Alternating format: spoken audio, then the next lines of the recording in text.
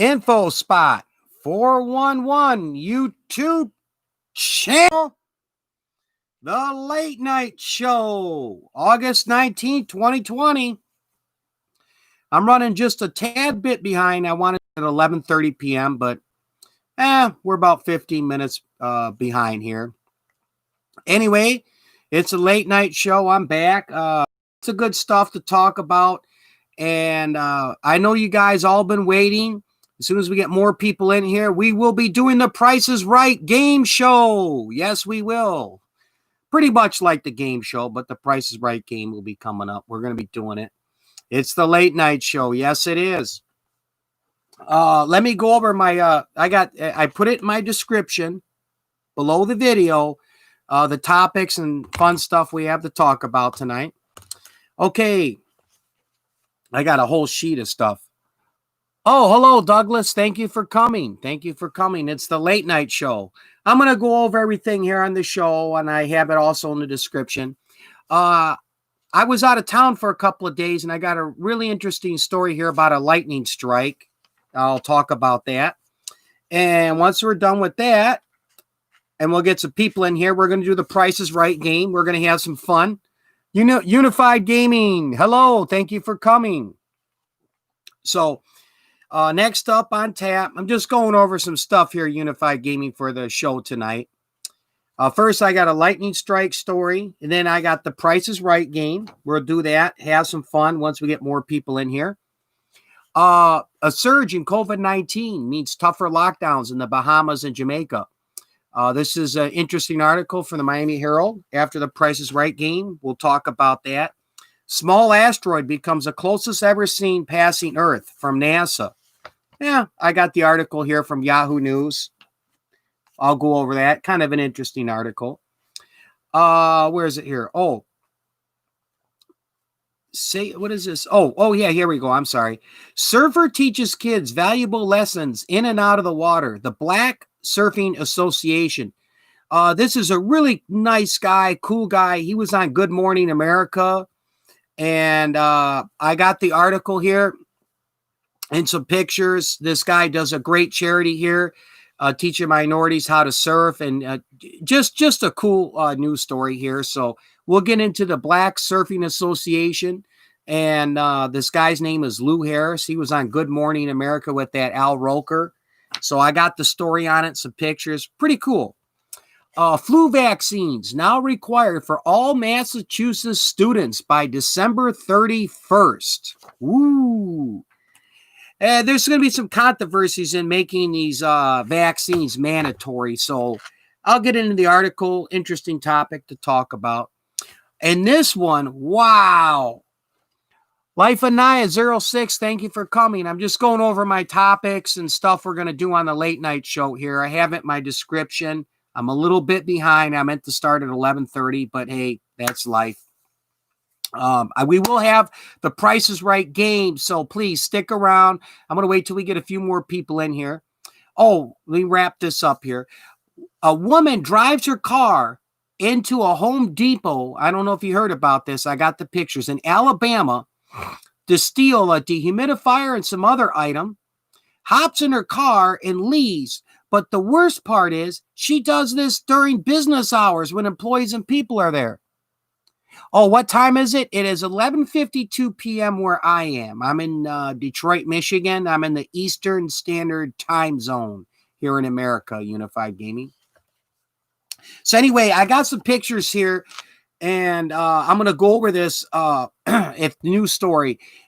I've seen some stuff like in Detroit. We've had some incidents where people have backed up old beat up pickup trucks in the liquor stores, at 2 or 3 in the morning when they're closed, and go in there and steal a bunch of stuff. But this crazy lady drove her car into Home Depot to steal stuff and takes off.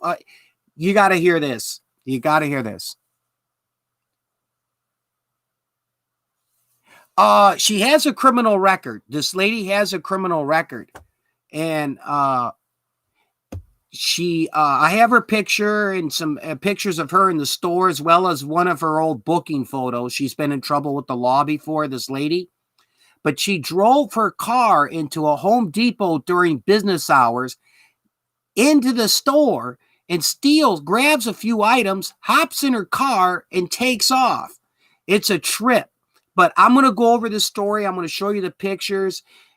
Two things, in my opinion. She's either severely mentally ill or on some serious narcotics. A few months ago, there was countless ATM thefts. Yeah. Well, we've had them in Detroit where people have backed their vehicles into these liquor stores late at night, like on a Sunday morning at 3 a.m., and 3 or 4 of these guys get out. They have ski masks on. They go in the store and they looted liquor, cigarettes. Some of them even taking those ATM machines, but that's not a wise thing. But anyway, they've done it when no one's there. This crazy lady goes in the store at 9 or 9:30 in the morning. It is why employees are in there and the customers are walking around. I mean, just totally crazy. But I'll get into this article a little later, and I got the pictures and whatnot. What else did I have here? Can Russell Crowe and cut price popcorn bring people back to the movie theaters? So movie theaters are going to be reopening soon. And I got the scoop here on the Regal Theaters and the AMC here in America and just what's going to be happening with some of these movie theaters reopening. I'm going to get into that. Some states are not having that. Any rate, that's a story for later. I got a rant, another rant today. Something that happened today and as well as last week, and I thought about it, so I wrote it down. Parents who don't control their children rant. Now, I got a couple stories to tell you about this, so I'm going to be ranting about this. Something fun to talk about. Last up, smiling more often, even faking it, tricks your brain into feeling happy, a study finds. Now, isn't that a great story to kind of end the show on? We'll be networking and we're going to be having fun. I'll see if some more people come in here shortly.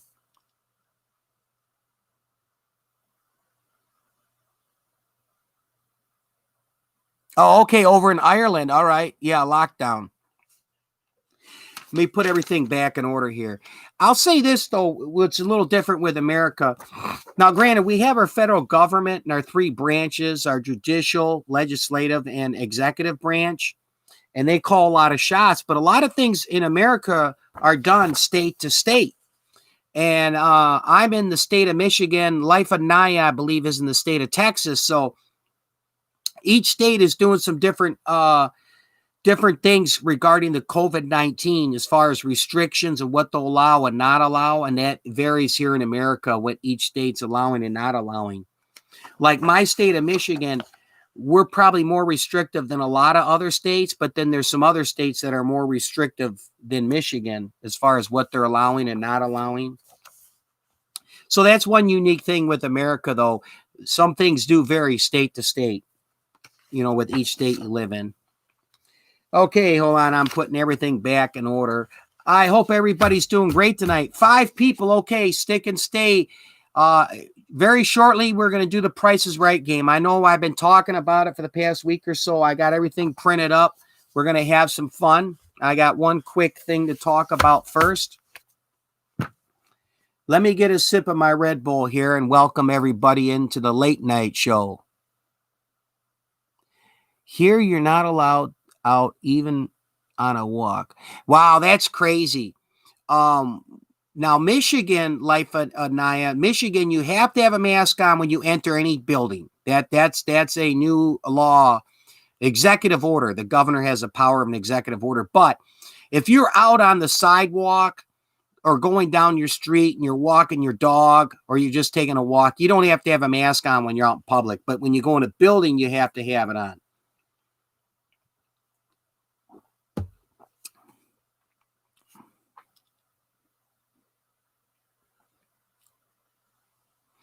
Okay, till January.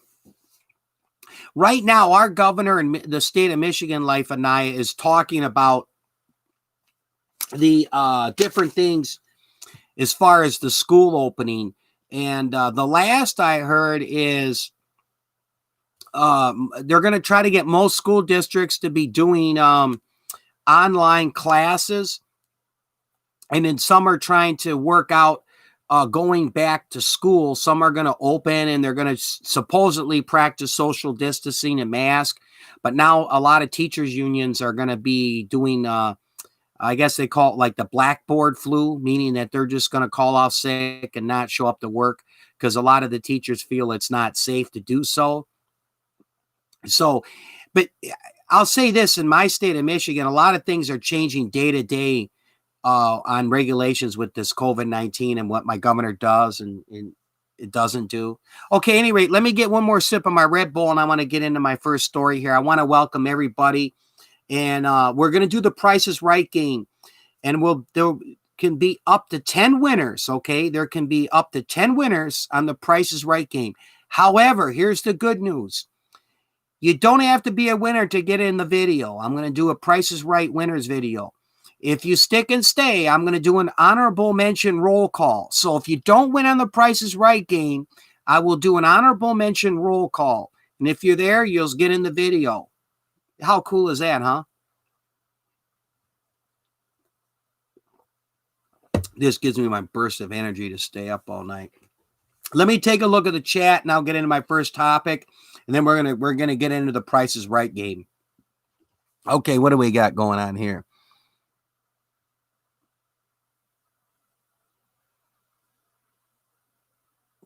Oh, you got some Wi-Fi issues.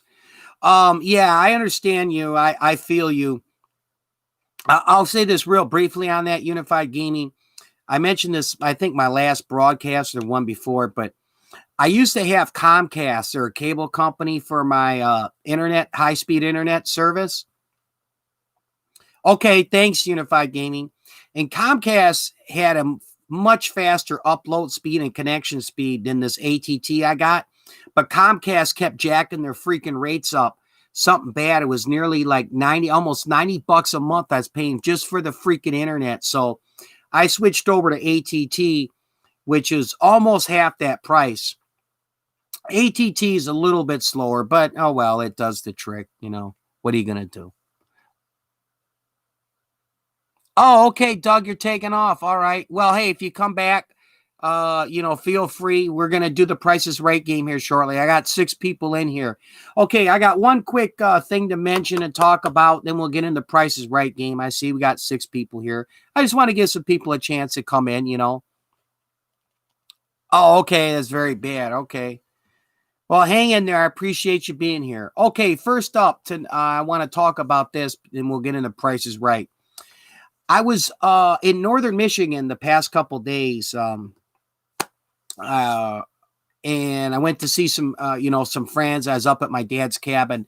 I was near Indian River, Michigan, which Michigan has my hand right here. They refer to as the Lower Peninsula, and here's like the thumb, and right here is Mackinac City. I was just there, like way up here. Detroit is way down here where I live, and it was about a 3.5 hour drive. Anyway, I go to see one of my dad's friends down, not quite down the street, but a little way, not too far away. And he's got acres of land where he does some farming and stuff. So anyway, he had this tractor. And I'm walking around. He's showing us his big pole barn garage. We're talking. He had this tractor, a tractor. And let me slow down. He has his tractor parked in the back. And I look, and it was like a yellow colored tractor, except it was like black shard all over it. I mean, the top and the sides and everything. And I was like, are you painting that, or is that a primer or something? He goes, no. He goes, it was a couple weeks ago. Lightning hit the damn thing and just, fried up his tractor. Unfortunately, I didn't have my cell phone with me. I should have took a freaking picture of this. But anyway, he had a lightning storm came through, hit this tractor parked behind his pole barn, and it just, it scorched the whole damn thing. It came right down in the motor, everything. Luckily, it didn't blow up. And another story that came to my mind years ago, I had a coworker, and he was renting out a house with a couple friends. and they had lightning come down and hit a tree. And luckily, it was during the day when they were all gone at work. And this tree came down and took out half his freaking garage. But I just brought this up. It's an interesting story. If any of you guys have had anything, put it in the chat window as far as have you ever seen a lightning strike or like the after effects of it? Like if you had a neighbor's house and it hit something, or you were somewhere and lightning hit something or damaged something at work or your house. If you guys have had any lightning strike stories. No? Well, wait a second here and we'll start the game. Yeah, but anyway, this freaking tractor, this nice yellow tractor, I mean, it had black, and it was can you see me? Raw? Yeah, I can. Sometimes I move the glasses up, to read the what's written in there, but I see the names easy with my shades. I just put these on not to look cool, but I have the bright lights here, so I find it more nice than looking. I almost got shocked by lightning when I was in middle school. Wow. Okay. Now, I never been hit by lightning. We don't usually have lightning strikes here, but recently there's been. Okay, on Ireland. All right. Yeah, I've seen some pretty nasty lightning storms. But yeah, this was just something else, man. It just this tractor was like yellow and black where this lightning hit, and it hit like right in the motor. Luckily, the gas tank was in the back, but just torched the fucking thing. Oh, I mean, freaking thing. All right. Hey, anyway, we got 3 people. I don't know. They're coming and going. I see it go up to 6 and 7, then 2 and 3. But you know what? The show must go on. I'm not going to make you guys wait any longer. Let's have some fun. That just means you got a much better chance you're going to be a winner here. This is The Price is Right, man. Let me get my sheet over here. Okay. I'm going to set my sheet. Where should I put this thing? I'll just put it here. What the hell? I need to get like a little stand over here. I could put some of my paperwork, but oh well. Okay, let me get my stuff. Now, last time I did this show, I had the time and I put it in a PowerPoint, and I had the computer set up with my TV in the background, and I got kind of a mixed results on that. Some people said that they could see it nice and clearly, and I moved to the side with the TV picture showing the item, and some people said, nah, turn the light off, turn the light on. I watched it. It came out okay. But what I did is I printed up the pictures and the items. So it's very simple. If you've seen the game show, The Price is Right, I'm going to tell you what the item is, and I'm going to show you a picture of it. And then I'll give like maybe about 10, 12 seconds on the clock, and you put in your guess on what the retail price is, the suggested retail price on the item is. Closest one to the retail price without going over wins. And I got 10 different items. It's just that simple. So if 2 people both bid, let's say $8, then whoever I see my window with the second bid at $8, I'll just say, hey, so-and-so, enter another bid. But see, here's the advantage. If someone's always waiting till someone else bids and puts the same number in, that means that person will have to either guess lower or higher on it. So, we'll have some fun. Let me just check the chat. I've never seen The Price is Right. Sure, I can definitely go over the rules one more time. It's a game show in America, The Price is Right. Drew Carey, I believe, is the host of it. Used to be Bob Barker. But anyway, all it is, it's very simple. I'm going to show you an item, and I'm going to tell you what the item is, okay? So once I tell you what the item is, and I'm going to show you a picture of it, I'm going to give you about 12 seconds to enter in a guess of what the item sells for, the suggested retail price, okay? So like, let's say I say right here, I'll use this as an example. ESPN sunglasses. These are ESPN model right there. It's the ESPN. I'll say ESPN sunglasses, model 105 or whatever the model is, okay? Anyway, I'll say ESPN sunglasses. So, like, let's say your guess, we're going to do it in just a second. Unified Gaming asked me to tell them the rules. So I say these sunglasses, okay? And let's say your guess is $11.50.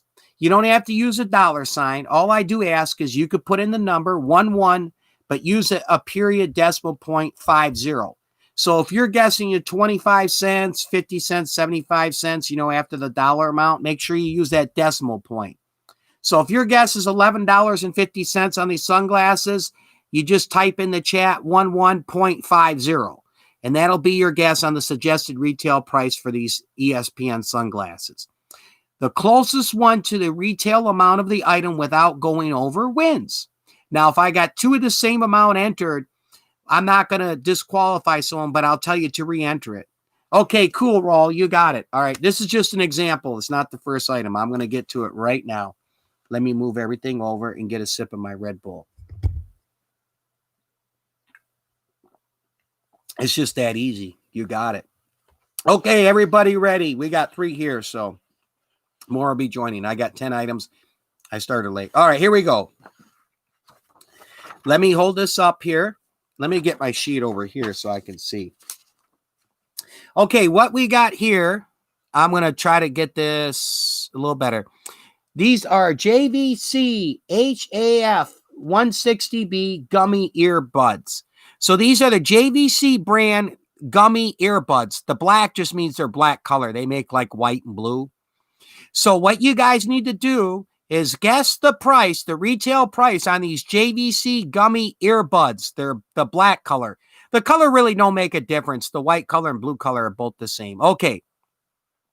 Again, JVC gummy earbuds. That's just the model number, HAF 160B. JVC gummy earbuds, black. I'll move this so you can get a little better look at it. So you can get a better look at these earbuds. Okay. Once you put the guess in, that's it. You can't guess again if you change your mind. You just got to, go with your first guess. We'll have 10 items. All right, everybody, put in your amounts. I'll give a few more seconds here on the clock before I call time. Okay. Any more guesses? Life Anaya, are you there? You have a guess on the JVC gummy earbuds. They're black color. All right. Few more seconds. I'm going to call time. Time. Okay. Let me set this down. See what we got going on here. I'm going to tell you the amount. I got my sheet over here. You know what? I'm just going to set this. Oh, what the hell? Hold on. I'm just moving some stuff around. Okay. Let me see what I got here. Okay. I got 2 guesses. One guess at $148.99 raw. Unified Gaming his guess is $19.99. Okay, both you guys are over the amount. Now, some of these headphones I do understand going to hundreds of dollars. These are just JVC gummy earbuds. And these ones sell on the Walmart website for $11.08. These sell for $11.08 on the Walmart website where I got it. So you guys were both over. You were both over on that amount. One other quick thing I didn't mention. If I show an item now, I only got a few people here, but if I get more people in, if I show an item and I say, hey, this item is $30.25, and someone says, no, it's on Amazon for $45. I go off the price I got it from, and I go to Walmart, Target, all kinds of different places. So that's that. We're having fun. I thought I was way off. Oh, okay. You weren't too far off. But, the other thing is, too, Raw, I understand your guess because I know I've seen some of these earphones, man, that, holy smokes, man, these things go for a couple $100. Oh, Sir Grays, man, we're doing the Price is Right game. Welcome. Yes. My birthday's over with, man. But, hey, thanks for the birthday wishes. Yes, the 19th was my birthday. I'm live. It's the late night show, man. We got some great topics, Sir Grace. Right now, we're doing the Price is Right game. Okay, let's go. You know the game show, Sir Graves. I'm going to tell you an item, and you're going to get about 15 seconds. You put in your guess amount for the suggested retail price. But if you go over, too bad, so sad, Charlie. Okay, let me get this. Where's my sheet? This is the, let me bring this up here a little closer for you guys.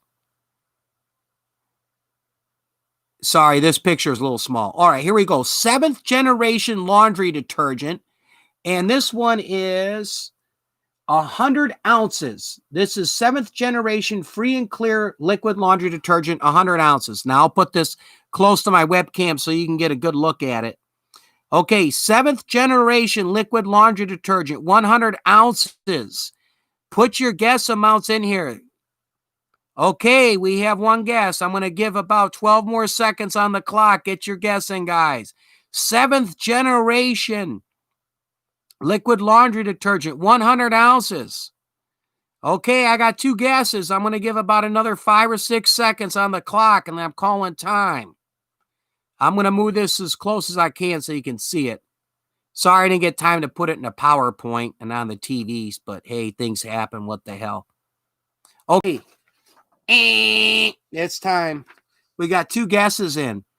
And the amount, the suggested retail price, not suggested, the retail price on this 7th generation laundry detergent, 100 ounces, is $11.99 at Target. So the winner is Unified Gaming. Unified Gaming. Okay. We'll get to the next one here in a second. Unified Gaming.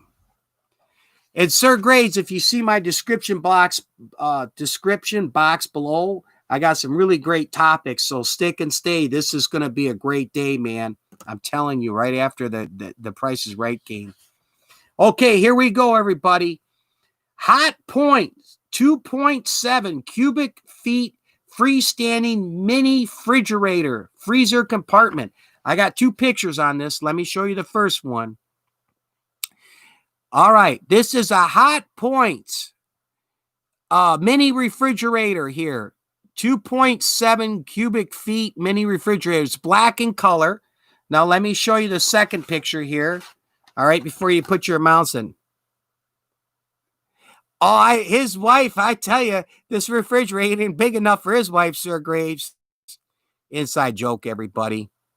Hot Point 2.7. It's a Hot Point mini refrigerator here. Take a guess.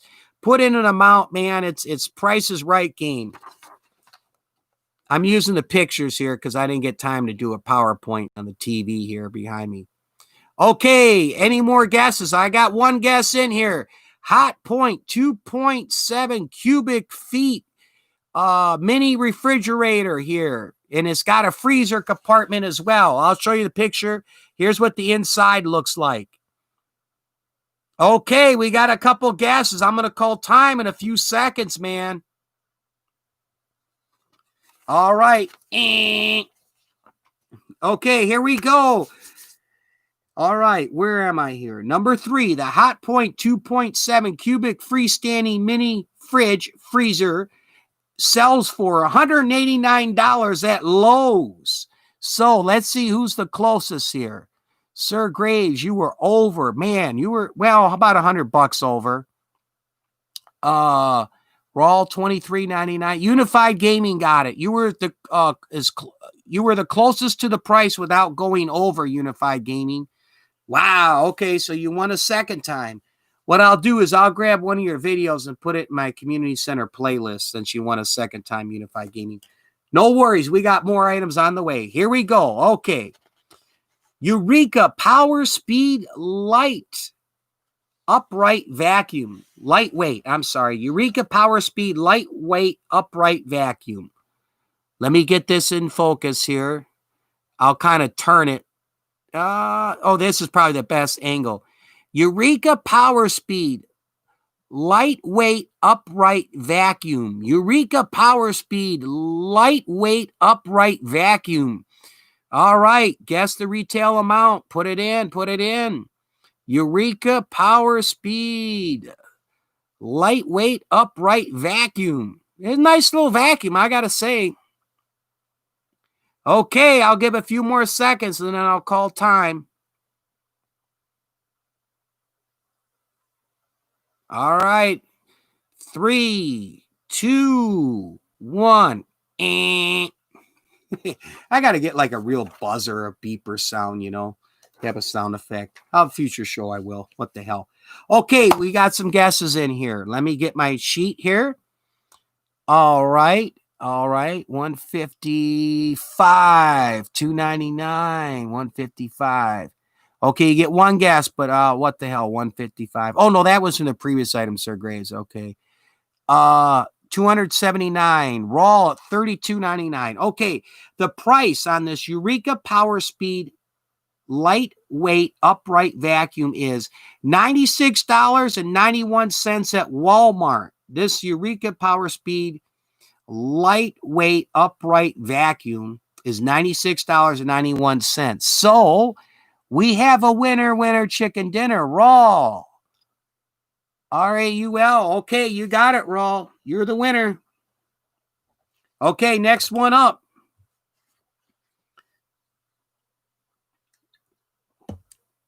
Okay, I'm going to read it and I'll flip it around for you. Westinghouse WGen 7500 portable generator with remote electric start. 7,500 rated watts and 9,500 peak watts, gas powered. This is a gas powered portable generator. Let me turn this around. And I'll move the picture. Oh, there we go. So you can kind of get the light in here. You guys can see well. Oh, your stream is laggy, or is that mine? It could be internet feeds. Sometimes my internet, or your internet. Okay, Westinghouse portable generator. What does this one do again here? This is the WGen 7500 portable generator. We're getting some guesses in here. Okay, all right. I'm going to give a few more seconds on this. This generator, by the way, is 7,500 rated watts and 9,500 peak watts. It's a gas-powered portable generator, man. Okay.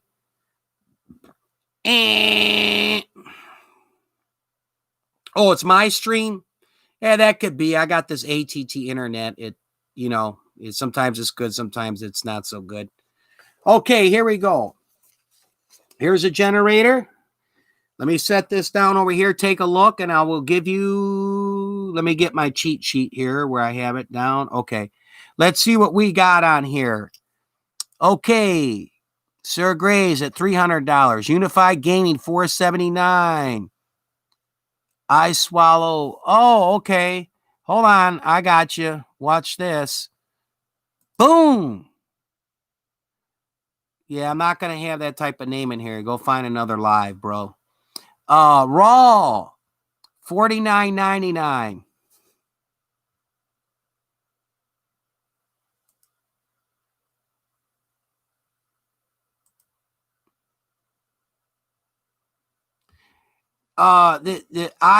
Something CUM.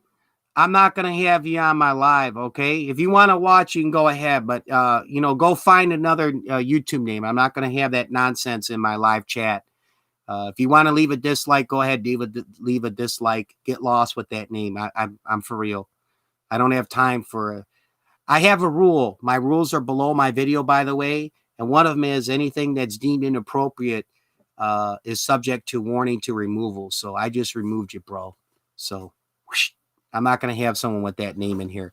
Okay. All right. Here's the retail price on it. The Westinghouse WGen 7500 portable generator, $924.70 on Amazon. So let's see who's got the closest guest. Yeah, you ain't kidding. That is, I call these people, by the way. Let me check who's the winner on this first, and then I'll talk on that. Okay, the price is $924.70 on Amazon for that generator. So Unified Gaming, you just racked up another win. Okay, but don't worry, we got some more items here, so don't give up. Real quick on that name, I do have my live stream rules below in my description box, below what is on my show. And one of them is anything I deem inappropriate. And, you're going to come in with that type of name, go to another live. I don't have time for the nonsense. I'll just leave it at that. But yeah, you get idiots that come in. The show must go on. We're having fun, man. Okay. Next item up. It's the Serta Big and Tall Bonded Leather Executive Chair. The color is chestnut. This is like one of those nice office computer type chairs. I'll get it so you can see here. Serta Big and Tall, the leather chair, executive chair here. You can see this is a really nice chair. It's leather, executive chair.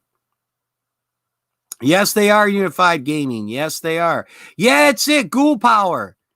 Yeah, the Ghoul Power, man. He did a really cool TV show, man. I'm telling you, out of Detroit and Cleveland back in the 80s and 70s. That guy was awesome, man, the Ghoul. Serta Big and Tall, bonded leather executive chair. Man, this is a beautiful freaking chair. But I'd sure love one of these at work, but some of my coworkers, they'd probably tear the damn thing up. I'm telling you.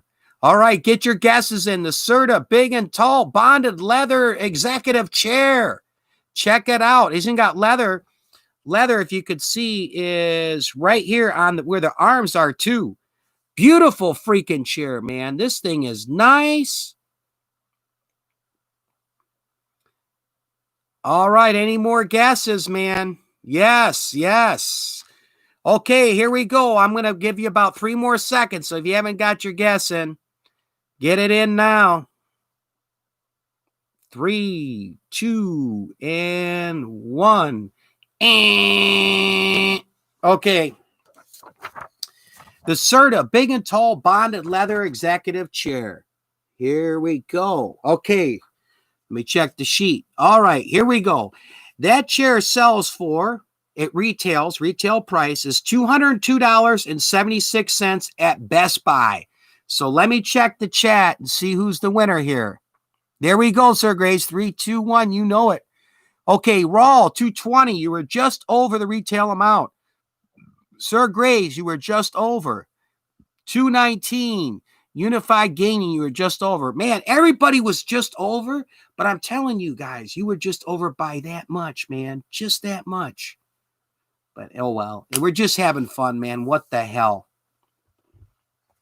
Raw. Yeah, Raw was at $220. Sir Graves $240. Unified Gaming at $219. And the retail price on this chair on the Best Buy website is $202.76. But man, you guys are right in the ballpark. I'm telling you. Let me get a sip of my Red Bull.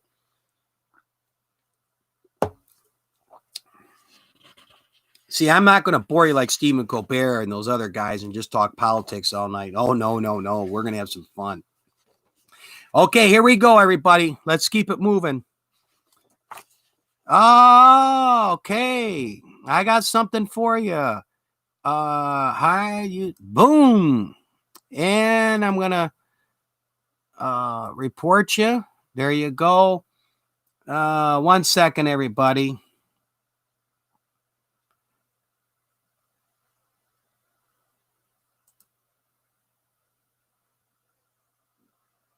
I'll just remove, deleted by InfoSpot. Okay.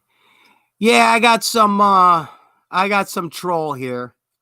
You know, some of these people, real quick, I'll get back to the game. It's like they have nothing else to do but to go on someone else's live stream on YouTube, you know, and use names and put in these type of messages and this nonsense. It's like, get a life, man. I can think of 101 things to do than to try to troll someone else's YouTube live. I got better things in life. Oh, well. Okay, here we go, everybody. Next item up for bid here on The Price is Right. Okay, here we go. Mr. Coffee, 12 cup automatic drip coffee maker. And it's the red color one. I didn't check, though, if the different color ones are a different price. But anyway, Mr. Coffee 12 cup automatic coffee maker here. It's the Mr. Coffee brand. It's a 12 cup automatic coffee maker. This is really a nice one. I'll rotate it so you can see a little more light. Just get your guesses in here, everybody. Okay, anyone else? Put a guess in. I got two guesses on the retail amount.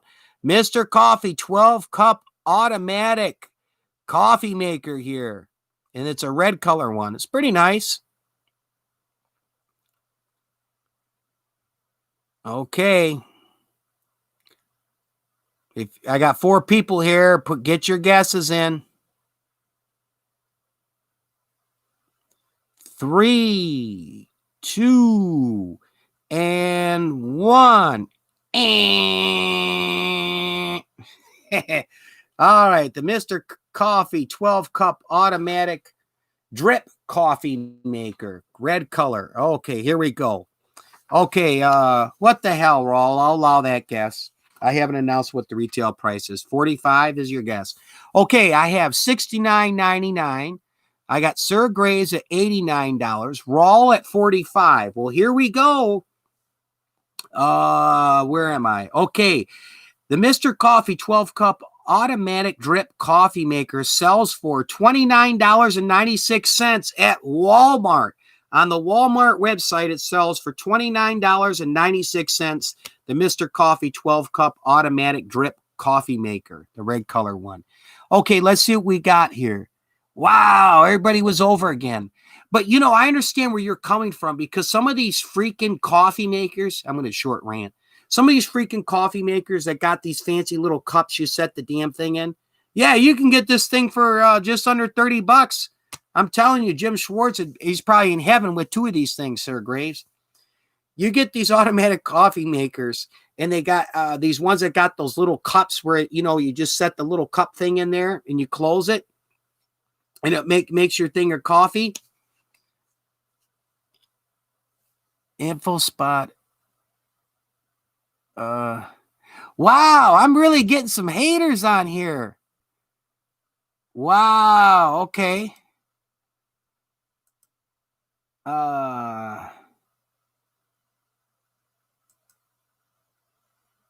I'll report you. Okay.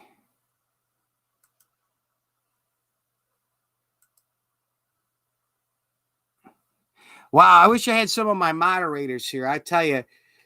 Anyway, the show must go on. But this is kind of funny. But I got to tell you, this is the first that I really had a big time hater coming to my live with this stuff here. Oh, whoa, wow! They're creating accounts and putting it through. Anyway, yeah. Info spot is sensitive. Okay. Well, guess what? I'm sorry. I'll get right back to the game. I just want to address this real quick. Guess what? If you don't like me, you don't like my live stream, don't come here. There's a bunch of people on YouTube. Find somewhere else to go. Get lost, okay, if you don't like it. Okay. Anyway, they got these coffee makers, man. These freaking things sell for like close to $200. I'm telling you. The ones you put those little cups in, and it makes you a separate thing of coffee. And some of these espresso machines that sell for like $500. So, yeah, they can get expensive. Scratch glass, turn blue. Okay. All right. Thanks, Unified Gaming and Sir Graves. Yeah, I don't know. I got some hater. Maybe it had to be that first one. It was in here, but yeah, I don't have time for the nonsense, and it's just like, oh well, get a life. Okay, come on, let's get going. The game must go on. Okay, next item up for bid. All right, everybody. They put my sheet over here. Here we go. All right, here we go. Kingsford 14-inch portable charcoal grill, and I'll rotate this so you can get a good look at it. The Kingsford 14-inch portable charcoal grill. This thing's pretty cool.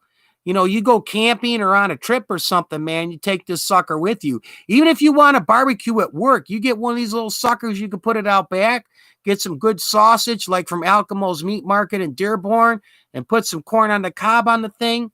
I'm telling you, Kingsford 14-inch portable charcoal grill. I'm going to try to get it in the light and the shade here so you can get a good view at it. Put your guesses in. Kingsford 14-inch portable charcoal grill. Get your guesses in here. I'm going to have about 5 more seconds. So if you haven't put in a guess on the retail amount, just take a stab at it. Guess at it. Okay. All right. 6 people here. Kingsford 14-inch portable charcoal grill. This is a pretty cool grill here. All right. 5, 4, 3, 2, 1. I'm going to get one of those buzzers, you know. I got my assistant manager at work. I'll have to borrow. He's got that Staples thing that says that was easy. Maybe I'll borrow that and use it, you know. Okay, all right. We got some guess amounts in here. Let me get to my sheet here. Okay, the Kingsford 14-inch portable charcoal grill sells for $31.99 on the Target website. So let's take a guess. Oh, hey, Novak, thank you for coming, man. I got a moderator here. I've been having a troll come after me. Thanks for coming, Novak. All right, let's see what we got here. This Kingsford grill sells for $31.99 at Target. Sir Grays, wow, you were close. $39.50. Raw, you got it at $19.98. Okay, you were the closest one without going over. All right, Raw. I'll get another one of your videos in the community center. Oh, you did? Okay. Hey, no problem, Novak, man. I was working on my live, these topics in this Price is Right game last minute, doing a few things. I know how that goes. I'll come over to your channel, though. I'm going to do a little full, you know, I'll do a little full watch party there. All right, back to the game. We still got two more items up here. 2 more items. Yes, I do. Let me get it. I got to move this over. All right, 2 more items on the Price is Right game. Okay, next up.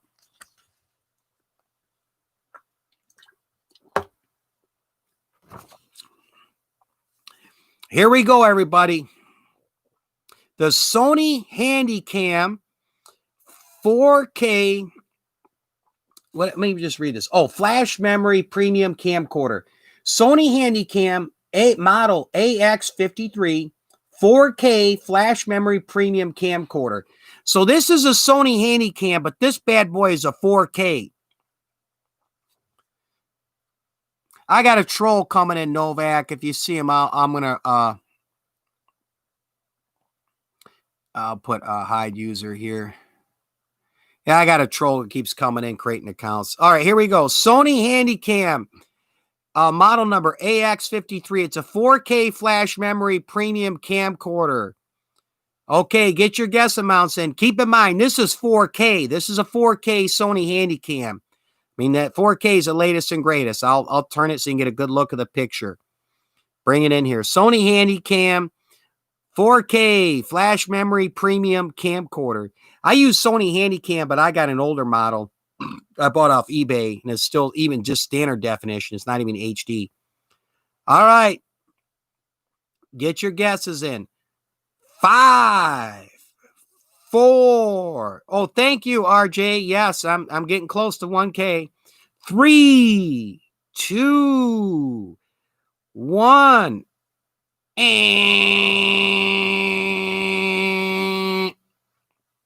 Okay, Sony Handycam 4K flash memory premium camcorder, model number AX53. Here's one more look at it, and I'll give you the retail amount here.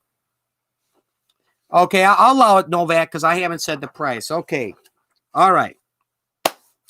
Price on this Sony Handycam 4K flash memory premium camcorder is $849.99 on the Best Buy website. This sells for $849.99 on the Best Buy website. So let's see who's the closest to the price without going over. Okay, we have a winner, and that is Novak. Novak, you were at $700. You're the closest one. N-O-V-E-E-K. I got you, Novak, is in the winner's circle. Okay, we got one more item left. But don't worry, the people are here. I'm going to get you in on my videos, honorable mention. So if you don't win, no problem. You're still getting in as honorable mention for taking part in the game. All right, last item on the Price is Right. Here we go. Here we go, everybody. GE 250 square foot window air conditioner. Now, what that means is this window air conditioner is rated to cool to a room of at least up to 250 square feet. So this is a GE window air conditioner. I mean, it's 4K. It has to be. Yes, yeah, 4K is not cheap. Oh, yeah, Novak. GE window air conditioner, and this one is rated for up to 250 square feet. Now, this is the picture of it I got from the website. So put in your guess amount.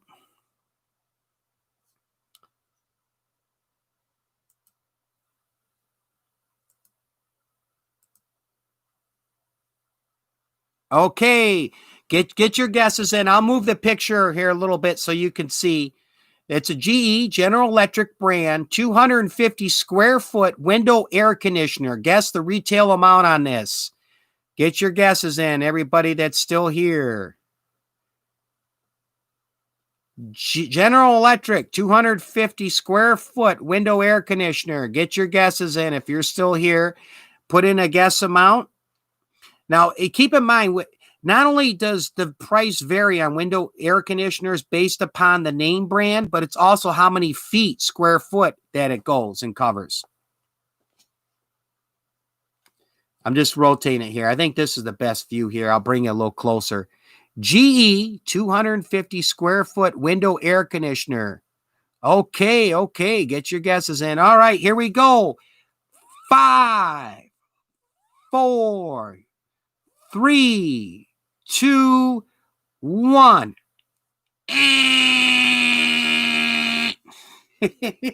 That's my buzzer sound. What the hell? I'm just having fun. Okay, here we go. I'm going to give you this amount. The last item up on the Price is Right game. I'll bring it in. There we go.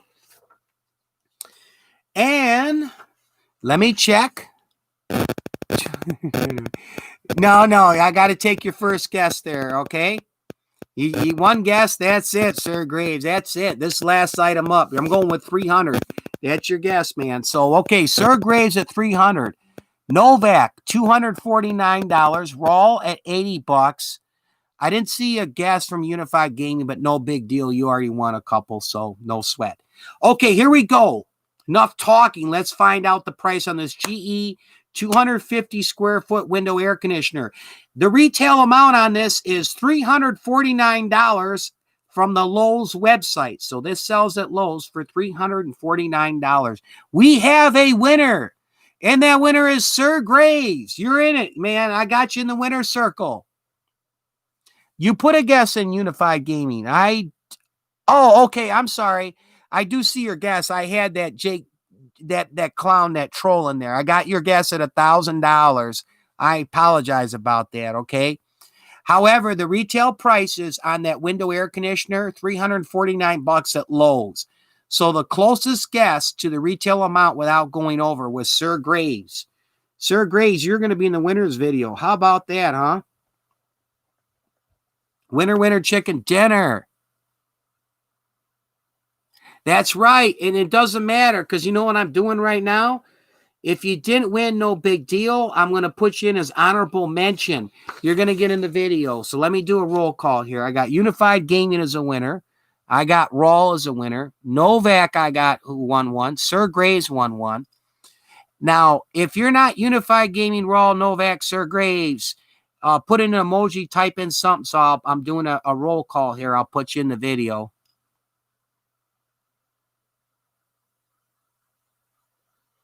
Oh, is somebody thumbing down my live? Novak, I can't even see how many dislikes I got. I kicked someone out because of the name that was used in my live chat. I found it inappropriate, and they've been coming back creating account after account after account. So it's that childish behavior that what they're doing is they're going to be leaving a dislike with each account, but I did report a few of them to YouTube. And I know you're probably watching, who's ever out there doing these accounts and this nonsense. I'm just going to say this once. It really doesn't matter to me. It doesn't affect my life. Go ahead and knock yourself out, leaving this dislikes and whatnot. They're great. Oh, yeah. Oh, yeah. Yeah, you get people, all types. Okay, anyway, hey, let's get into it. I got some interesting topics here. I thought I'd have some of my friends from Jamaica on C. Miller TV and oh gosh, Nika Nice from Jamaica and Christina Vlogs. I got a lot of friends from Jamaica. I had an interesting story here. Well, if you're catching up on my live, I'll read this. That's true, Unified Gaming. Okay, let's get into this. First story on tap here. This comes from the Miami Herald, August 18th, 2020. A surge in COVID-19 cases means tighter lockdowns in the Bahamas and Jamaica. All right, let me read this here from the Miami Herald. The Bahamas has shut down all public offices in its capital, banned international flights except for emergencies, restricted hotels to essential staff only, and ordered journalists to first contact the police if they need to be out on the street. They're all on part of the new controls in the country beginning Tuesday to try to control the spread of the COVID-19. With more than 1,100 active COVID-19 cases and its healthcare system on the verge of collapse, New Providence, so I guess that's in the Bahamas, has gone under strict measures for the next 7 days.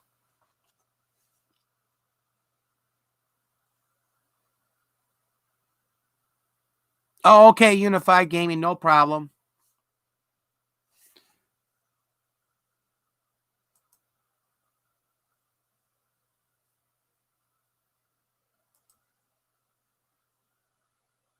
Okay. Again, okay.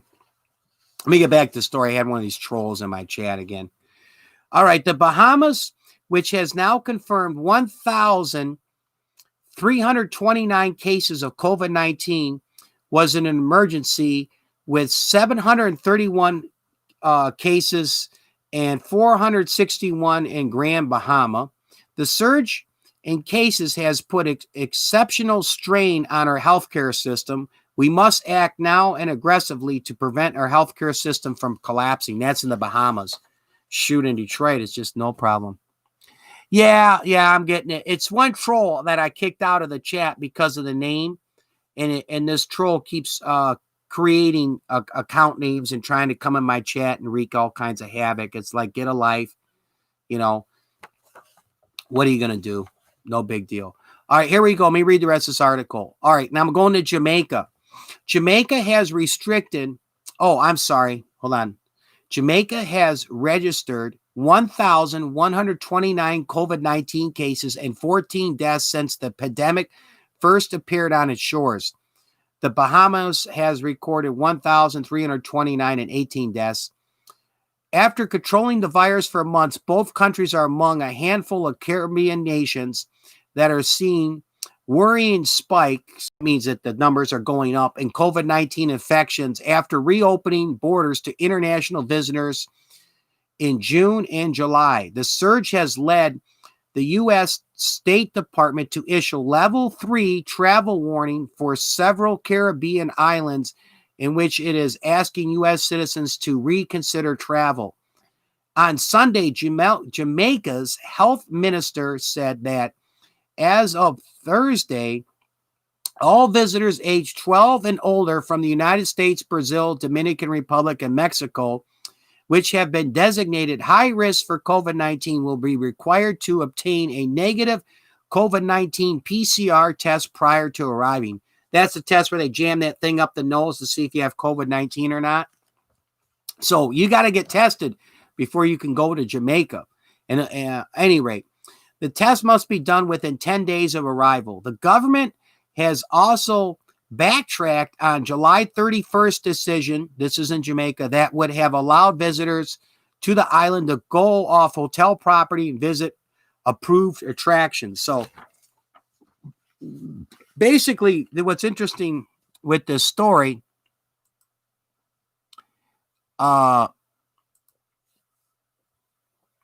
is that Jamaica and the Bahamas, and it's happening on these other islands in the Caribbean, they're really tightening down and restricting the travel.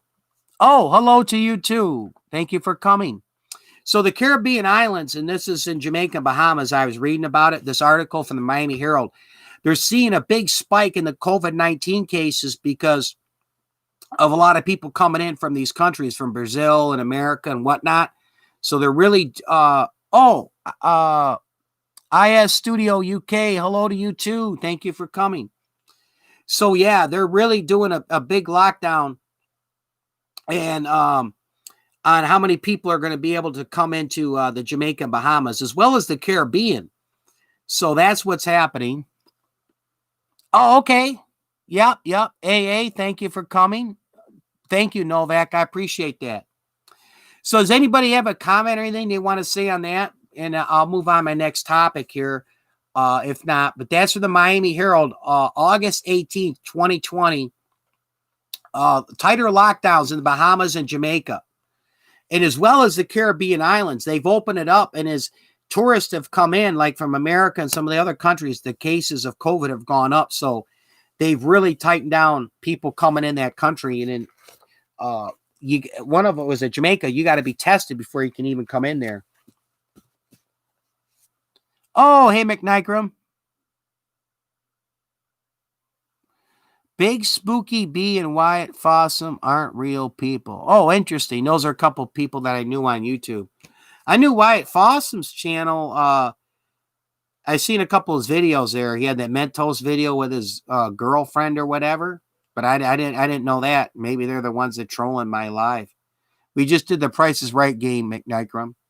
Anyway, I'll move on to the next topic here. Does anyone have any comments or any thoughts, anything you want to say about the tighter lockdowns in Jamaica and Bahamas because of COVID-19? Basically, all these Caribbean islands, they've opened it up to the tourism, but the numbers of the numbers of the COVID-19 cases have really gone up.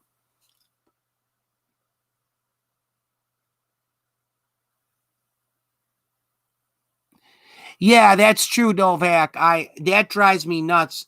When the minute you get on a live and they say, "Oh, I see you're here, Info Spot.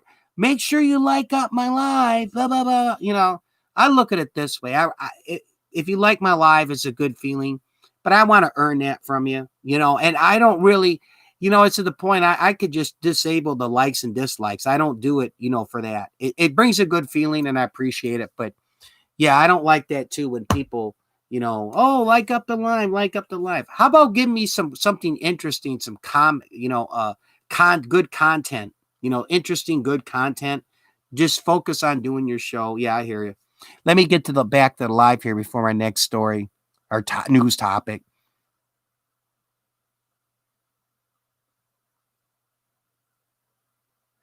Oh, wow. Wyatt Fossum is a man who committed suicide, and Big Spooky B is a different person on YouTube. I didn't know that, McNikram. Okay. So because they were regulars on that Ange TV show. Wyatt was on one of my lives a couple times. I didn't know that. Maybe they're the ones trolling my live chat tonight. I don't know.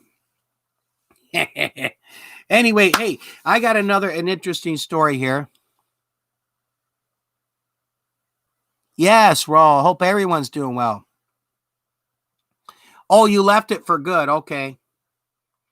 Well, my thing is this. Ange is a friend of mine, but I'm one who's honest and blunt, and I'll move on my next topic here in just a second. 6 people in here. Cool. I've been on his channel several times, watching videos and lives and that. But if you never come over to my YouTube channel, but I think my very first live he was on for part of the show. Yeah, there's a YouTube channel called the Ange TV Show, and he's a friend of mine, Sir Graves. But anyway, he hardly ever watches my videos or comes on my channel. So if someone doesn't come to my channel hardly at all, why am I going to go over to your channel? So that'd be my only message to Ange. He's a great guy. He's a good guy. But hey, if you come over to my channel and want to watch me once in a while, I'll be more than happy to come back to yours. If not, oh well, that's how life is. I'm not going to worry about it. But McNikram brought that up. So yes, Lone Wolf. Okay, cool. Sir Graves is here. All right, here we got to hear about this story. This is pretty cool. A small asteroid becomes the closest ever seen passing Earth from NASA. Oh, okay. Zach in Japan. Thank you for coming, man. Awesome. Okay, here we go. I don't know how well you can make this out. It's a black and white picture, but this is the, let me move my pointer pin here. They circled it from NASA through like a telescope thing. But anyway, you got to hear about this asteroid that think wasn't too far from Earth. An asteroid, this is from Yahoo News and NASA. All right. An asteroid the size of an SUV, that's a sport utility vehicle, passed 1,830 miles from Earth. So this asteroid that's the size of an SUV vehicle was only roughly about 1,800 miles from Earth. It passed real close above Earth. The closest asteroid ever observed passing our planet without hitting, NASA said. If it had been on a collision course with Earth, the asteroid named 2020 QG would likely have not caused any major damage. Instead, it would have been disintegrated into the atmosphere, creating a fireball in the sky or a meteor. NASA's Jet Propulsion Laboratory said in a statement. The asteroid, which was about 10 to 20 feet, 3 to 6 meters long, passed above the southern Indian Ocean on Sunday. It was moving nearly 8 miles per second. Wow. 8 miles per second. That's fast. One of NASA's missions is Meteor. What is this? Oh, asteroids. Oh, I'm sorry. Hold on. Let me rephrase this here. I got to read this over again. I got to slow down. One of NASA's missions is to monitor large asteroids that could actually pose a threat to Earth, but their equipment also tracks smaller ones, which this is a smaller asteroid. It's really cool to see a small asteroid come by this close because we can see Earth's gravity dramatically bend its trajectory. So they kind of, as a scientific point of view, just checking my lighting, is NASA also checks the where and how this asteroid goes because Earth's gravity affects it. So if it gets near Earth but not too far, the gravity will affect this asteroid. But this asteroid came pretty close to hitting Earth, but it would have just disintegrated through friction in our atmosphere and burn up like a meteor. I think there was one in 2013.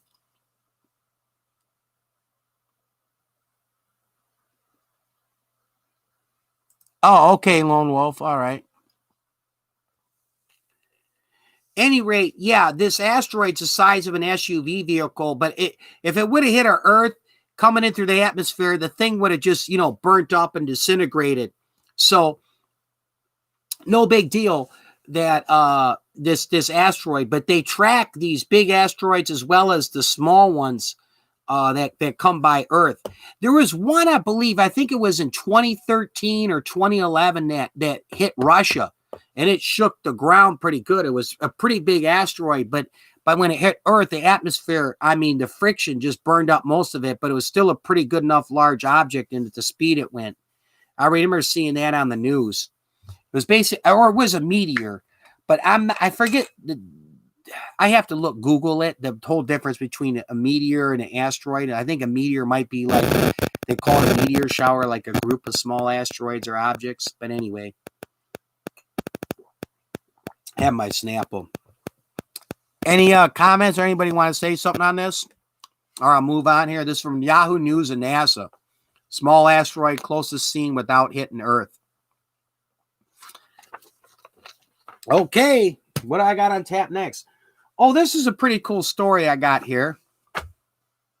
Yes, yeah, I love the Snapples for sure. Yeah, I like Snapples. They're good. Yep.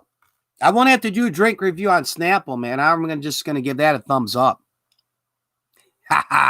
Hey, Sir Graves has got it, man. Yeah, all right. Oh, anyway, I got this news story as I was looking at stuff earlier today. This gentleman, his name is Lou Harris. He was on the Today Show with Al Roker. So I was watching it, but it only had like half a paragraph, and it was mostly a video. I didn't want to show the video because I could get into copyright issues because the Good Morning America show, and I think it's ABC or CBS network. But anyway, I went online. I got the information from it. You got to hear about this. It's pretty cool what this guy's doing. Surfer teaches kids valuable lessons in and out of the water. Surfer Lou Harris tells Today's Show Al Roker why he started an East Coast chapter of the Black Surfing Association. He started out in California, then he moved to New York.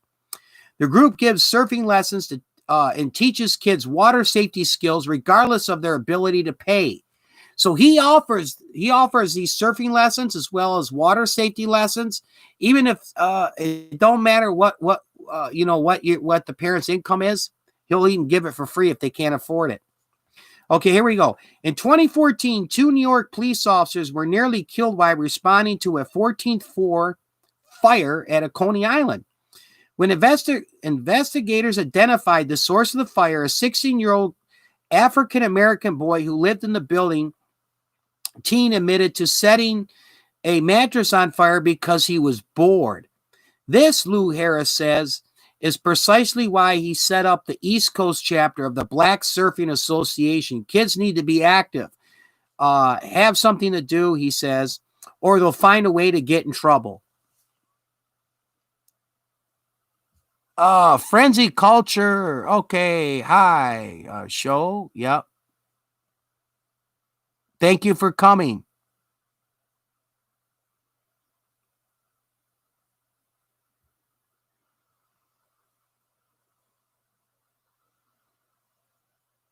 Okay, Novak, let me finish the story and I'll get to your question. Yeah, exactly, McNicrum. This 16-year-old kid set fire in a Coney Island to a mattress because he said he was bored.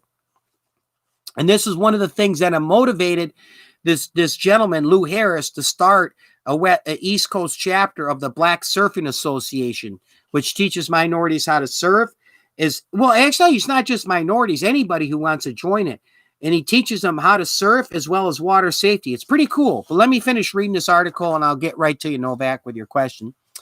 The Black Surfing Association started in California and is dedicated to creating a welcoming community and a sense of belonging within a culture that has always been accepting of African Americans.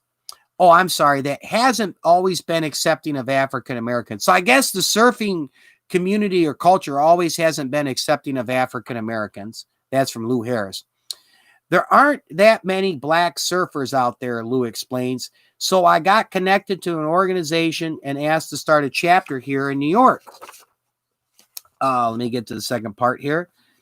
A chapter, the Black Surfing Association, is based in Rockaway, New York, and is focused on teaching surfing and swimming and water safety skills to kids from all backgrounds. Coming to Rockaway, it's a blue-collar area. A lot of the people in the neighborhood can't afford expensive lessons for their kids, Lou remarks, so I give them lessons for free. Neighborhood parents couldn't be happier. Their kids are off the couch and away from the screens during the summer, learning new skills and staying active. When I was a kid and the school year ended, he says, my parents would tell me I had to get a job or go to camp. There was no way I was going to sit around in the house and rack up the energy bills and get in trouble, he says, making a difference. Even though surfing is a lot of fun, there is also a serious side to Lou's work with the kids. Many of the kids living in Rockaway area don't grow up swimming and don't have a lot of families that are well-versed in the water, meaning that, families that were swimmers and you could teach the kids how to swim. The other day, one of the young girls told me that she showed her friend what a riptide looks like and explained how it can affect you in the water. That's the best scenario when they're learning and they're sharing information with their friends. That's what can save kids' lives. And let me get to the pictures here. There's more on this story, but anyway, let me see what this is important. Okay. Anyway, let me show you some pictures here of this guy, Lou Harris, with the Black Surfing Association. It's pretty cool. Yeah, Sir Graves, you got it. Check it out, man. Maybe we can get one in Southwest Detroit. You know, they got a Detroit River, and there's some strong currents there. A large Hispanic population in Southwest Detroit, as a matter of fact. But anyway, here he is. I'll try to get this so you move it out so you can see here real well. I got to change out my light above me. But there's where's my pointer? Here is the guy in the black wetsuit is Lou Harris. And these are all the kids here in Rockaway, New York. He's teaching them. He also runs a camp in California, the Black Surfers Association. But he does it for everybody in the neighborhood. That's just, you know, what he named it. Pretty cool. He was on Good Morning America with Lou Harris. Here's a couple other pictures I got. Here he is. Let me rotate this here so you can see it. I'll bring it in. That's, where is it? Yeah, that's Lou Harris right here with the kids got his arms around him. And here's the 3 other kids in the water. Pretty cool, man. It's a good news story. Let me get one more picture of Lou Harris. Here he is with the kids in the water. That's pretty cool. Teaching them how to surf. You know what I also love about this, why I wanted to do this news story, is that, I mean, I understand video games are cool, PlayStation, Xbox, and whatnot, but I think the days are really getting lost of doing activity and getting out. Whether I like to go bowling, you know, whether it's going bowling, going in the water, playing baseball at the park. But that type of physical activity is just getting long gone, and kids just want to sit in there and do these Xbox and PlayStations all day. Man, and this is just something great he's doing for the community. And on top of that, here he is, you know, hey, you're low income? No problem. Just come in, be part of the Black Surfers Association. I'll get you in the water. We'll have some fun. Oh, okay, Lone Wolf. Cool. Give me 1 second. I'm going to change out the battery here. That's why it's getting dark. I have my portable light up here. It runs on a battery. Battery's good for about an hour. 1 second, everybody. We'll get in the next topic.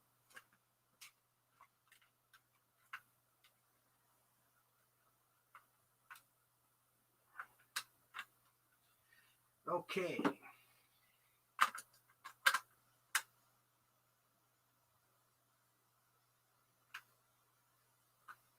All right, here we go. We're going to have light again. All right, I'm back. Oh, there we go. A lot brighter. I use this light, but it has advantages and disadvantages. I get about a little over an hour on the battery, but I can set it up anywhere I freaking want to. It's really nice. It's the LED. I've talked about it before. Yeah, there you go, Sir Grace. A light bulb and camera. You got it, man. Okay, anybody have any comments or anything about the Black Surfers Association? Oh, hey, Kicking It with Lynn. Thank you for coming. I was just talking about, I don't know if you saw it on Good Morning America, Lynn. You can Google it. This gentleman, Lou Harris, has the Black Surfers Association. And anyway, he teaches minority kids, but as well as all kids in the community, how to surf and water safety. And if the parents can't afford the Black Surfers Association, he has one chapter in New York and one in California. He will do it for free. And he really does it for passion and love, man. It's a cool news story. He was on Good Morning America with Al Roker. His name is Lou Harris, but you can Google the Black Surfers Association. I was just talking about it. Really cool. Thank you for coming, Kicking It with Lynn. By the way, we are networking, you know, so you can check out each other's channel. Kicking It with Lynn does a lot of cool videos, recipes and food and all that good stuff. Oh, wow. It's really jumping up. 32. Thank you for everybody who's coming, man. Okay, next topic, next news story. Here we go. Are you ready, Sir Grace, for the next topic and news story? I'm ready if Sir Grace is ready. I guess so. What the hell? Here we go. Flu vaccine. Yeah, there you go. Yeah. A couple of those and some Snapple. You're good to go, Sir Graves. Sir Graves is a friend of mine, so we're having a little fun. Okay. This is kind of interesting here, and I'm sure you're gonna have some mixed thoughts on this. Here we go. Flu vaccines now required for all Massachusetts students by December 31st. This is just came out today. This is from CBS Boston, Channel 4, WBZ. So this is out of a CBS news station in Boston. I'll get you the picture here, and I'm going to read this story to you. Fab TV, hello. Thank you for coming, everybody. Thank you for coming, man. Here we go. Okay. All right. Let me get the story. All students in Massachusetts will be required to get the flu vaccine before the end of the year. State public health officials made the announcement Wednesday, citing the importance of reducing flu-related illness amid the COVID-19 pandemic.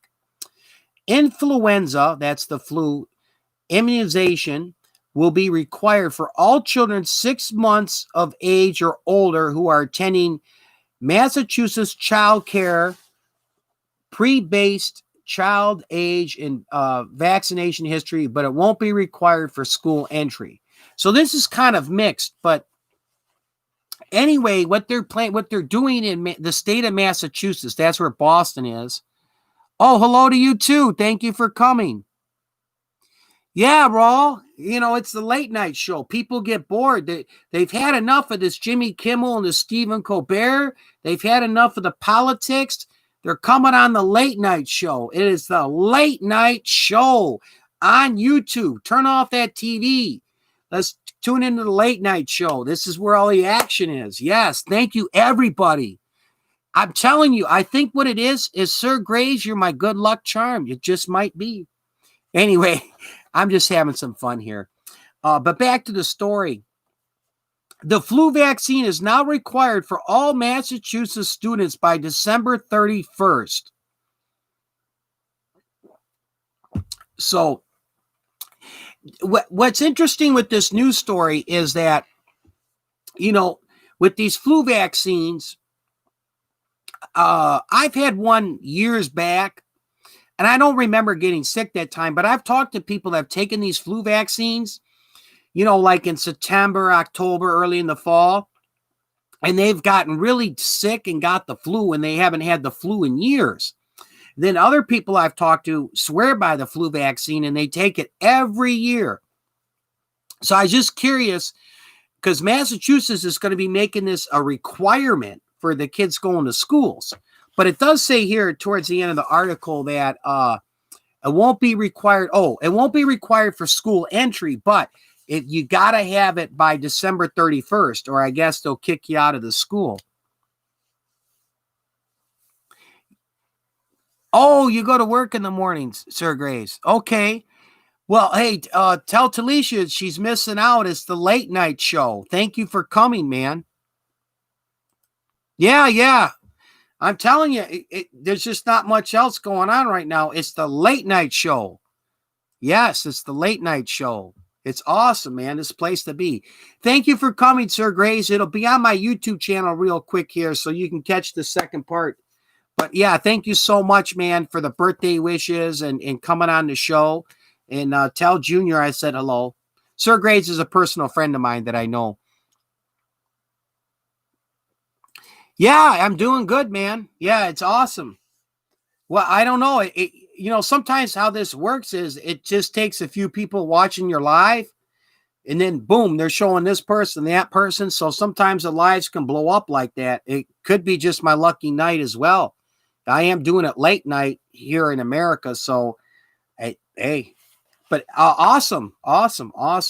Anyway, I'd like to hear from you guys. Do you have any thoughts or what your opinion is on this? A forced flu vaccine in the state of Massachusetts. Now I'm in Michigan. I'm not in Massachusetts. Yeah, that's cool. But back to the topic. The flu vaccines are being required from all in the state of Massachusetts for all people. It's awesome, man. It's the late night show. I tell you, man. Wow, it must be my lucky night. Wow. But hey, thanks for coming, everybody. But back to the story. I just wanted to ask anybody what they feel about a forced vaccine on the children, meaning that if they don't get the vaccine, they're not going to be allowed in the school. Yes, it is. Yeah. Wow. Okay. Any thoughts on that, McNigrum? Good, bad, or indifferent? Before I move on to my next news topic, the state of Massachusetts is going to make it a requirement for all students by December 31st to get the flu vaccine. But here's the thing, though. Keep in mind, we're in a. Yeah, I'm kind of with you on that, McNigrum. And here's two things of thought, and I'll get right to you, Micrum, on that. Is that the flu vaccine? Okay, one is we have a COVID-19 pandemic. The flu vaccine will not protect you against the problem which we're facing right now with the COVID-19. I'm not saying the flu or other viruses have disappeared, but this main problem with the COVID-19. So, and then the other thing is, I've talked to several people, yes, kicking it with Lynn too, is that this vaccine, I've known several people taking this flu vaccine and they've gotten sick where they haven't had the flu or a cold because it's like a small, minute amount that they put in there, and your body's white blood cells and antibodies will attack it and kill it and identify it. It works something like that. And then something else is interesting. I don't know, man. It's my lucky night. I'm being cheered out. I never had this happen before. I'll take it. I'm very thankful, man. Maybe, don't know, but they're all here. Thank you for coming, man. You guys are awesome. You rock. This is cool. I never had this many people alive. Somebody must be spreading it out, but it's doing great. So I'm rolling with it. Cool. Back to this, my point here real quick, and I'm with you, kicking with Lynn and McNigrum. Okay. Is that it's something else. I mentioned this before to keep in mind. Right after September 11th, there was anthrax that got mailed to the Enquirer magazine headquarters building, a couple other places, and an anthrax scare went out, and they rushed this vaccine for the anthrax, and they made all the military members, a lot of them get it, and other people were taking it. And what ended up happening, a lot of them really, really got sick and ill, and they stopped it. So what I'm getting at is, yeah, the flu vaccine's been used for a number of years, but if you force this upon every student and every kid in the state of Massachusetts, you're probably going to have a lot of them getting a reverse effect and getting sick, because that has been proven and has happened that people have taken it.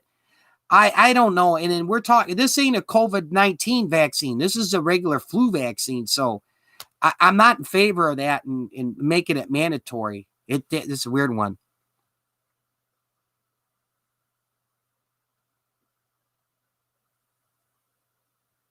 There's too many people for me to pass that opportunity up. Yeah. I don't trust any vaccines now. We got to worry about them trying to. You know what? That's another good point. I've read about that, kicking it with Lynn, and I'll get to you, McNigrum, is that they've had these microchips for some different reasons. I've seen some articles where they'll put them inside the pets. So if a pet goes missing, it's like a LoJack. You have your dog, they'll put this little microchip in it, and they could say, oh, okay, your dog is 3 miles over this way, and they can track it. Now I've heard that they've got these things that they can put in the body, a microchip thing. I'm not too keen on that. And yeah, I'm with you, McNigrum. I don't feel that this should be forced and mandatory, this flu vaccine. I think it's a knee-jerk reaction to the COVID-19 crisis.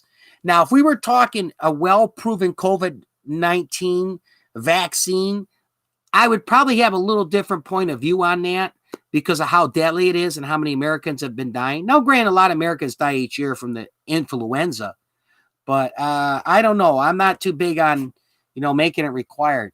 Then again, know what? What are they going to do? Send you home, give me an online class. What the hell? A lot of the colleges I've been hearing going online anyway.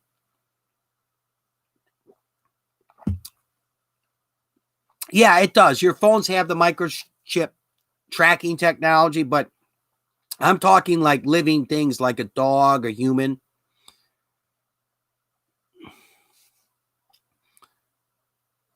Yeah, I'm with you, McNigrum. Lisa's not inside you. Exactly. Okay. Cool. But yeah, this is out of CBS Boston, WBZ Channel 4. It's a CBS news station out of Boston. This story, they're going to make these flu vaccines mandatory for all the Massachusetts students. I'm not too keen on that right now. I'm telling you.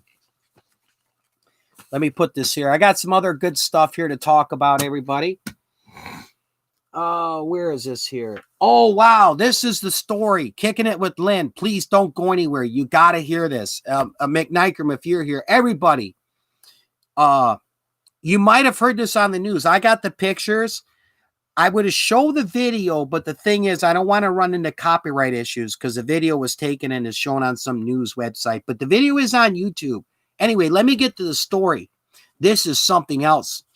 A woman barrels her car straight into Home Depot to shoplift in Alabama.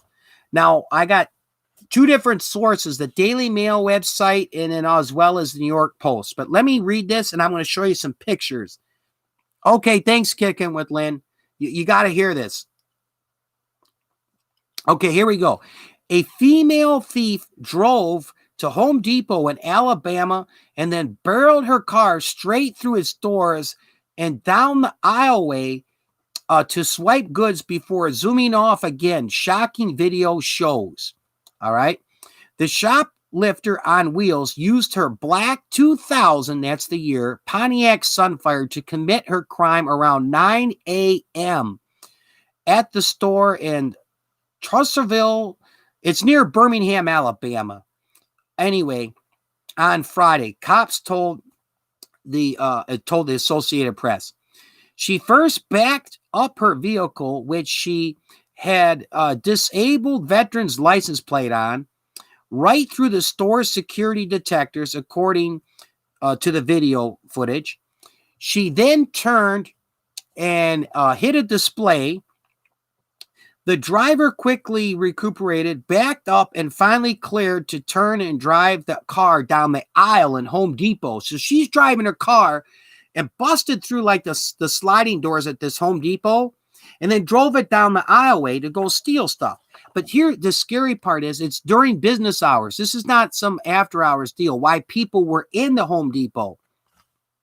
And then it says here, move out of the way. Everybody move out of the way. A voice can be heard screaming over the surveillance footage. So like the speaker, the thief apparently in slippers. She gets out of her car in slippers. I watched this video, hopped out of her car, scurried over to collect items, got back behind the wheel and drove out of the store again.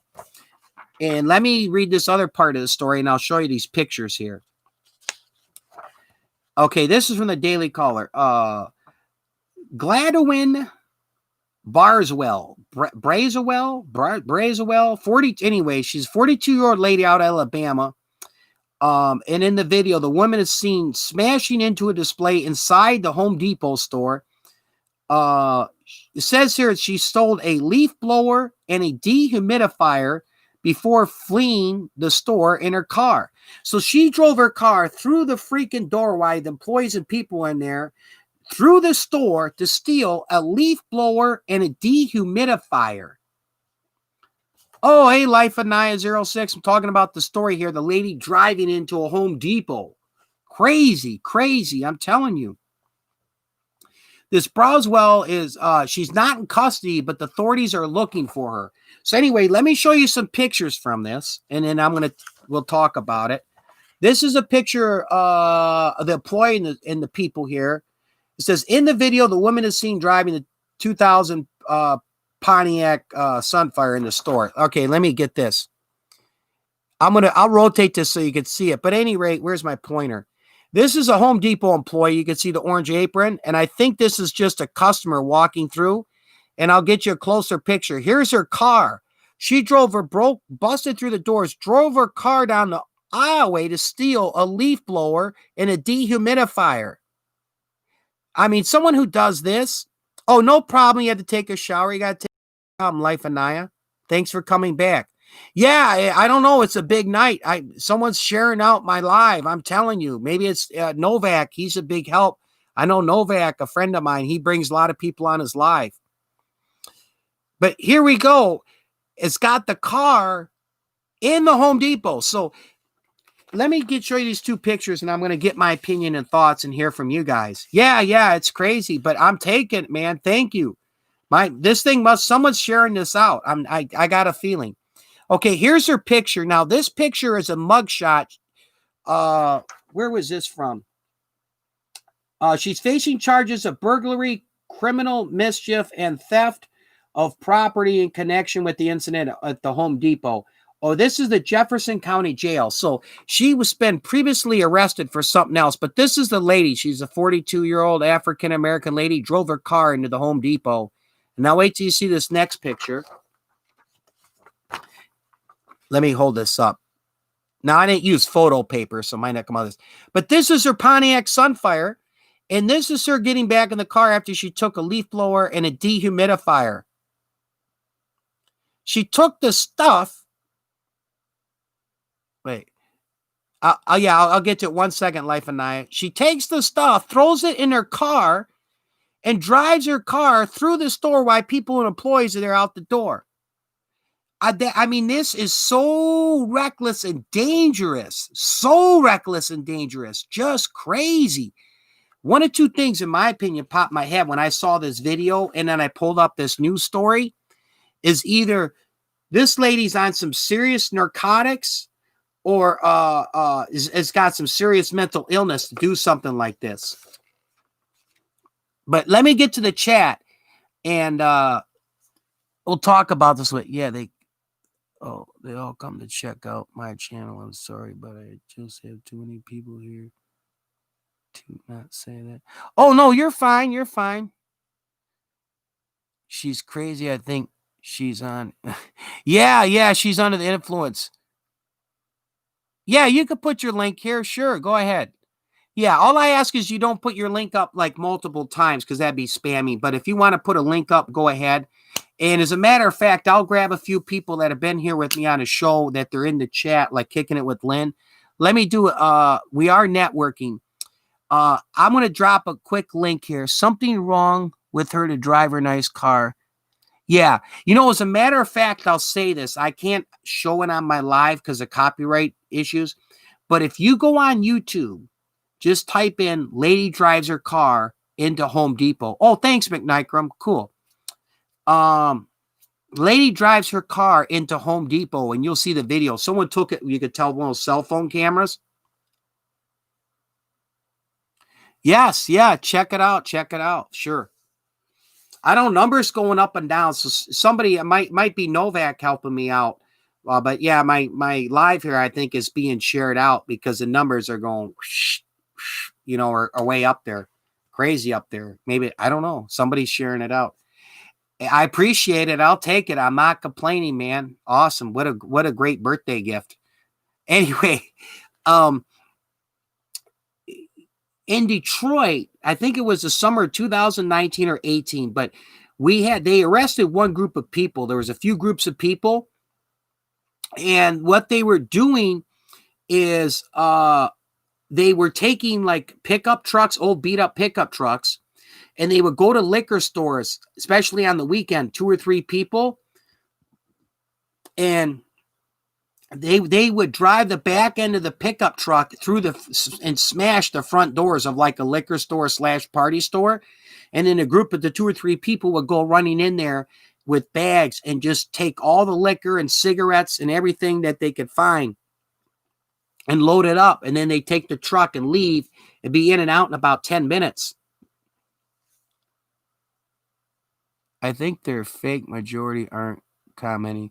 And that could be, I don't know. I don't know. Maybe my thing's being shared out, but yeah, I'm not getting, too many people. Just the same group of people commenting. I know some people watch, but I don't know. I'm not complaining. I'm thankful somebody's sharing it out on my live. I never had this many people on there, but it's cool. I appreciate it. Yeah, that's true. Anyway, where was I? Yes, with what's going on in with what she did at Home Depot, I never seen a news story read about it that reckless and dangerous, where they deliberately drive a vehicle into a freaking store to steal stuff. Now, I've seen several news stories where people accidentally drove their car and smashed into the side of a store or a building, but to smash the doors and drive it around there, wow, I know that's just, yeah. By the way, we are networking, but let me do a couple. Let me do some channel drops here because we are networking. Anybody wants to comment on this story? I got the pictures here, and they can also pull it up on YouTube. The lady that drove her car into Home Depot to steal a leaf blower and a dehumidifier. And you talk about putting people's life in freaking jeopardy. I mean, you knock something down, driving through there, just crazy, crazy. Okay, hold on here. I'm going to, real quick, I'm just taking a break. I'm going to do some channel drops here in the live chat because we are networking.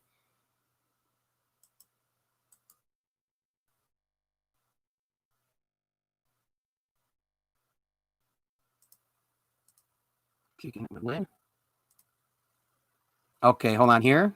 Copy. I'm coming back. I'm dropping some channels here so we can network with each other because we do networking. And I want to say networking is not sub for sub. We actually, watch a video or two on someone else's channel.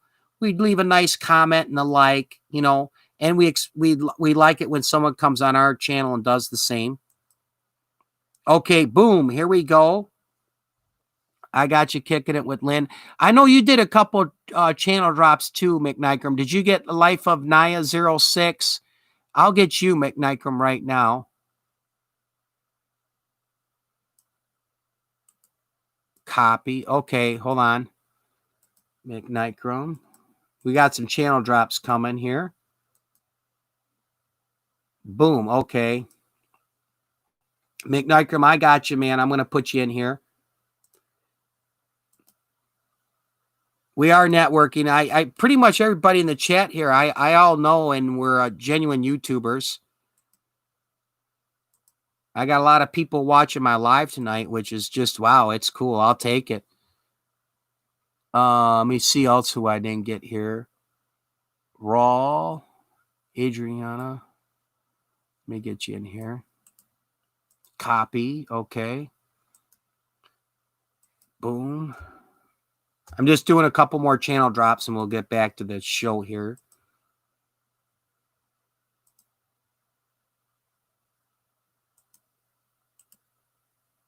Copy. Okay, here we go. Boom. Booyah. Okay, cool.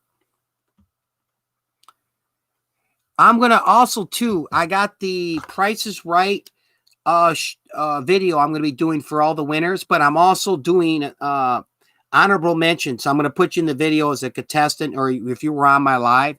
So I'm going to add McNikram and Life of Naya. And let's see. Okay, Life of Naya.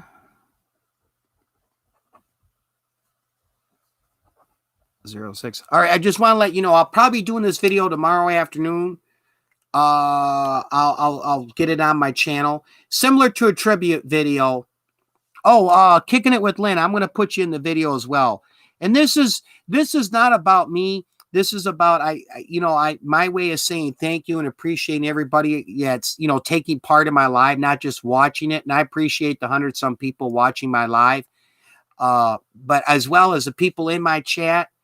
My way of saying thank you, and then this helps, a little exposure for your channel.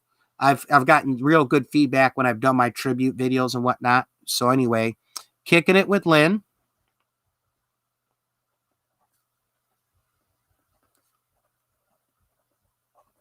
Okay, Raw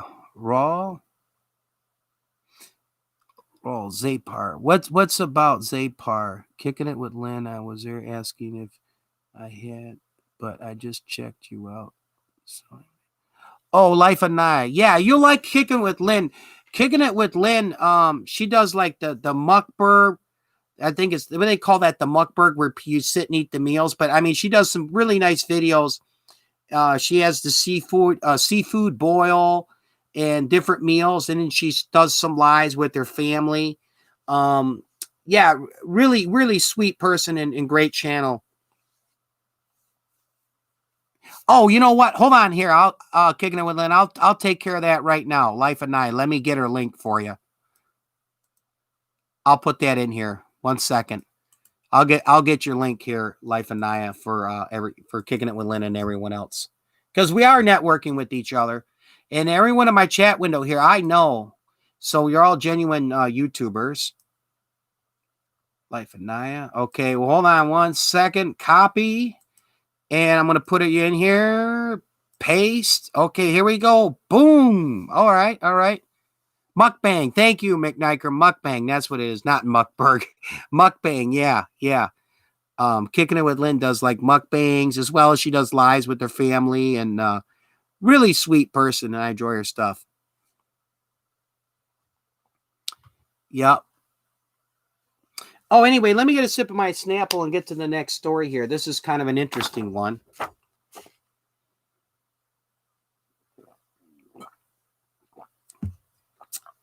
Okay, here we go.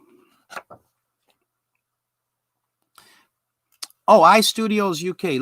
I'm going to put you in the video as well because you've been in the chat here active on my live.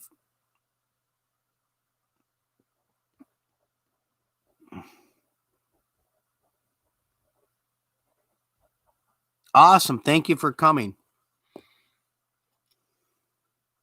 Okay, Life and Naya. No problem. No problem at all. I'll be here.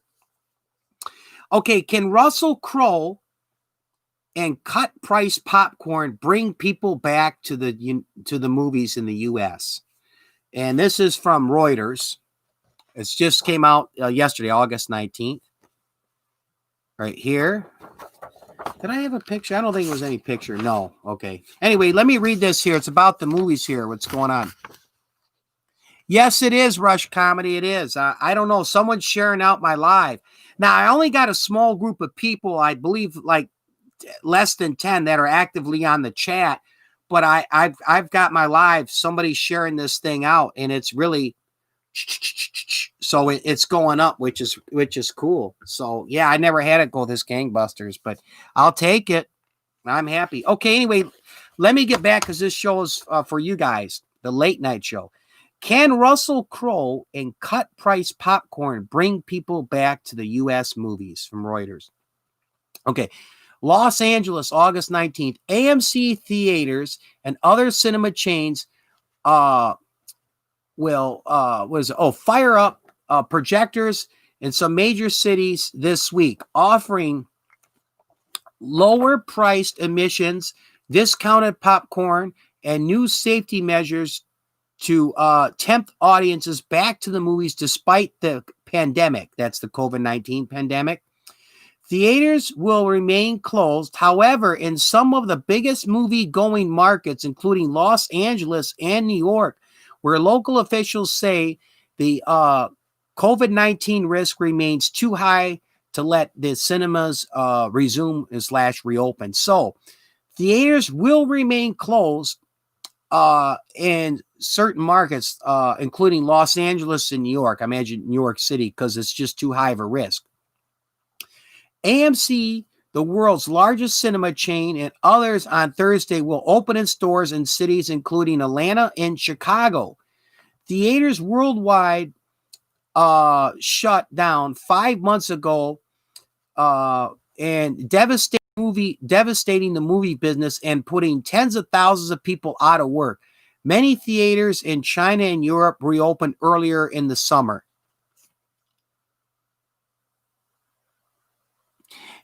No, I'm reading an actual news story. They don't want you to say something virus. Now, if it's COVID-19, I'm reading the news story here out of Reuters. Reuters or writers. It's a news organization out of England, like the BBC, British Broadcasting Corporation. So I'm reading it word for word. Okay, let me finish this. And this is about America. Theaters worldwide, major. Let me get back to here. Yeah, yes, you can. Yeah, COVID-19. Yes, you can say that. Yep. Major U.S. chains promise safeguards to prevent the COVID-19 spreading at their cinema. They include requiring moviegoers and employees to wear a mask when they're not eating or drinking, extra sanitation and auditoriums, capping attendance at half or a third of capacity, and leaving empty seats between groups. Okay, so this is their game plan here when they reopen these movie theaters. Again, major U.S. chains, that means like the movie theater chains like AMC, promise safeguards to prevent the COVID-19 spreading at the cinema. They include requiring moviegoers and employees to wear a mask when not eating or drinking, extra sanitation of auditoriums, capping attendance at half or a third of capacity, and leaving empty seats between the groups. We put a lot of effort, not only us, but also our corporation, in really creating a safe environment, Cineworld chief executive said in an interview. At the end of the day, it is much safer environment than any other places that are already open, he added.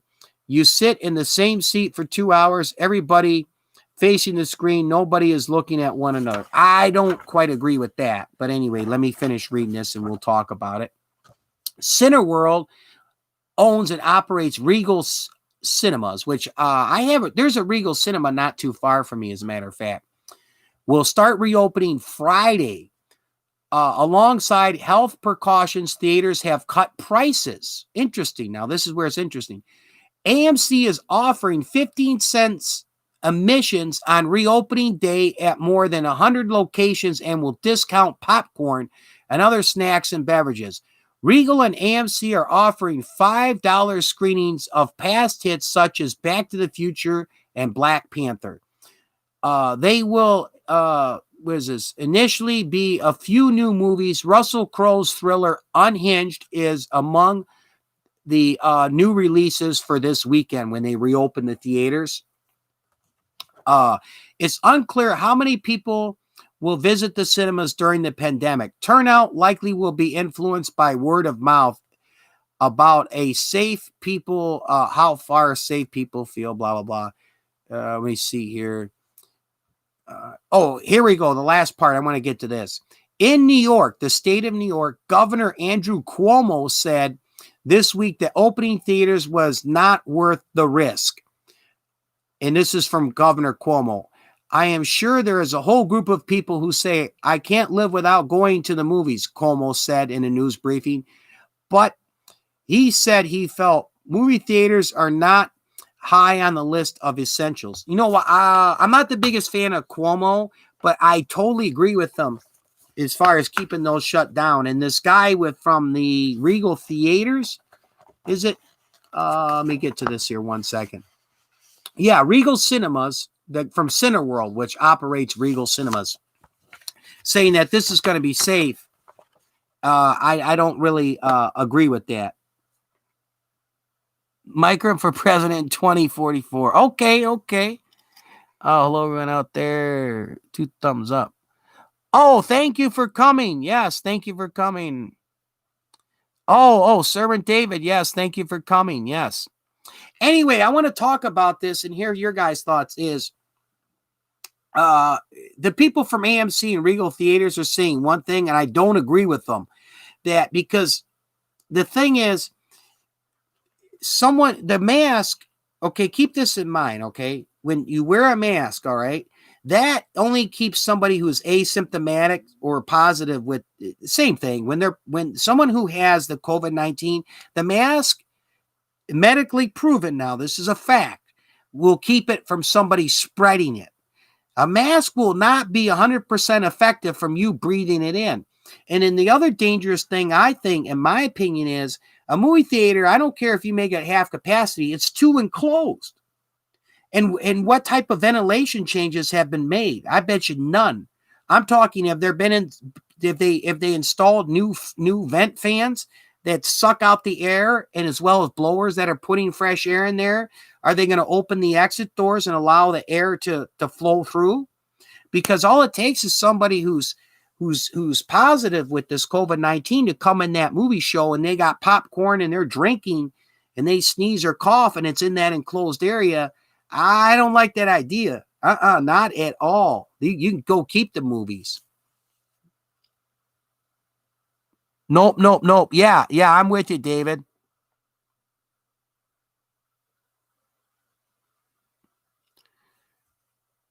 Homeless bum. He did make a statement.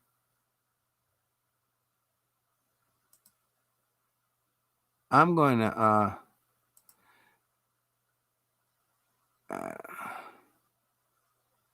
yeah, I don't know. It could be another troll. Uh Homeless SS bum. Okay, yeah. I don't have.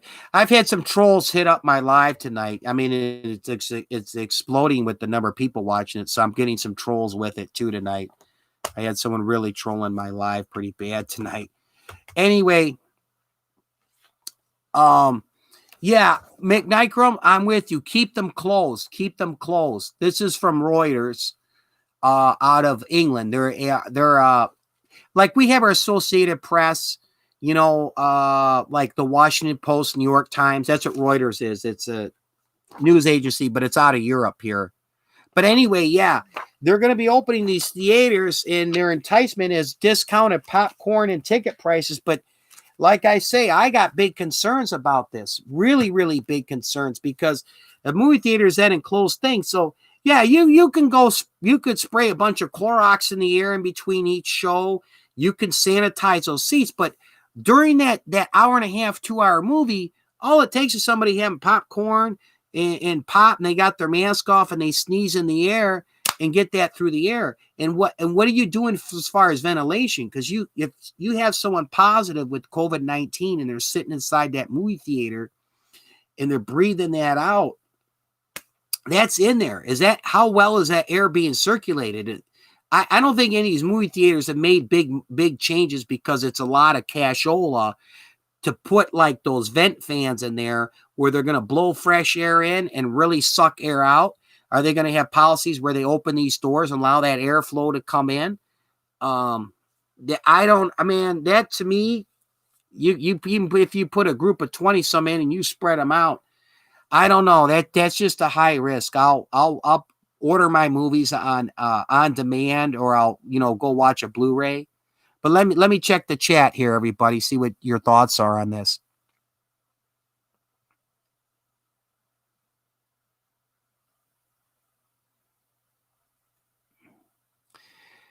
Okay, kicking it with Lynn. Yeah, yeah. I don't know. I wouldn't necessarily say like so much someone breathing it, kicking it with Lynn. But if someone's asymptomatic and they sneeze or cough, or you're close and they but it's those particles that like a sneeze or cough that get into the air.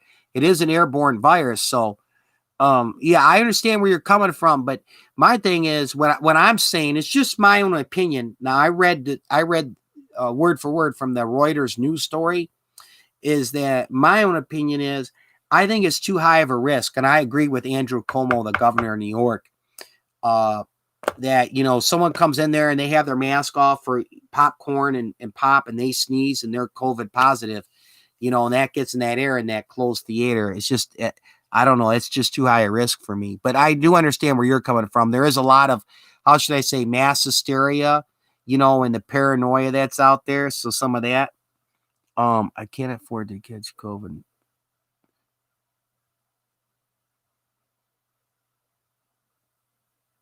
Oh wow, okay, David. In 2018. Oh, wow. I hope you're doing okay, David. I'm sorry to hear about that, what you're diagnosed with. I really am. I really am. But no, I understand where you're coming from. Yeah.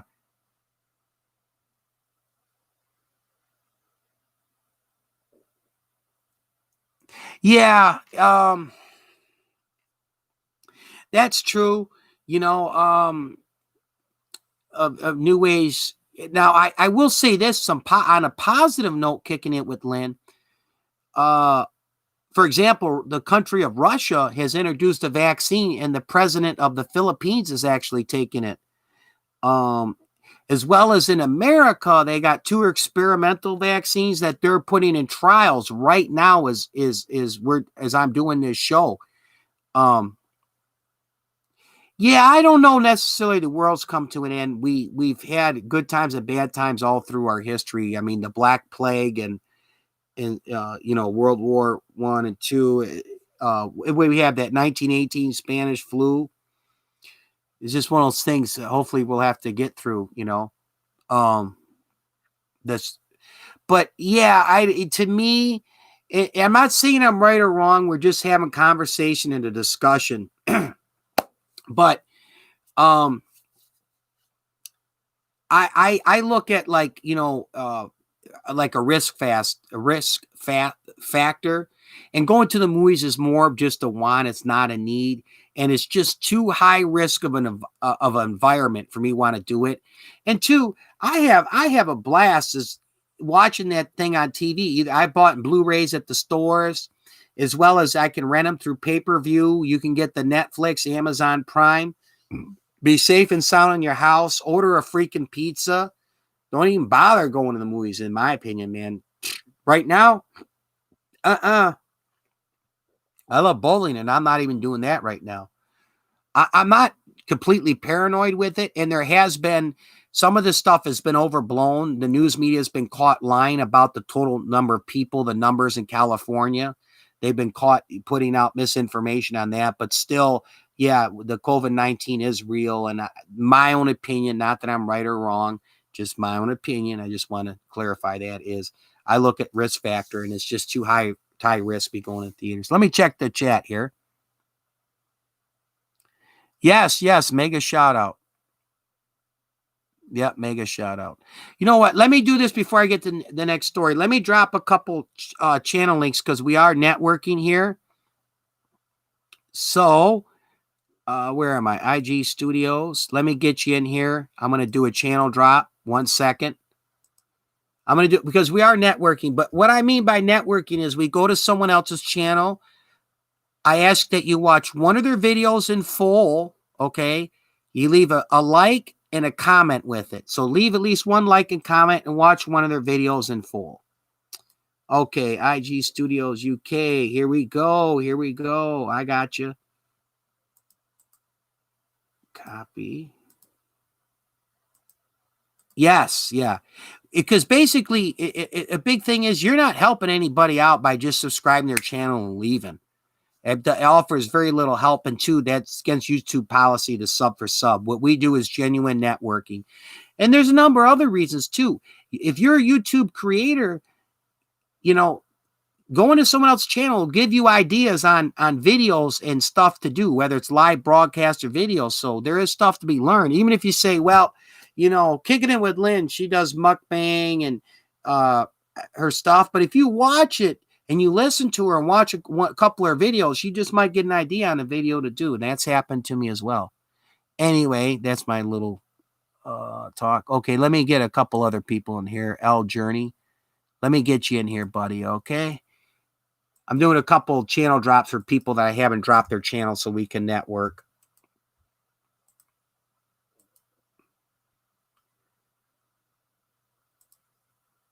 Here we go. Okay. Lucas Journey. I just subbed to you because I don't have you on my list. And I will watch your stuff here shortly, okay? Copy. One more channel drop and we'll get moving with the late night show. I got to get one more for my man, McNikram. He's been doing a good job here as my moderator. Thank you, man. Thank you tonight.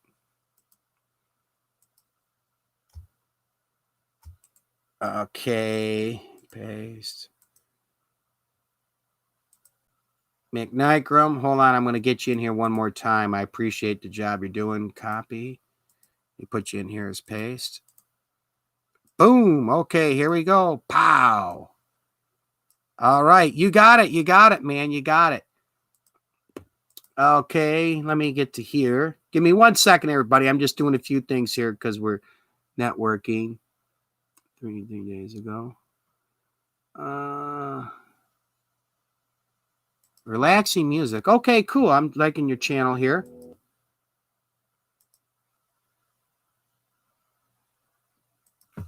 Okay.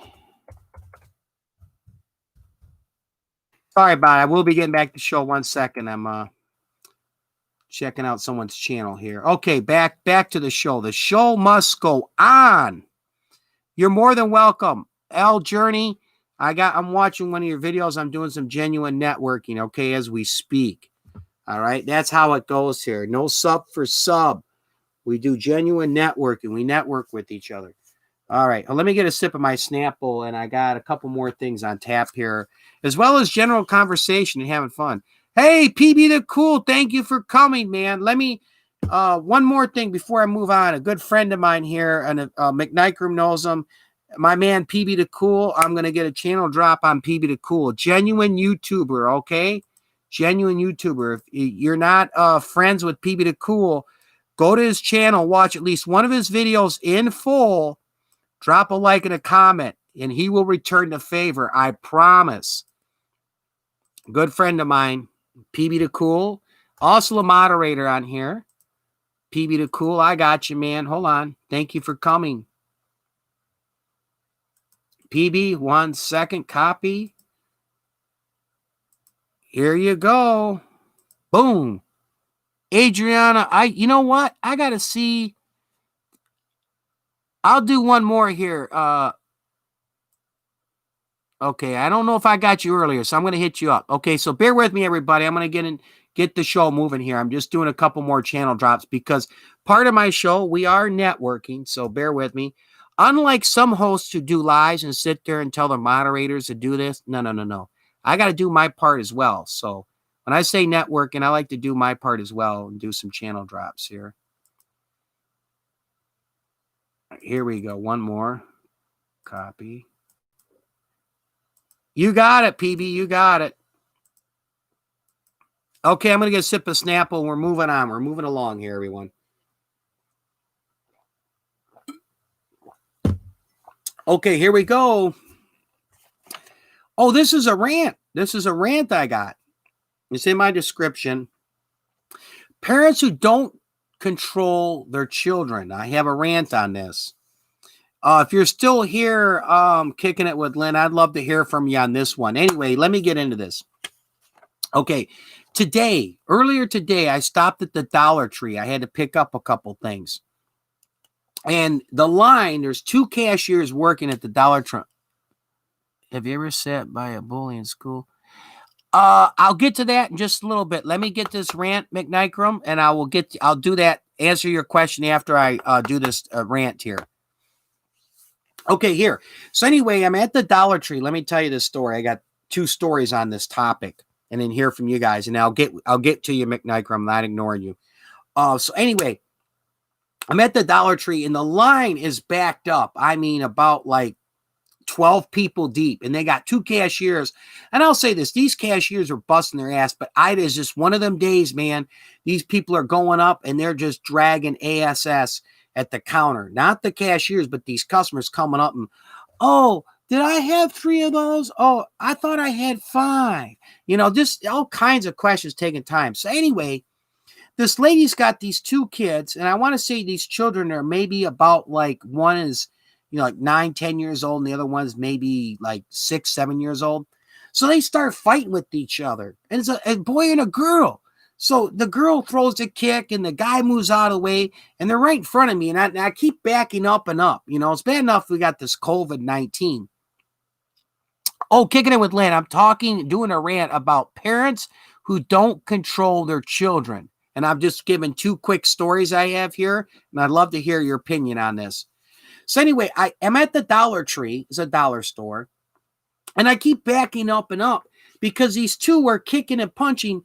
And here's this lady standing here, and there's like one of these little spindles with sunglasses. So she's kind of looking at sunglasses. She's doing this. She sees her kids, and she's just turning around, not doing a freaking thing. So I'm thinking to myself, like, you idiot, you. We're inside the Dollar Tree. Everybody's trying to do social distancing. We're being as patient as we can. It's bad enough we got to wait in line to ring up our crap and get out of here. And your kids are so bored, and they start fighting with each other and doing the horseplay. All it takes is for you to say, hey, knock it off, or you're both grounded. or grab them and say, enough of that. I've seen sometimes some of these parents don't play. They'll grab them kids and wham, give them a good spank. I mean, not hurt them, but they give them a little pat on the butt and say, stop it, knock it off. Not this lady. She's letting her kids go crazy. And one other quick story I had was a week ago. A similar thing. I'm at Meijer's waiting in line with a couple people in front of me. Meijer's is a store like Walmart. And I'll get to that in just a second, McNichram. So as I'm waiting in line, this lady's got her kid, and this kid's grabbing candy and magazines, all this stuff off the rack, kind of because he's bored. So his mom, holding up a Nestle Crunch bar and this and that, whatnot. And his mom says, no, put that back. And she turns her head. And this kid's just throwing stuff on the floor. I mean, literally, when I pushed my cart, I thought, okay, I'll pick some of the stuff, put up. I said, no. That's not my job. That's that parent's job. This lousy parent is watching her kid grab all this crap off the thing. Now, kids will be kids. Okay, I get that. But you're an adult. You're a parent. You ought to say, hey, you know what? Stop grabbing all the candy and these magazines and tossing them on the floor. Enough's enough. But anyway, that's my rant. Drives me crazy. Some of these parents don't control their children, especially in public. Anyway, I'd like to hear from you guys. Let me check the chat. Yes, they need discipline for sure. But I don't blame the children on this one, though, especially when the kid's under like 12 years old. That's when I put the blame on the parents.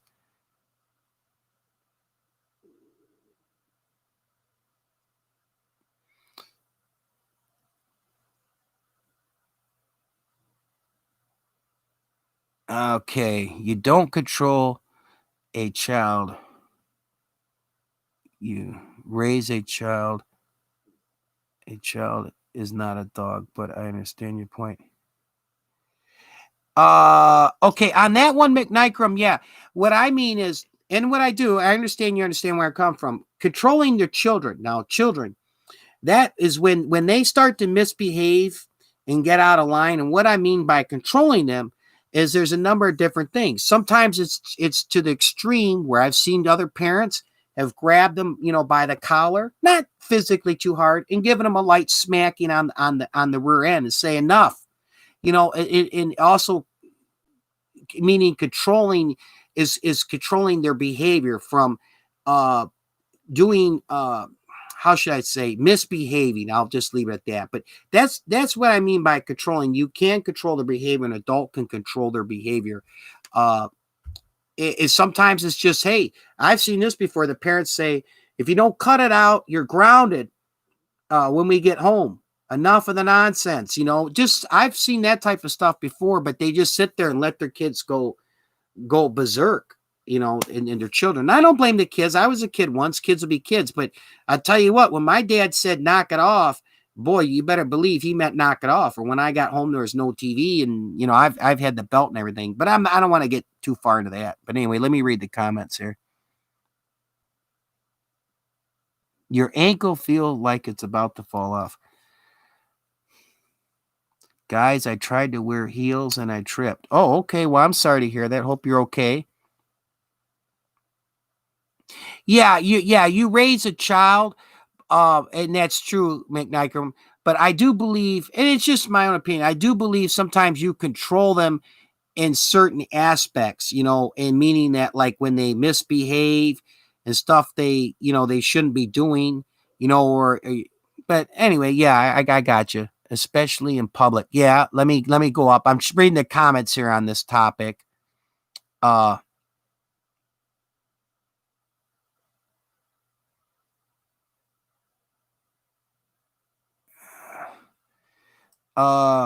no, I can't do disrespectful, disobedient kids. I'm a family believer in guidance and discipline. Yeah. Another one too would be like this, disciplining their kids when they're acting out like that. And I think a lot of it has to do sometimes with lack of discipline. There are certain exceptions, like if a kid has autism or something of that nature, then that's a different deal, but you got to keep an eye on them.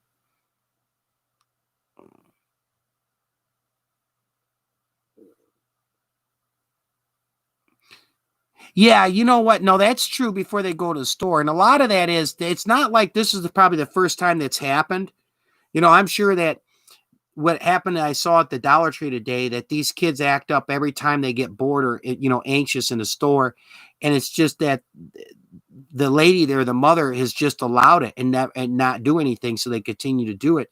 Where, other parents, when their kids get, restless and bored and they start horse playing or fighting, stuff like that, they discipline them and control that right away. Even the word discipline, they discipline them right there on the spot, and then the kids know better. Like, hey, if we start acting up and doing this type of stuff, we're going to get grounded. There'll be consequences. But yeah, most parents in general don't put up with that nonsense, but you get some that just, you know, uh,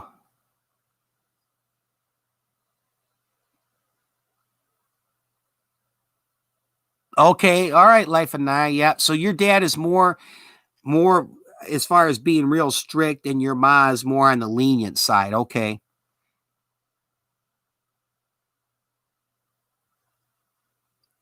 These parents today too busy trying to be kids' friends instead of parents raised their spoiled, entitled brats to reward them today with bad behavior. Okay, yeah, no, that's the key right there. Is the consequences kicking it with Lynn? I'm totally with you on that. I think that you doing any type of physical discipline is like the last resort, last measure, but the consequences that usually kicks home. When they get home and they do that the first time, say, hey, I told you twice to stop horse playing around. Guess what? You're going to bed early. There's no TV, no music for the rest of the evening. Just simple stuff like that. You'll send a message. No Xbox, no PlayStation for the weekend. Those type of things they'll learn quick, especially when it's stuff that means a lot to them, to kids. One time I was decorating my yard area outside, so I messed up my house. My dad got mad at the grass and the paint, even though I was only 2 points in the whole yard. Okay. I argue with my parents a lot because they grew up with children meant to be seen, not heard, talking and disrespectful. Now, I don't necessarily agree with that philosophy. Children are meant to be seen and not heard. No, I don't. I'm not necessarily. I'm not with that. No, I disagree with that. If that was your parents' philosophy, that is kind of another little topic. Um, I do believe when a parent tells a kid to be quiet, and stop talking, that's it. Stop talking. But a key thing I like is kicking in what Lynn brought up is the discipline and the consequences.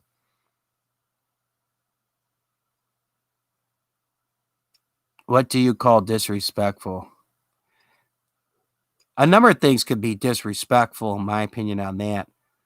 Um, it's like the literal, it's like literally the devil comes out of her, but my dad is always like that. Feel like some parents feel they're better than their children. Yeah, there is some of that stuff. Oh, I don't want to have children.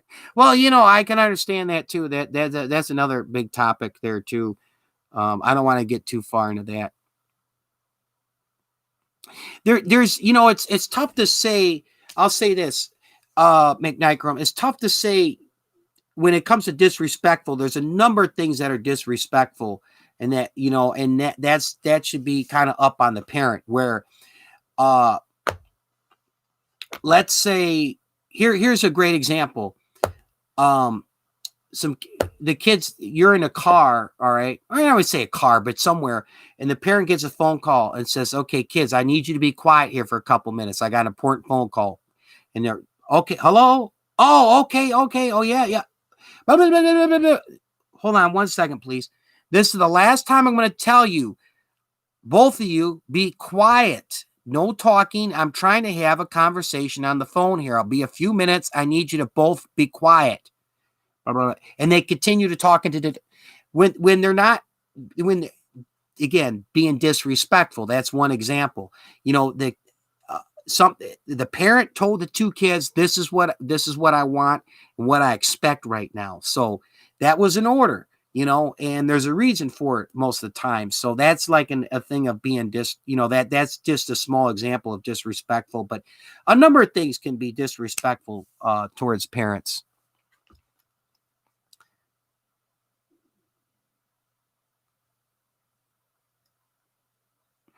Um, on that one, I'm kind of split, McNicrum, is with talking back.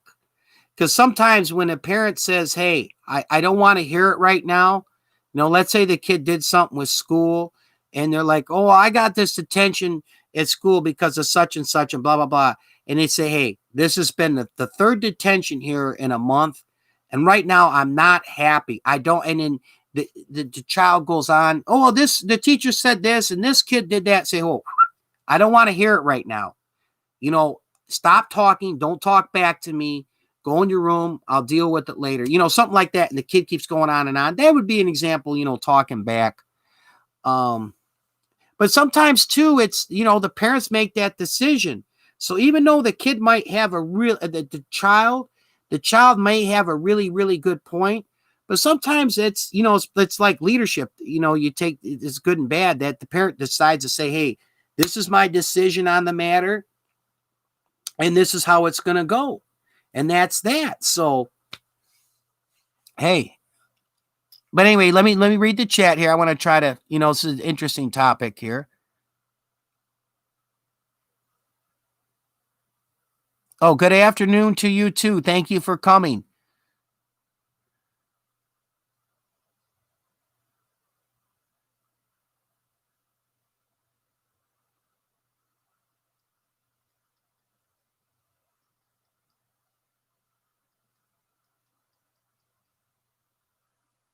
Well, see, here's the thing too, though, McNicrum, with that.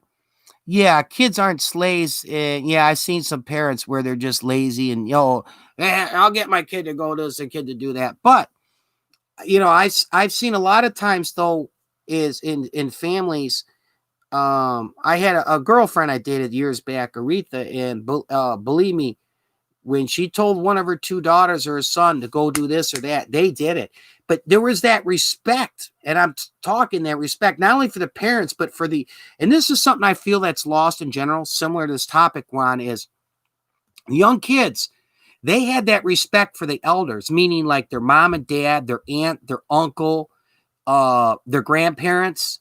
And a lot of that to me has been lost. But man, when there's some of that discipline in the house and they say, hey, if my dad tells me I want this stuff cleaned up in the basement and put in the corner, in the playpen, and let's say it's an 11-year-old kid, I want that done before dinner.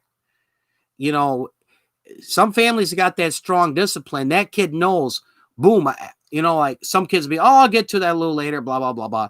No. When a lot of the families have strong discipline, they'll go downstairs, they'll go in that basement, clean up that basement, put all the toys in the plate, in the little playpen area. I'm just using an example.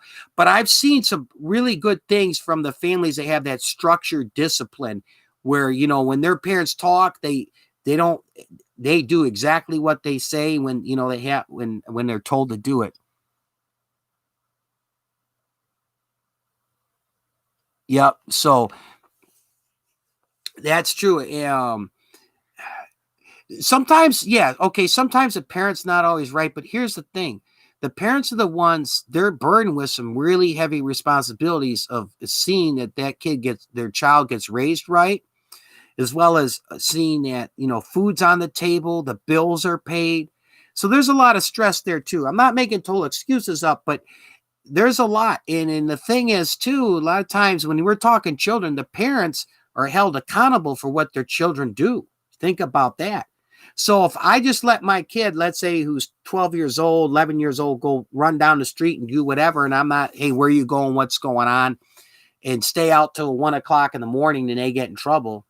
They steal something that could come on me, or they, break someone's property.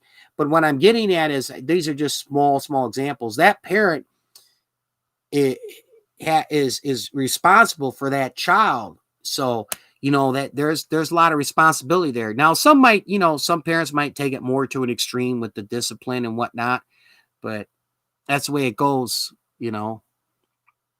Not everything my mom and dad did I felt was fair when I was growing up.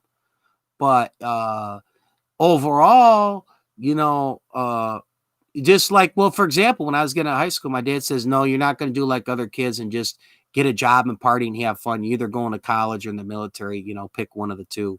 I was getting ready to graduate and do one. I said, don't worry, I'm going to be doing one of them. I went in the military, but anyway, I want to go off into a different topic.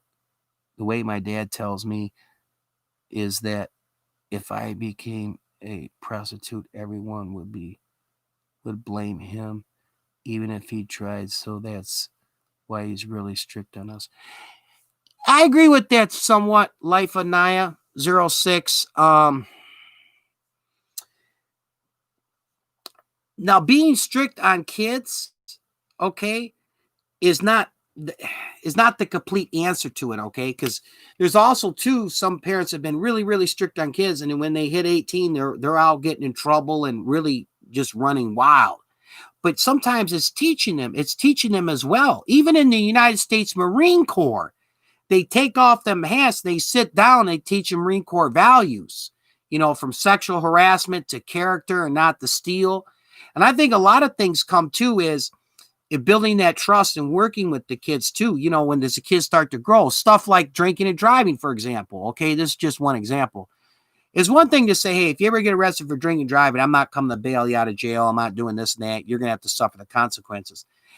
That's not really great parenting. Great parenting is sitting down and explaining, say, hey, you're gonna meet a lot of kids at school and think this is funny, but let me tell you something. You get involved with this, you're looking at a jail time, you're looking at X amount of dollars and cents, how many people die each year. And I want to emphasize, because I'm looking out for you. I don't want to see you end up this path and what will happen to you if you go out drinking and driving. But when you sit down and you treat them like that adult, now I'm talking more like when they're 15, 16 and they start to drive. This is just an example. But what I'm getting at is communicating with the child and the children, as well as not just discipline and having a strict household, but sitting down and talking to them and explaining to it, say, this don't drink and drive isn't just because I tell you not to, and having that conversation. Same thing with, protected sex and a number of these things that as an adult, you want to make sure your children don't make these mistakes. But it's not just discipline, but it's actually communicating with them one-on-one, and they'll take that in and teaching them, hey, here's what the movies and some of these friends who think they know everything, and the consequences that come with it. But anyway, let me get to the chat. I got really interesting stuff you guys are putting in here. Well, we all have times in life we don't feel like doing something right, but if we took it sometimes. Okay, yes, Lynn. Yep, kicking it with Lynn. Yep.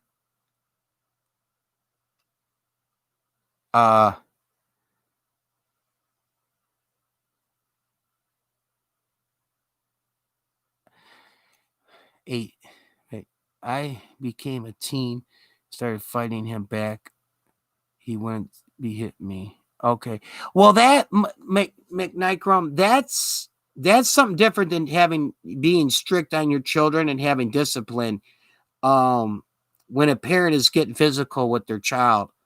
Now, when it's something simple like spanking your child because they're really misbehaving and doing, or they did something very wrong, the child got caught lying or doing something, you spank them. But yeah, if we're talking, that's more, child abuse, and just like a lot of things, some people don't belong in law enforcement. Some people don't belong being parents. I'll just be blunt and honest about it. I don't know your situation, but I'll speak in general. A parent that's physically abusive to the child, they should not have the children, as well as that. That's a whole different deal. I am not with that, not at all. But there is a difference I see with common sense and old school discipline sometimes, where the panel's on top of the refrigerator and let's say the kid got caught lying and did something really severe, and you give them a couple of whacks on with the paddle, and you're like, okay, go to your room, you're grounded for the weekend, blah blah blah blah. That's that's parenting. But a parent that beats a kid or really get physically abusive, that's a whole different deal. I don't find that acceptable at all. Actually, I'm a believer you get a lot further not getting physical with the kid, than getting physical. You will get across to your children a lot more 9 times out of 10 by taking away stuff that they value. Whether it's going out to see friends, taking away the video game, a number of things. But anyway, I don't want to. Well, I wouldn't quietly agree on that as far as black parents, because see what your experience is as black and your parents, a lot of times is different than others. I've had an ex-girlfriend, 2 ex-girlfriends that were black, and their parents and families were completely different from each other. I mean, there's some similarities within races and religion and cultures, but oh well. Anyway, I could take a hit because I'm definitely going to hit him back. Yeah, like I say, good night, Kicking It with Lynn. Thank you for coming. I really appreciate it. I really appreciate you stopping by my live. Where am I here? Some black parents just don't get it. Yeah, like I say, I'm against the physical abuse, other than like my one exception would be, standard stuff, like let's say a paddle on the rear end. The kid really did something severe. I mean, I got the belt a few times on my butt, but I never had my dad, open hand slap me and boom. One time my dad grabbed my hair, he was upset. But yeah, being physically abusive is a whole nother thing. And a lot of times that gets into that parent has got some issues, whether it's alcoholism or they grew up in a household where their parents did that to them, and then that to them is in their mind. Okay, this is how my dad disciplined me. Not everything's your dad or somebody else does mean that it's the right thing to do. But yeah, I'm against the physical, that type of stuff. Physical abuse, I should say. Physical abuse. Yeah. That's my take. That's my opinion, my take on it, McNikram.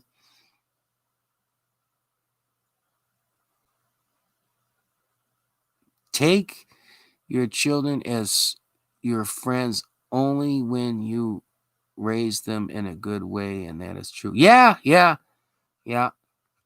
And that's where I think, yeah, raising children is important. But what I mean by controlling their behavior is a little bit is, I could tell a parent, okay, with some kids where, when the kids have acted up, they've come down and they'd be like, hey, when they've gone out in the store and they've acted up, and they put a stop on that. Oh, thank you, man. Thank you. I still got one more great fun topic here. But they put a stop to it. And then, when they go out every other time, those kids know when they're waiting in line not to be horse playing around and not to be punching and kicking. Now, maybe when they're in their backyard and their parents are away, fine. But what it is those parents set the tone, what's acceptable, what's not. And some other parents is just like they let their kids do whatever they want,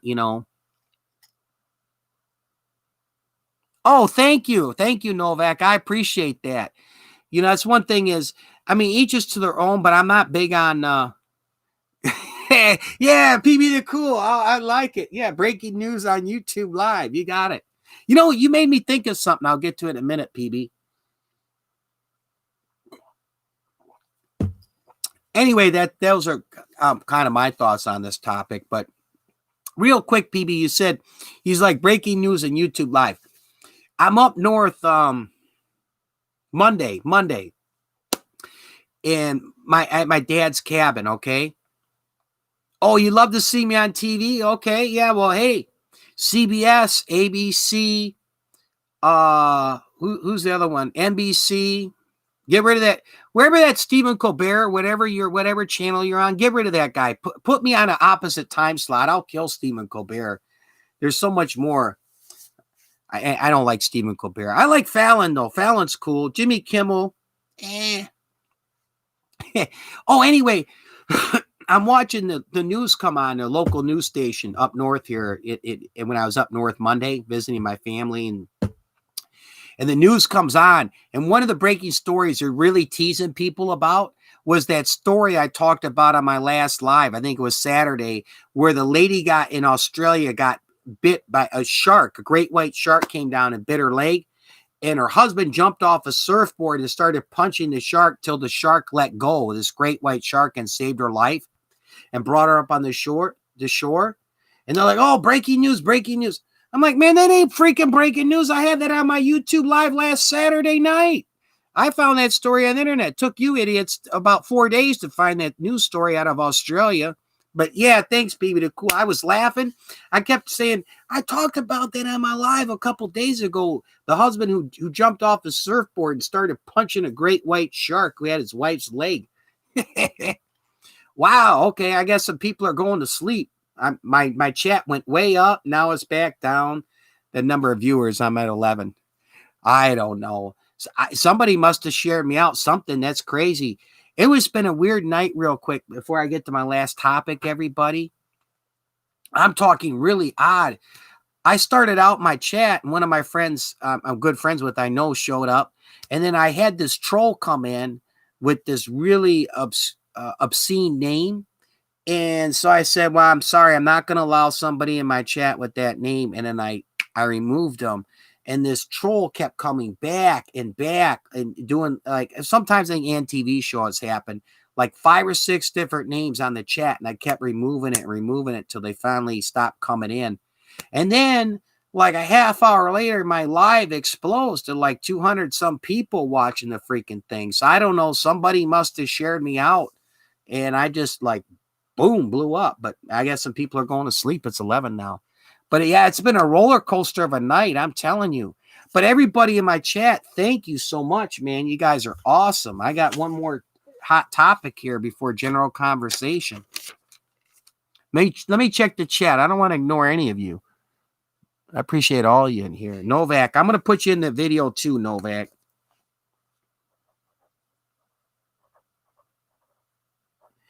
I'm going to be doing a video. It won't be a tribute video similar to it.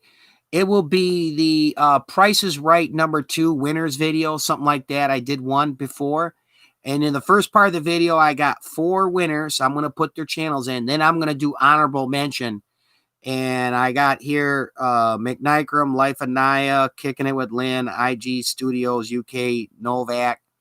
Rawl, you know what? Oh, yeah, Rawl, I got you in here as a winner on my Price is Right game. Yep. Oh, okay. Game. Okay. Thank you for coming. Hello. Oh, I have. Thank you so much for coming, man.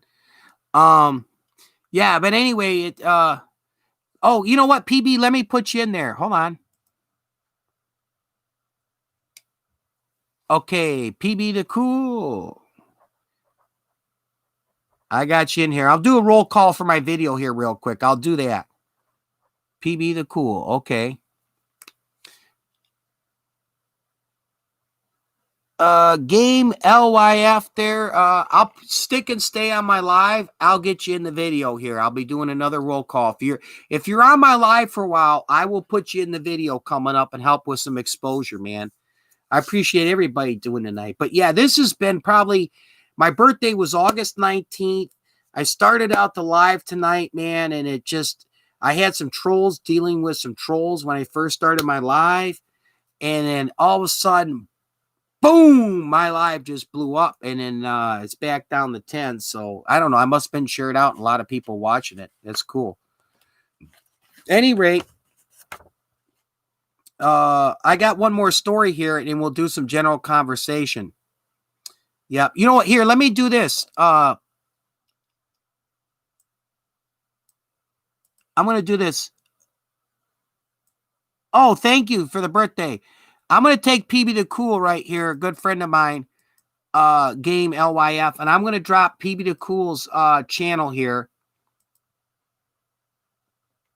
And you can click on his channel and network them. PB the Cool's been a good friend of mine, like the others in the chat.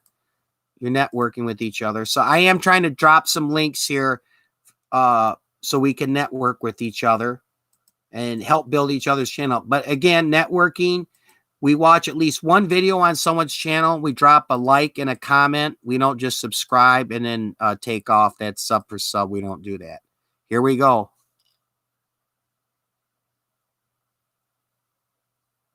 Oh, message was withheld. Okay. Oh, yeah. We don't want to use that word connect. Okay.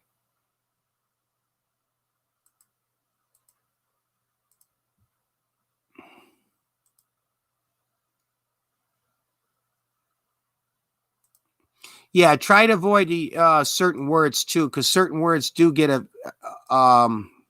viewed by. Yeah, it's spam. Yeah, McNitrum's right. Just a real quick words like connect, uh, subscribe or sub. Those can be viewed as spam, as well as there's also false engagement and self promotion. So those two, some of those words we want to avoid using. No biggie. You could what you do is just say, "Oh, hey PB, I was at your place. I'm now on your VIP list." So PB will respond, "Okay, I'll check out your place as well." You use a little coded.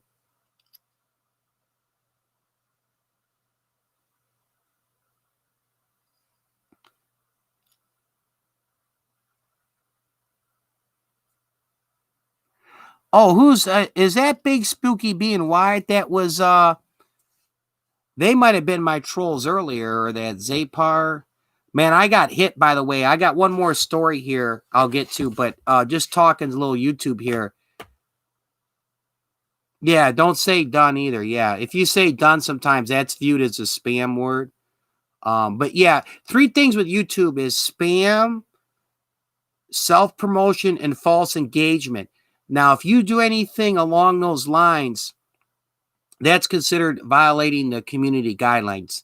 So you want to avoid certain words like subscribe, sub, connect, done, because those a lot of times are viewed as self-promoting. Okay, PB, I heard McNichram was telling me that earlier, because I've had Wyatt a few times before. Not much. I haven't dealt too much with that Big Spooky bee, but this Wyatt, and wow, this something LYF here automatically being held for review. Well, I'll say this: I got a couple moderators in here. They call the shots. I'm not going to overshoot my moderators. McNichram and PB the Cool are both experienced YouTubers. I appreciate everyone in here. Anyway, before I get in the next story, yeah, I didn't know that they were some fake accounts, not real people, because shoot, that Ange TV show was running wild with all these ghost videos supposedly from Big Spooky B's house, and showing these items moving and all this other stuff. So, that was a fake account. Yeah. But maybe they were the ones coming in earlier with these. I really had some, how should I say, obscene YouTube channel names that were coming in my chat. And I just had to keep removing them, deleting them. That's inappropriate. Hey, anyway, I got 9 people here, and I got one more story left in my description I talked about. This is kind of cool. All right. This is from Study Finds website out of Australia. Can smiling truly make everything better? A new study finds that even if you don't feel like smiling, faking one can have positive impacts. Researchers say smiling triggers certain facial muscles, which can trick the brain into feeling more positive. Pretty interesting, huh? When your muscles say you're happy, you're more likely to see the world around you in a positive way. This discovery provides important information about mental health and what stimulates the brain. This is critical during the the COVID-19 pandemic. I'm reading this word for word. I got to kind of, with the study authors causing, in our research, we found that when you forcibly practice smiling, when you force yourself to practice smiling, it stimulates the emotional center of the brain, which releases neurotransmitters to encourage emotional positive state. For mental health, this is an interesting implication. If we can trick the brain into positively stimuli as happy, then we could potentially use this mechanism to help boost mental health. Researchers even examine the differences of images of people walking sadly and happily. So they even been studying people on how they walk, if they're sad or they're happy. Let's go. Life of Naya. Please return genuine. Okay, so anyway, where am I here? Oh, lastly, the study appears in the Journal of experimental psychology. Where is it? There seems to be a definite link how we act and our perception of happiness. But what's interesting here, let me read this one more time. Researchers even examine the differences in images of people walking sadly versus happily.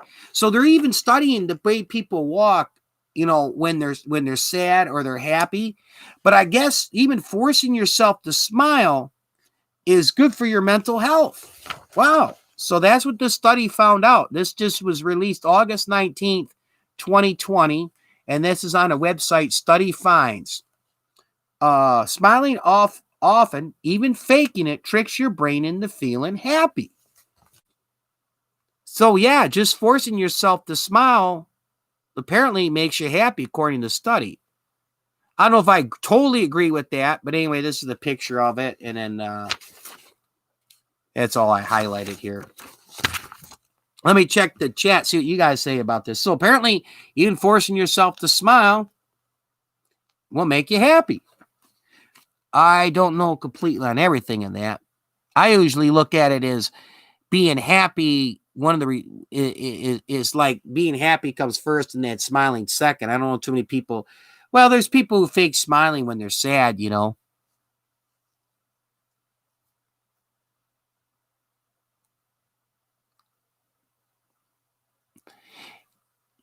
Yeah, wasn't that the Nate dog there? Wait, Spookier Boo. He's a real big spooky bee. He never had cancer. His mother and his brother died. Had never.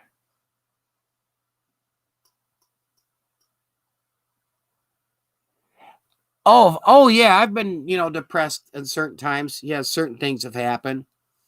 Oh yeah. Oh yeah. Yeah. Oh yeah. Yeah. Oh yeah. I've had some lost a job. Was it back in 07? I worked there 6 years, but everybody got laid off and that the recession hit, and yeah, I had some real hard times there.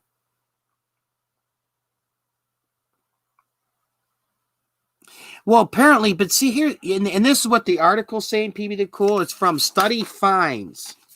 If you guys want to take a look at it, I can pull it up and put the link in here.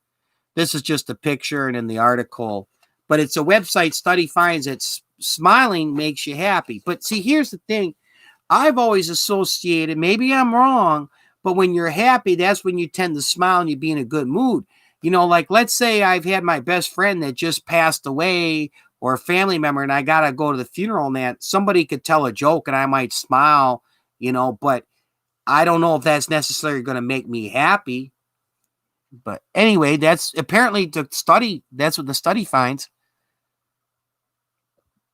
Oh, yeah. I think I'm depressed.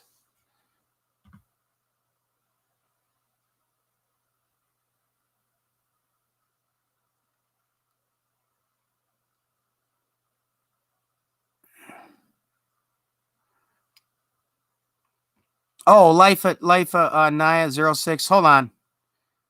I'll get a link drop for you. 1 second. Ah, the thing's moving on me here. Okay. Copy. All right. I'll get you Life of Naya here. 1 second. I got a request, so no problem. We are networking. I do ask if you go to Life of Naya's channel 06, you watch at least one of her videos in full, a nice like and a comment. Genuine networking, not just sub and leave. And because that's basically that's what you would want when someone comes to your channel. So anyway, that's always say that. Okay, here we go. Here we go. We got a request for Life of Naya 06. Oh, okay. Your Instagram page, McNikram, just hit 900. Oh, wow. Okay. I haven't done Instagram yet, but I should. I should. Wow. So that is interesting. By the way, yeah. So that's all my topics, and I did my game tonight. I will do the Price is Right again. Maybe next time if I get time, I'll put it in a PowerPoint with the TV behind me. I just printed it up on the picture and then showed it. I don't know. It's tough. I had people last time I did it on one of my previous morning shows and like, oh, the TV picture, it's too dark or I can't see it. So I killed the light like this. And some say I can see it and some say turn the light back on. And I don't know. But anyway, it's all about having fun. But I'll do the Price is Right show on probably my next night show, late night show. I'll see Friday night and Saturday night. I'll probably do a late night show both those nights, Friday and Saturday. I'm off work for a little while. So one of those nights, I'll do another Price is Right if you guys want to. Yeah, PB the Cool will get back at you. Game LYF. I just asked it.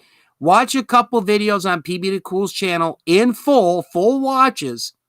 Leave a comment and leave a like, and PB the Cool will get back to you, as well as subscribe. Go subscribe to PB the Cool. Watch one of his videos. Actually, you know what? Take 2 videos from PB the Cool. Watch them in full. Drop a like and a comment. PB will get back to you. He's a really good friend of mine. Like McNikram and Life of Naya 06. Not that you're not a good friend of mine, but I've known these people quite a while now, and they are genuine YouTubers. Genuine YouTubers. Oh, thank you. Thank you.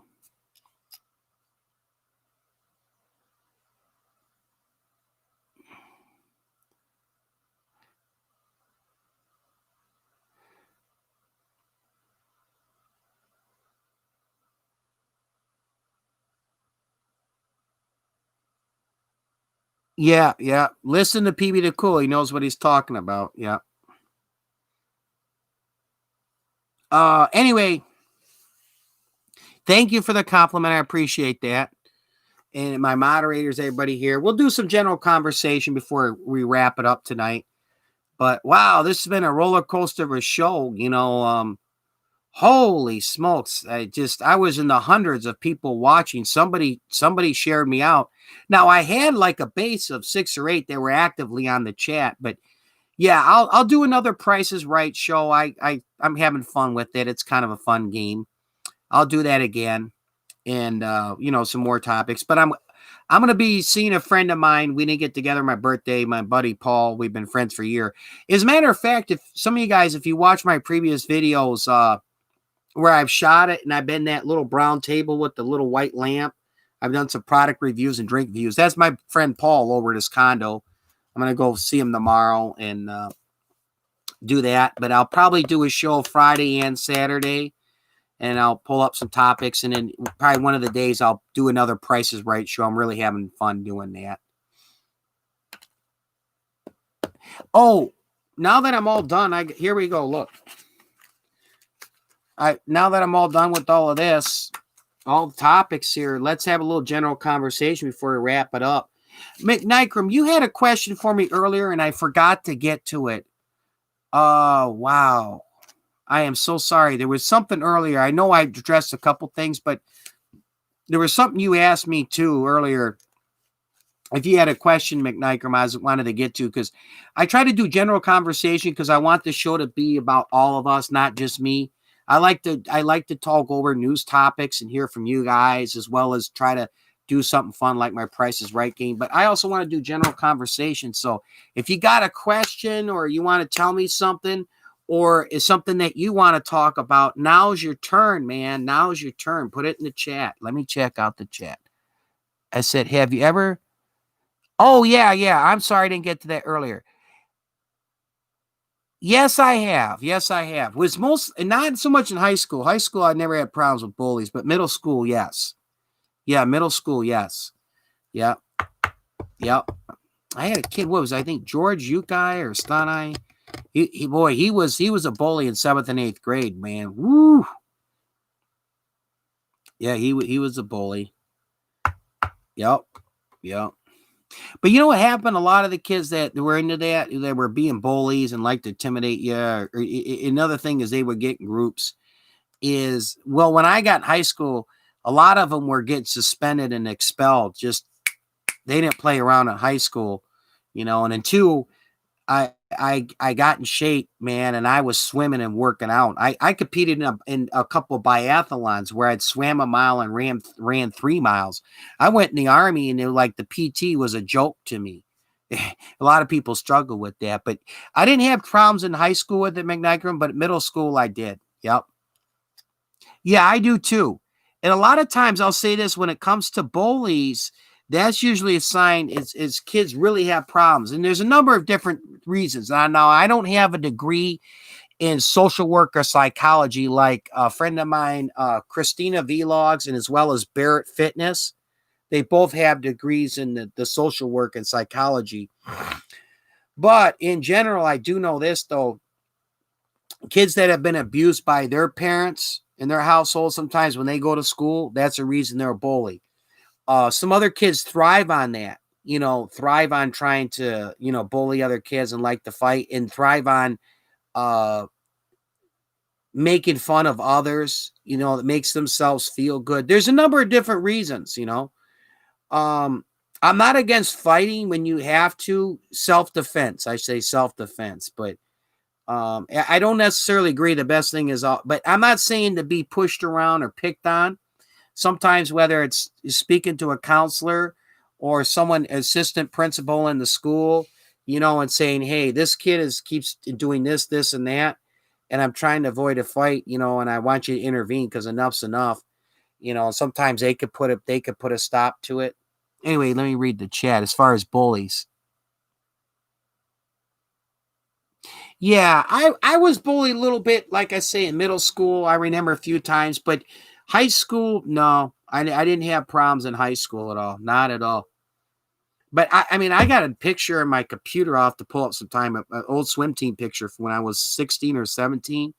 And I mean, I looked like like Rocky Balboa in the Rambo movie. I mean, I had lines in my stomach. I was just, cut up. So somebody's going to be asking for trouble. But sometimes being in shape doesn't always relate to being a fighting. I had a friend of mine, and it was like 5'6", and we went to a bar once. Oh, yeah. I don't know exact situation, but either way, even if it's just not even protecting yourself, but it's also being in good health. But just being in tip-top shape doesn't always relate to fighting. What I'm getting at right now, I had a friend of mine, Chris Andeline was his name.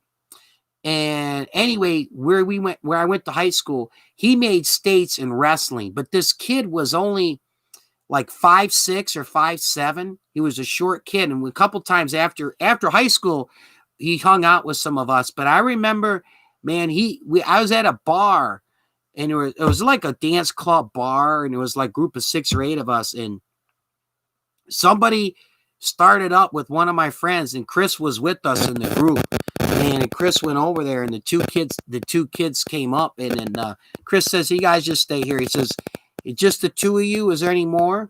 And they started looking, and the one kid was like 6 something. He was going to start. Man, he went to grab him or punch this Chris, and Chris just went boom and put a move on him and flipped him over and had his arm before the other kid could jump in. Chris had him like, oh, stop, and put him in an arm bar. But you never know what you're getting into. So sometimes always size, it doesn't relate as far as, you don't be careful. You don't know who's who and what you're getting into. And it was funny because I already knew what Chris could do. And yeah, one drunk started with him, and it just took a few seconds. He did states and wrestling, and he knew exactly he could take someone 3 times the size and flip them around and then have them in an arm bar lock, and that was it. He's a believer in self-defense. Wait, you can get bullied in kindergarten, preschool, secondary school, and middle school, but not that much in high school, I think. Yeah, they high school's a whole different ball of wax. My experience, they didn't monkey around. The kids that they were aggressors or just troublemakers, they kicked them out quick. They didn't put up with that, not at all.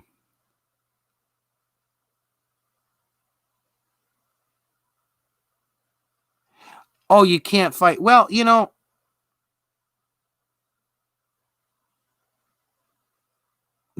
oh, thank you with the trolls. Yeah, I'll get to that in a second, Raw. Any rate, where is it? Maybe you should start work. Yeah, I'll say this with working out. Working out, don't come at it with the perspective, I'm working out so I can get in shape and go take on some bullies. You want to work out to be in good health, okay? And put yourself in good health. Um, I can't say I don't want to give any advice out specifically when it comes to bullying. If you're being pushed around, is in regards to is not knowing the actual situation. The last resort should be fighting with somebody.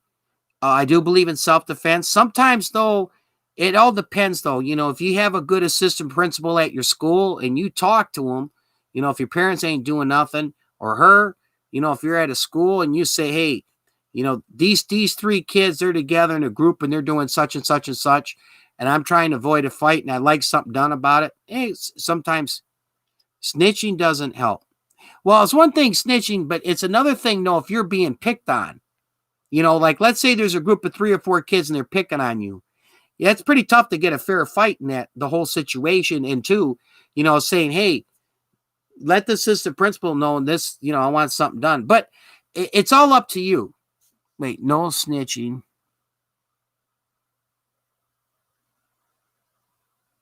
What is this? Raw? It's you in your fake account. Come on, people are cool. I'm not fake. We're on StreamYard together.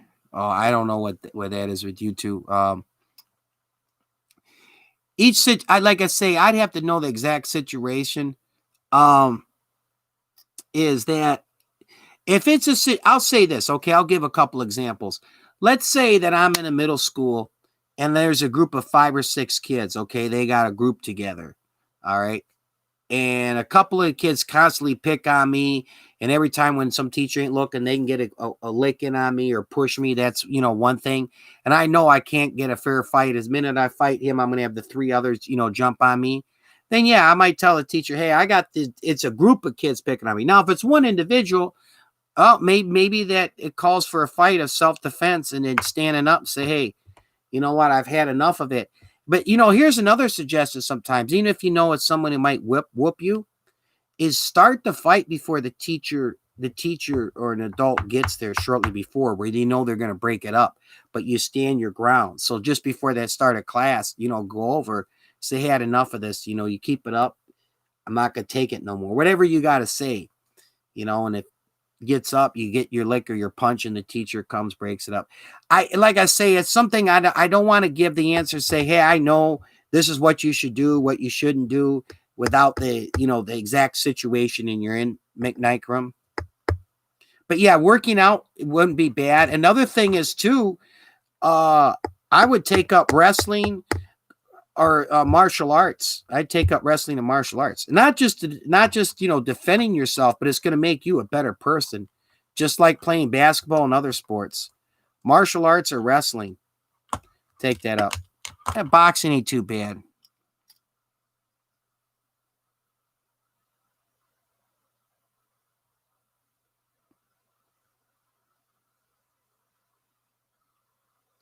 There's always two roles. One of them is a troll.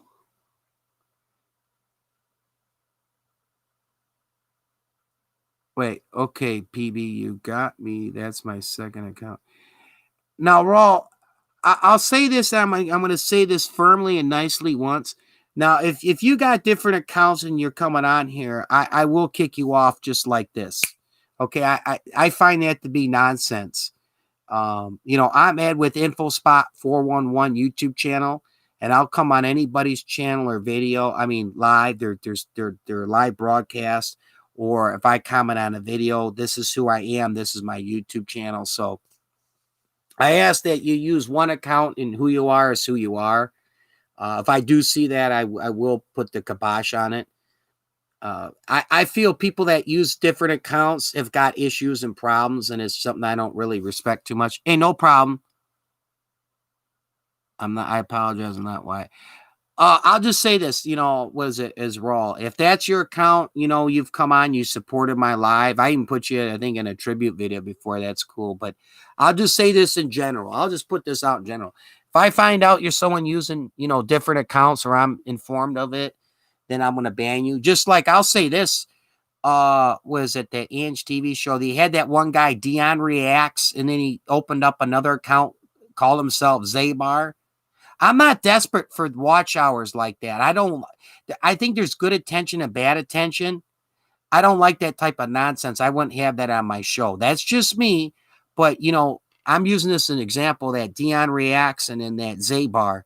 Something's wrong with this guy when he's got to come on with another channel, the Zabar, and go on, somebody's live, as well as that Dion Reacts. So, yeah, I don't really care for that at all. To me, there's something going on there when someone's using different accounts. Yeah, I know how to fight. Now, I'm not the greatest fighter. I'm like my friend Chris Andeline. Yeah, he would get me. I'd have to really train in wrestling, but yep. Yeah, I could take here, I could just use this. You could take this is like stuff I learned in the military. You could take this is more survival, okay? But you could take a pen like this, okay? See this pen? And you could easily kill somebody with this. If it was a life or death. Now, let me clarify this. For survival, life or death situation, you could come in this neck right here. If you ever were attacked in his life or death, and even in, somebody's eye, and you hold that thing firm, boom. But yeah. Now, I didn't do wrestling in high school. But yeah, boxing's another good one. But yeah, when it comes to defending yourself, I would say or take up wrestling, boxing, martial arts, and get yourself in shape. Yeah, well, it's even in the military. Oh, okay. Gary? Oh, Gary. Okay. Yeah, I know Ange. Yeah, but I'm talking like in a life or death situation.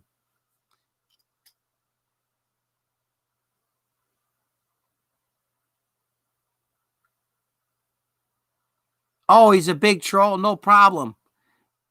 Okay, well, I'll just say this. I got my moderators here.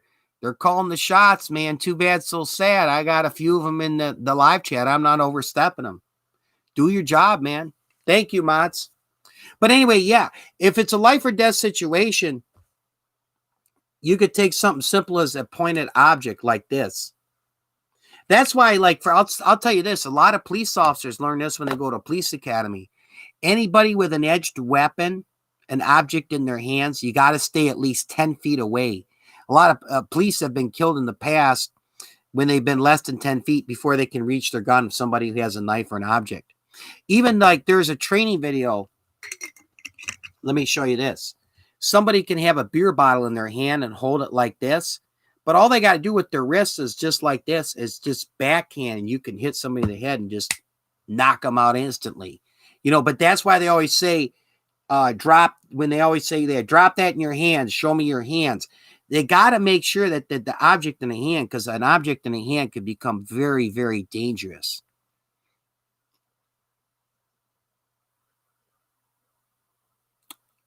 Okay, Gary, yeah. Gary, if you're friends with Ange, tell Ange to come over to my live. I've been waiting for him to come over to my channel. Come on over to my channel, Ange. Come on over. I've been waiting for him to come on my channel. I haven't seen him in ages. Teachers are annoying and students should be paid. I don't know. I don't know quite on that. I'll say this, McNikram. As you get older, you'll have a different perspective on things. I will say this, I'm not totally always defending the teachers, but you're talking most teachers have graduate master's degrees. That's several years in college. Then on top of that, they have to, they got what, 30 some students usually in one class. And then if they're in middle school, you got what they have 5 classes. So yeah, there's a lot of pressure with the teachers.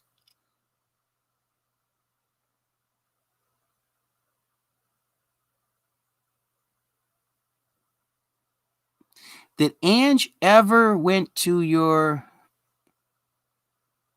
live? Once, my very first one, Ange showed up. I'll show that, Lone Wolf. Okay, welcome back, Lone Wolf. Yeah, Ange showed up on my very first live stream.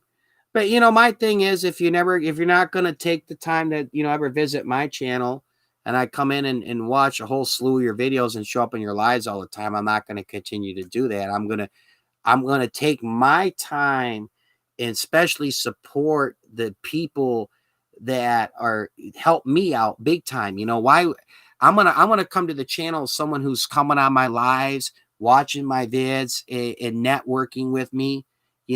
So I got nothing against it. I wish him the best. He's really having success big time. I know he's been blowing up. He's close to 2 G's in subscriber count. So, he does his thing. I do mine. My only thing is, and I ain't mad, but if you come over to my live stream, or watch some of my videos, drop likes and comments, I'll return the love. That's it. As simple as that, man. I still got to get over to Life of Naya 06. I haven't been in her channel a while. I don't think I've been at Manikram. I got to check out your stuff. It's been a little while since I've been over there. PB the Cool too. I'm going to be hitting up a lot of guys, a lot of you guys too. You're my regulars. I'll say this, not excuse, but just it is what it is. I was out of town for like 2.5 days up north, and I just put this together today. Got back yesterday, and it's been a little tough on me for the YouTube. So I've been off for a little while, but I'll be getting back. And I always try to, especially people that come to my place often. Adriana. Okay, I got to make sure, Adriana, I got you in here. I'm going to put you in the video there. ADRE. I'm just making a note here, putting it on my pad. ADRE.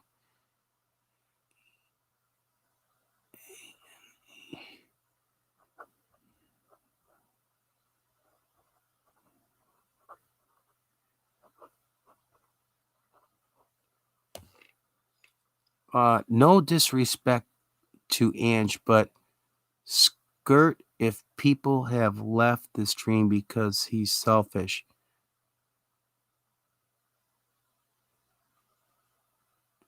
Do I think I can beat up Ange? That's what contents do you mean, McNikram? In a physical fight, or you talking like YouTube, meaning like where am I at the end of the year? Where Ange is at the end of the year? If you could be a little more specific.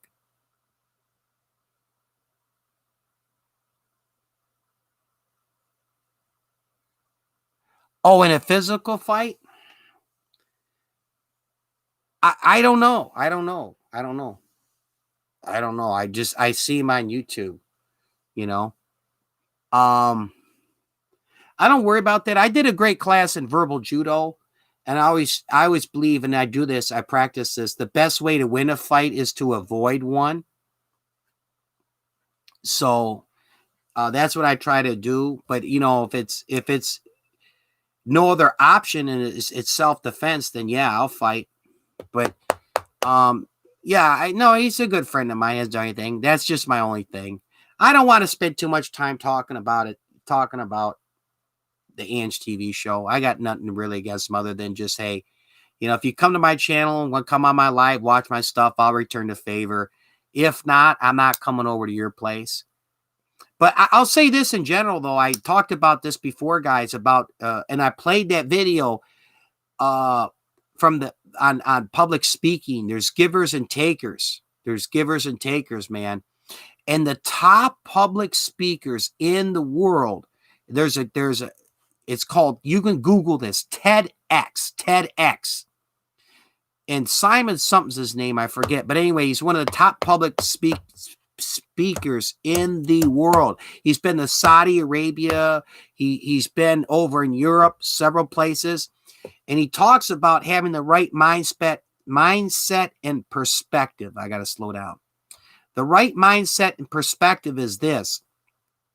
You show up to give.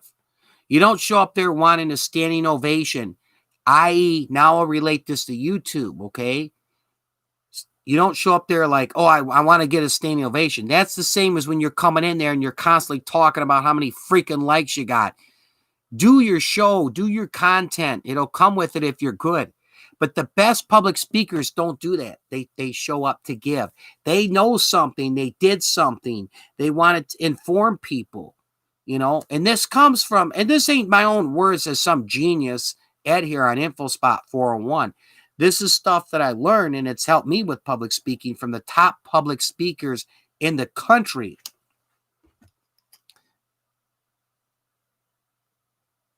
Okay, giveaways. I'll talk on that in a second.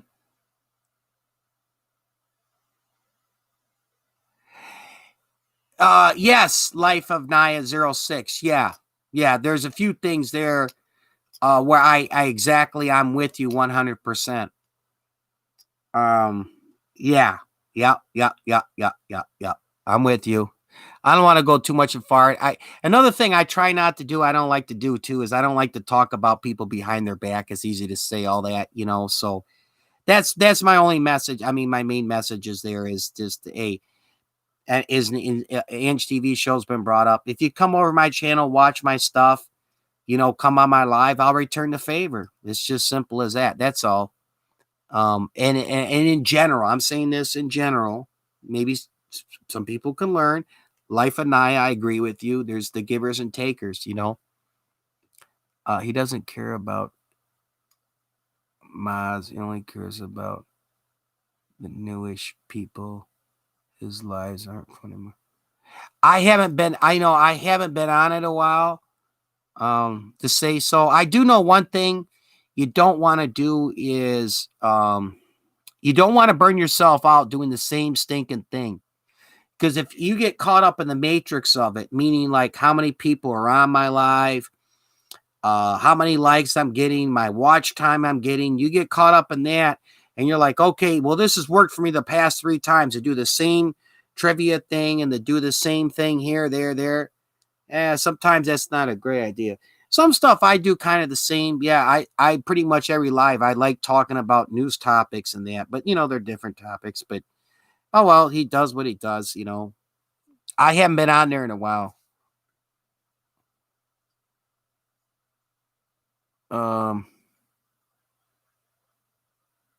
Jay, well, mommy. Oh, left. Okay. He,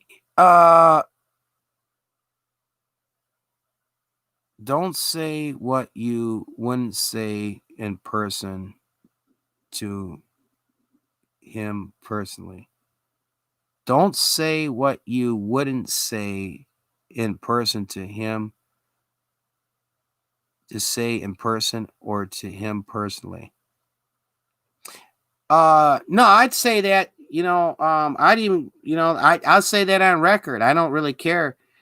Even if I talk to him, it's just, and I say that to anybody, If someone doesn't want to, doesn't come to my channel and on my lives or my videos much anymore, I'm not. Why am I going to go out of my way to watch all your content, whether you're doing a live or a video? So, yeah, you got to give back a little bit. It's the same as PBD Cool. Let's say, for example, if I never come on PB the Cool's channel, let's say in the past 2 months, have watched any of his content or comment anything on it, why should I be shocked if PB says, hey, wow, I've been on Ed's InfoSpot 411's YouTube channel, his live streams, the past 4 or 5 live streams, and he hasn't been on my channel in 2 months to watch a video or a live stream, and he says the heck with that. If he can't come over and on my channel once in a while, I'm not coming over in his. So, oh, thank you, Raul. Thank you very much.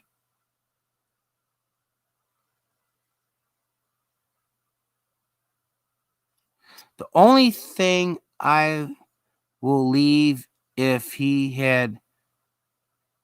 Oh, the only thing I will leave if he had been monetized.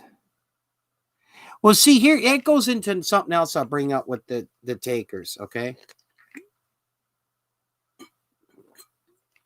There's nothing wrong getting monetized, which is one of my goals. It's not my only goal, but yeah, I'll put an ad on my video. But here's the signs of the takers. I'll tell you this. When I catch up someone's video, and I'm pretty experienced in YouTube. I don't know everything, but I know quite a bit. When I see that oh, you're just joking, but I'm making it. You know what? You brought up something in my head here, PB. Bing, bing, bing. You got me thinking. So I'm going to just talk on this sort of a rant. But anyway, I'm talking about the givers and takers. All right. I've seen this, but some people have been monetized and they'll have a video. So I'm like, okay, this is kind of interests me. Let me check this out.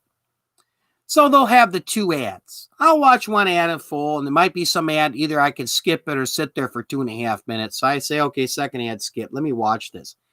And all of a sudden, they got like 5 different ads, or let's not even that much. Let's say 3 ads during their freaking video and at the end. When they're putting all them freaking ads in the video, I'm done. See ya. That's a sign of a taker. You're going overboard with this crap, Okay, we all like to make a little money. I don't say we all, but a lot of people like to make a little money with the advertising YouTube. I wouldn't mind it, sure. But when they pump their YouTube video, and especially they'll try to do a cliffhanger, like how they do commercials on a sitcom, like, oh my God, Dad. And then all of a sudden it goes a commercial like, oh, what did he walk in on? So, but getting back to my point, a taker, someone who's putting too many freaking ads on their YouTube video, monetizing their ads, trying to make all that money. Then they got that little $ symbol in their live chat. No problem with that. But when you start asking people, oh, help, you help support my channel, you click that, I forget, they call it the super chat icon or some crap. It's that dollar thing, and some people donate $1 or $2. Or $5 or $10, but they'll ask for that. And now the latest is this membership stuff. Like, I forget, I was on some live and I had to leave. They kept like pestering everybody in there. Like, oh, get a membership. Yeah, you got to get the membership thing. If you get the oh, I know who it was, but I'm not going to say their name. You click that membership thing, blah, blah, blah, blah, blah, blah, blah, blah. So I'm like, whoa. I'm thinking to myself, what are you just trying? Are you like a used car salesman? What the hell is going on here? But some people do that, and that's a sign of a taker. What's the other one where you could see it's as greedy as day? There's another angle they do to make. Well, sometimes it's affiliated marketing, but that's more people who are experienced. That's why, because they're been boosting for. Oh, yeah. Now, you see, here's the thing, though, too, that where you there's more to it than just being monetized. So many people get fixated on, I got to get my 4,000 watch hours, and I got to get 1,000 subscribers. This is, and not me, not me. I'm talking the takers, okay? I know the goal, okay? And I could easily pick up on somebody when they're just pumping out all these just boring live streams. Okay, you need watch hours. I need watch hours. Okay, I get it. I like to be monetized. But here's the thing. Think about this. It's not like YouTube is doing you a world of favor. You're making money for them, man. They used to do it years ago, back in 2013 or 2012. It wasn't until 2015 or 14 that they changed it, because see, let's say I'm monetized, all right, for example, and my video starts off with one of these State Farm commercials. I see State Farm advertised a lot. And let's say the State Farm commercials 15 seconds and someone watches the full State Farm commercial. So YouTube gives me, let's say, 5 cents every time someone watches that State Farm commercial, okay? But here's the thing. YouTube's making probably another quarter on that commercial, or 15 cents. I'm just getting a small percentage, and YouTube's making most of the money off it. So it's like, okay, well, I'm doing most of the work here. I'm having to put out the content to get the people to come over to my channel. And YouTube, my one light's going dim again. It's not about monetization, me. It's just about entertaining people, showing life. Yes, yeah, yep. Like I say, that's one of my goals. I'd like to be monetized, but you see, to me, what it's more about, it's about achieving that I was able to get a channel with good enough content that I could get 1,000 subscribers and that I could get these watch hours. But I stay focused on having good content. And again, you probably have heard me say this. Good content is interesting content that people like. So that's where I got that one light. You'll see this a little dim, but my other light, I'm on my second battery. I can get a third one, but I'm going to go too much longer. So the people get focused on the numbers and wanting to get monetized. And that's like, I've seen some stuff that's garbage, in my opinion, but it's not always that I'm always right. I've seen some people really do well on YouTube with their lives and their videos. Let me change my battery, my light. That's why it's going dim here. So stick and stay 1 second.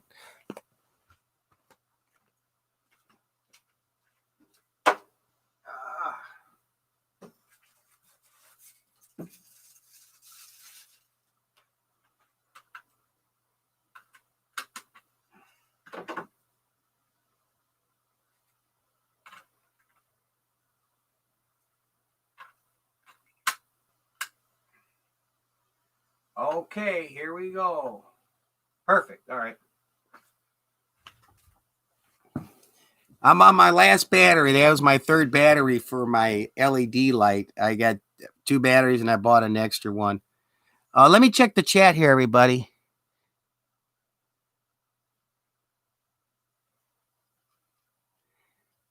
It's not about monetization for me. Yeah.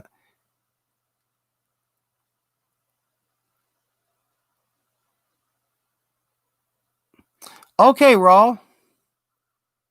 Oh, I had to change the battery. I got my light. You can see it's brighter. One of my lights, by the way, up here, right over here, is a rectangle LED light. It's like, and it's a portable one. And I got the batteries I put in there, but the batteries are good for about an hour or so. So I'm on my third battery. I got to get an adapter for it. So, but see, here's the thing I like, because I already got my freaking power strip, like 4 or 5 plugs in there. So I like the batteries. But anyway, I was changing out the battery.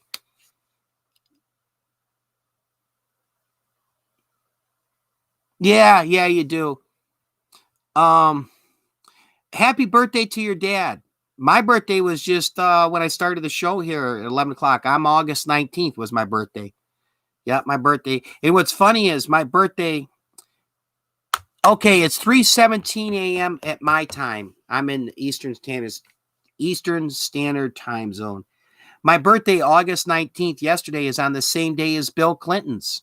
President Bill Clinton is on the 19th of August, too. Yeah, England, I believe, PB to cool, that time zone over there by England and Scotland. You're ahead of us. You're ahead of us. I know the Philippines. Oh, you're in Belgium. Oh, that's right. You were telling me you were going to Belgium. Okay. I know the Philippines are 12-hour difference because I have a lot of support from the Philippines. Huge. America, Jamaica. Philippines, I think, are number 2 when I looked at my analytics once. Behind America. Me and my sister have been playing our birthday party today. Me and my sister has been planning. Oh, you've been planning your birthday party.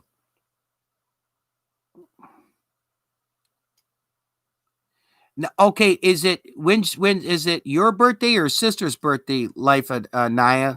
Or are you twins? I just wanted to know who so I can wish you a happy birthday.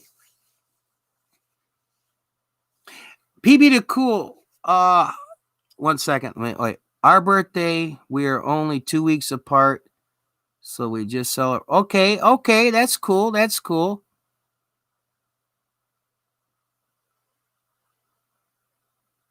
Yeah. I'll say this, man. I get that OBRA. If you go on my channel, Life of Naya, I think at PB the Cooler Friends, you go anyway. I'll just say this real quick. If you go on my YouTube channel, click on that channels tab page. It has like favorite channels, and you'll even see PB the Cool, Life of Naya, and McNicrum in there. On the top one, it'll say OBRA, and he does arts and vlogs. Man, you want to get some. You want to. I'll just say this: you want to build your channel up, okay? You go on his you go on his lives, man, and he's just a genuine nice guy. You go on there, man, and it's like you should have a laptop, computer, or desktop because you're gonna get all kinds of people, And we're talking genuine people. But anyway, yeah, I've networked through OBRA there, and wow, I've gotten a lot of friends network from the Philippines. The Philippines are my second, as far as countries go. The America's number 1. The Philippines are my second biggest country audience from a country. Now, Jamaica too, man. I got a lot of friends from Jamaica. Mad love. I got a friend of mine, probably not up this late, but a lot of Jamaicans in New York City as well as Jamaica. But a few really good friends from Jamaica.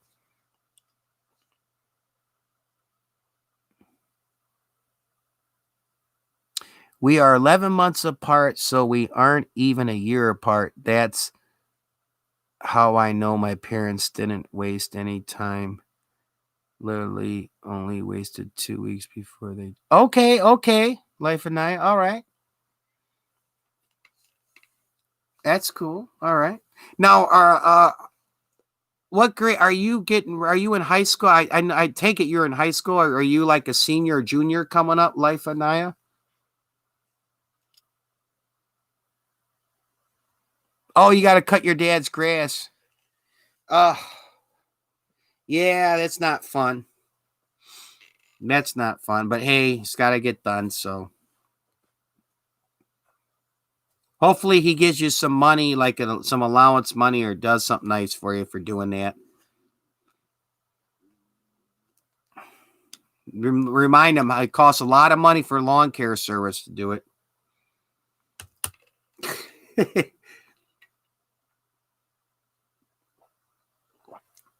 It reminds me once I was out with some friends of mine, and we made a ton of money talking about cutting grass, something similar. Wait, no, I'm in my last year of middle school. Oh, okay, so you're going in 9th grade. You'll be your freshman year in high school. Yeah, if you're going in the 9th grade, that's the freshman year of high school. Okay. But anyway, you made me think of something, McNicrum, talking about cutting grass.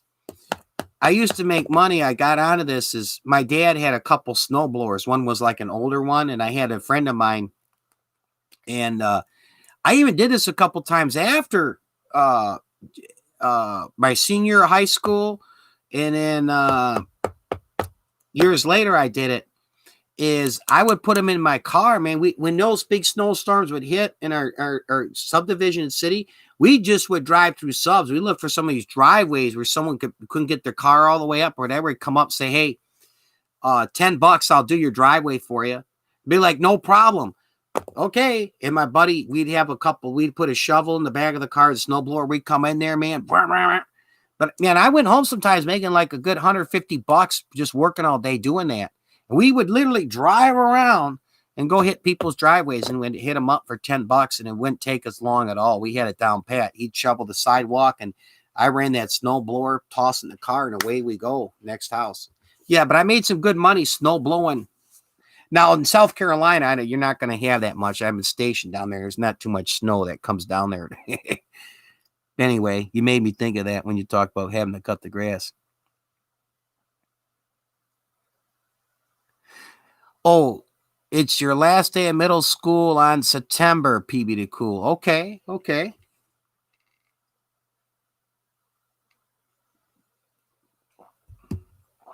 Now, I'm just curious, guys, because we're different states, and in PB to Cool, you're over in England. Right now in Michigan, they're having it's a hot topic. Some of these teachers got to go back to school, and the students are going to come in, and these school districts, school systems are saying we'll do the social distancing, and the teachers in the city of Detroit are planning a blackboard flu, which is basically they're all going to deliberately call off because a lot of them feel it's not safe environment and they want online. In other states, they're saying it's going to be online schooling only. I'm just curious, is anyone where you live, like Life Naya in Texas, have you been told it's going to be strictly? I think someone mentioned it to me earlier, but it's been almost 4 hours now. But have you been told that it's going to be online schooling where you are, like McNicrum, you're in South Carolina? Or is your word that you're going to go back to school, but there'll be like social distancing and wearing a mask and stuff? Okay, so Life of Naya 06, you will be online schooling. You're not actually going to be going into building the middle school or the high school. Yours will be online where you do your classes. Okay. McNicrum, where you are in South Carolina, are you going to be going actually back to school, like in the building there, the middle school, high school, or are you going to be online schooling as well? Oh, till January. Okay. So Life of Naya, you're online schooling till January. Okay. Because I know it's varying, state to state, what they're doing. And right now, Michigan, the governor I have, I'm not a big fan of hers. I don't want to get too far into politics, so I shouldn't. Gotta be careful on that. Anyway, not that I'm worried about YouTube, but I try to be consistent with what I say. Um, right now, she's wanting to everyone back into schools and do the schools. And like I say, there's problems, but she's been back and forth and changing her executive orders and what she does. So I wouldn't be surprised here within a week or two. She might just say, hey, all the public schools for everyone's safety, we're going to be online only. They won't be meeting in the classrooms. So that could change too. It changes quite often up here in my state of Michigan. Yeah, yeah, to take the risk. Yeah. Now with Michigan, what's funny is the city of Detroit and the suburbs, like the three major counties, Wayne, Oklahoma, Macomb, around Detroit, there's high numbers of the COVID-19. But like in other parts of Michigan where I went up north, they have very few cases, especially in you might know Michigan, we got the Upper Peninsula, not many at all. So it's like depending where you are in my state, there's very little COVID-19 in certain parts of my state, like in parts of the UP and then and northern lower peninsula. But like around Detroit, Ann Arbor, Flint, in the counties surrounding those areas, yeah, they got high numbers. Yep.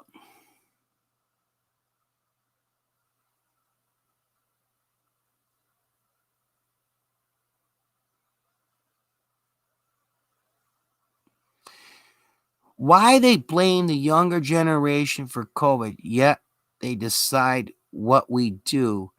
They're forcing they are forcing us in crowded schools. Yeah, I'm with you. I'm not too I say it should be. Oh, no problem, PB the Cool. Thank you for coming. I appreciate you coming. I really do, man. Good to see you. And I'll be hitting your channels up here too. So give me a couple days. I will be returning some love back to you guys. And then tomorrow afternoon, I'll make sure tomorrow afternoon or tomorrow night, I'm going to get that video done, by the way. The video for The Price is Right, as well as do an honorable mention. Good night to you as well. I'll be on here a little bit longer. But yeah, getting back to our topic here, what we're talking about, we're under general conversation. But with the schools, yeah, I think if it could be done with online schooling, it's one of those sacrifices that should be made. Because see, here's the thing: I want long term. Where like 2 years from now, we could sit back and say, hey, whether it's a vaccine or we beat this through being really restringent on what we do and how we do things, that what we're living through right now is not this isn't the new normal that's going to be in 2 or 3 years. I want to be 2 or 3 years down the road where I say, you know what, man, what a freaking nightmare. Luckily, I didn't get sick or die this COVID-19, and how, not only that, but how it affected everything, and that was something that happened in the past, and I could talk about it. I don't want to be 2 or 3 years now in the same situation I am right here today. So I feel I don't have all the answers, just my opinion. I feel that sacrifices do have to be made. And one of those should be, like I say, I think it's just stupid and selfish opening these movie theaters back up. I truly do. I think it's a recipe for disaster. Same thing with the schools. There's a lot of other things that come from school than just learning, like socializing, learning how to talk and interact with other kids, develop friendships, stuff like that we learn in life. Not everything can be taught through a freaking textbook. Believe me, it can't. Knowledge comes in many ways. So yeah, that's going to be, but like I say, sacrifices be made. Do the online schooling until at least January, or do it for the next year, Yeah, I'm with that. But what was this? I don't really know necessarily if they're blaming the younger generation with this, the COVID. I blame China. I put the sole blame on China.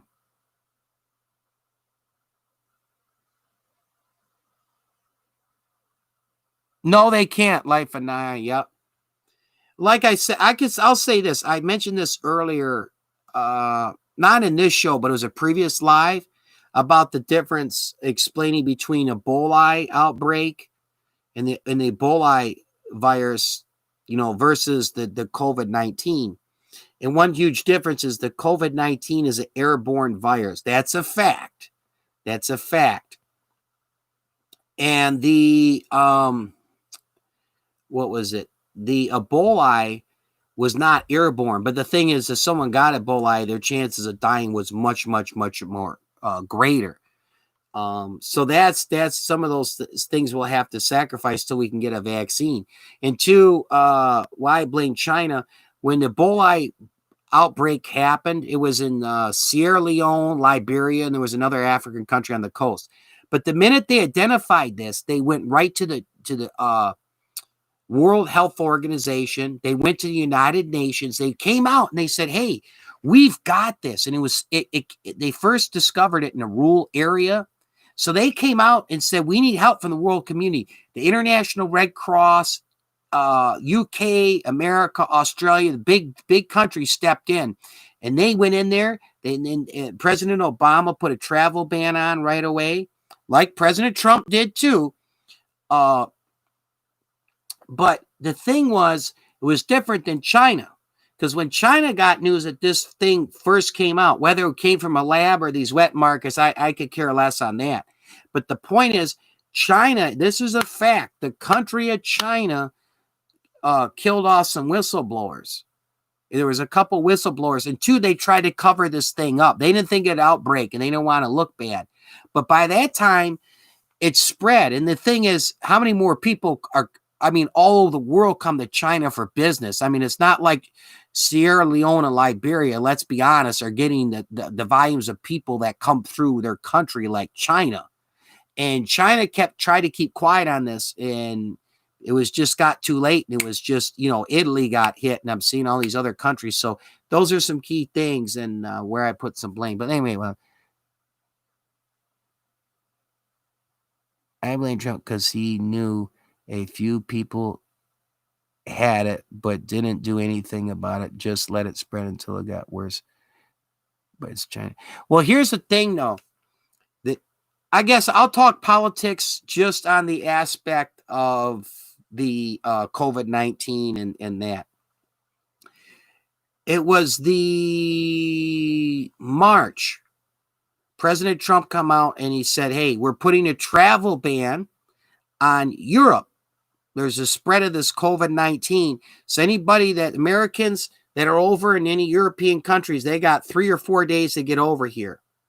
And then all the news media came out because this thing hasn't been spread much in America at this point. This was middle of March.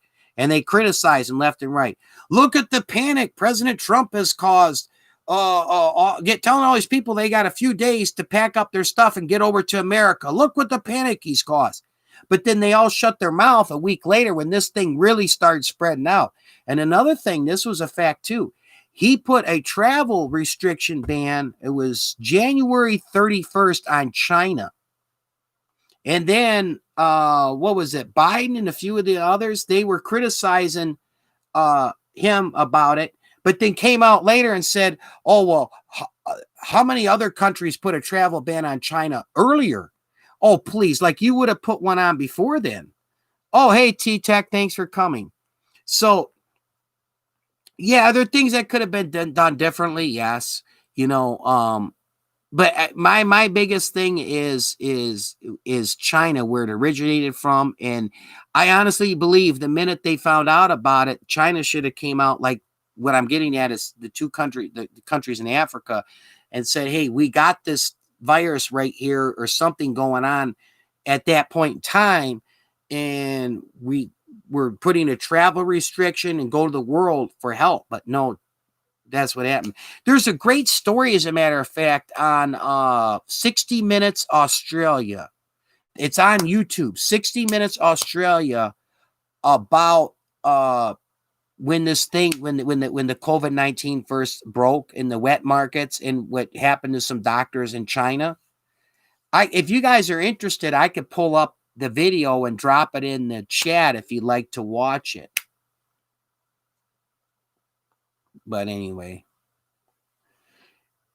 But yeah, like I say, I don't want to get too far into it with the Trump and Obama and the politics, because it's kind of like, I think I said this before. I like coming on YouTube to get away from the politics, because I'm so inundated with the crap. Now it's one thing, CNN and Fox News, I get it, but now it's like everything is hate Trump or love Trump, from the CBS World News Tonight to NBC World News. And then like I do knock that Stephen Colbert guy. And I agree with him on some things. Okay, I agree with him on some things about the president, no problem. But man, when you're not on CNN or MSNBC. I could put on Rachel Maddow on MSNBC. I could put on that Sean Hannity on Fox News. This is just my little rant on Stephen Colbert. But I mean, my God, you go political humor and a few things is one thing, but when you go on and on and on and on through your whole show, it's like, come on, bro, man, get out. I'm here to watch a late night show. I don't want MSNBC. I don't want Fox News or CNN. Anyway, that's my rant why I can't stand that Stephen Colbert. Sometimes I just think to myself and say, are these really our leaders? It's kind of sad, because the same thing people hate them just even though we are kids and they control what we do. Yeah, let me talk on that, Life and Nine.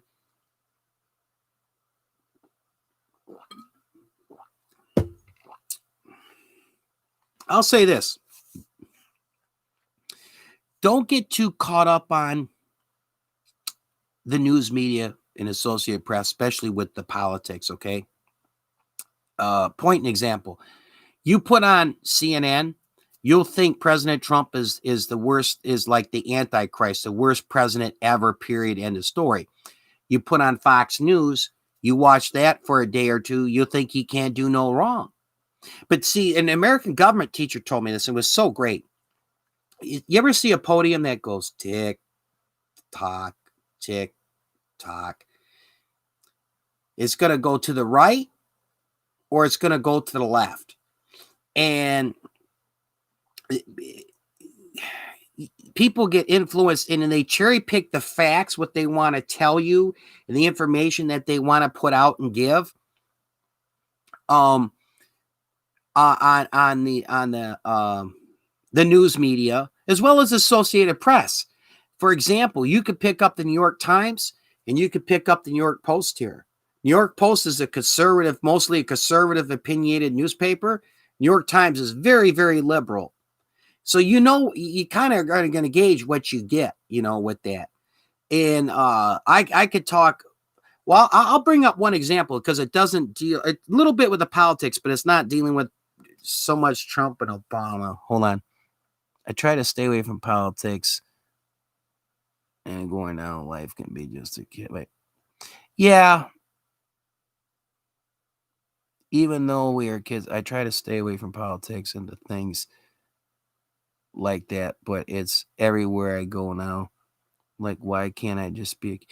Yeah, that's true. I'll say this, though. That's a very good point, Life of Nine. I'm not just, you know, shining your boots for you, but I'm in my 40s. And in the 90s, when Clinton was president, there wasn't too much of this. And when I was a real little kid, when Ronald Reagan was president, there wasn't, I don't know, it wasn't all this hatred and bitterness, but when Obama was in office, now when Trump's in office, boy, there's just been a division with these two.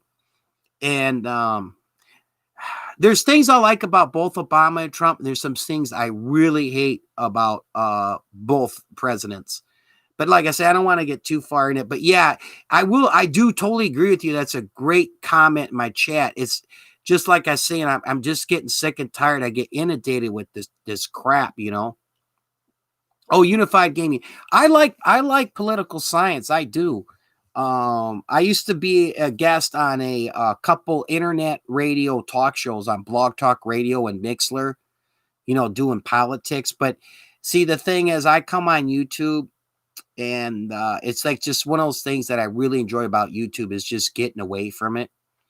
You know, it's just like I say, I get inundated with it and I come on YouTube to kind of get away from it. And so I will say this though, and I rattle on about the freaking news media, but I'm not like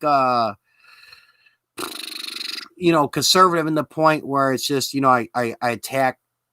I see it on both ends is what I'm getting at, you know, conservative, liberal. I see it on both ends. And there's just some really bad things I've seen, man.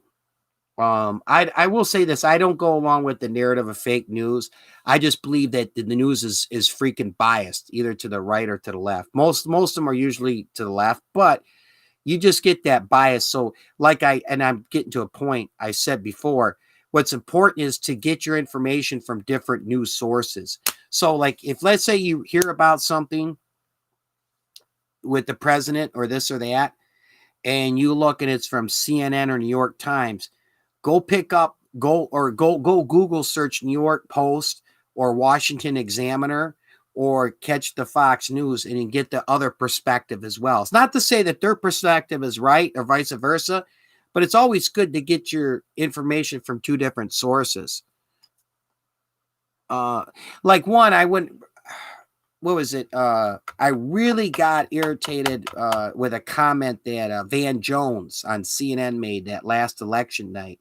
because it dealt with a race and a color. And what was so fake and got me so disgusted wasn't so much his comment. Everybody can make a comment about opinion they have, okay? But nobody called him out when 3 months earlier he said just the opposite being interviewed.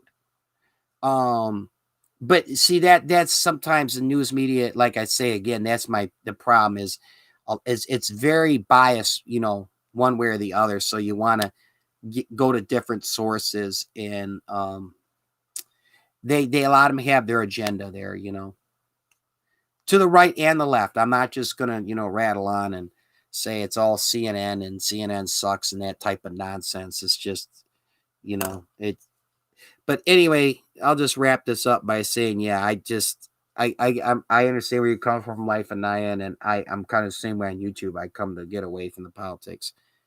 I'll tell you what, Unified Gaming, though, if you ever want to do a live and you in your niche, on your live is political science, politics, I'll come on there, and if you want to ask me some questions and you bring up that topic, on something, let's say your topic might be electoral college versus popular vote. I'll come on there and I'll talk with you on that. No problem. I'd come on someone else's channel if they want to, talk on that. But my channel, I try to get away from it. Sometimes you do have to talk on it briefly, like I do. Let's say it's a social issue or it's a news topic. It'll have a little bit of politics, but especially the whole Trump and Obama stuff, I don't want to get into it. Anyway, what else we got going on here before I call it a wraps?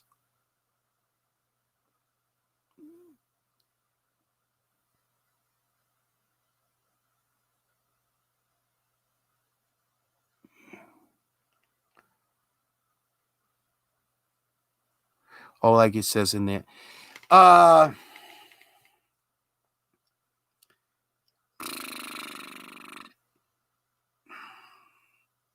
Well, you see, here's some things too. I'm trying to put this. I don't want to get sucked into the whole Trump thing or Obama thing and Michelle Obama. Some things like when the President Trump has talked, they take out of contents what he says and not exactly. And they've done that to Obama and some other presidents. And yeah, he has said some really stupid freaking things. Don't get me wrong. And then, just like I'll say this though, on the other end, Michelle Obama has one of the best I've seen public speaking skills. But the content of some of the stuff she said is just downright awful. It stinks. I don't want to go too far into that, but I'm just trying to be fair on both sides, and that is my honest opinion on both of them.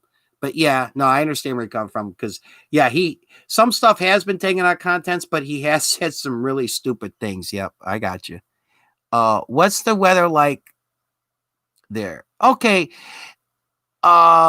The weather where I'm in Detroit, Michigan today, I think it was like mid to upper 70s, and tomorrow we're supposed to hit like the 80s. I think tomorrow, Friday, Saturday, Sunday, we're supposed to be like 80s to mid 80s. That's Fahrenheit now. We don't do Celsius in America, but I mean, like, yeah, whatever. I don't know off the thing, by the way, Unified Gaming. I believe you're over in Europe. We were mid 70s, which is 70 degrees in Fahrenheit. I forget what the thing is. I know Celsius is usually the lower number.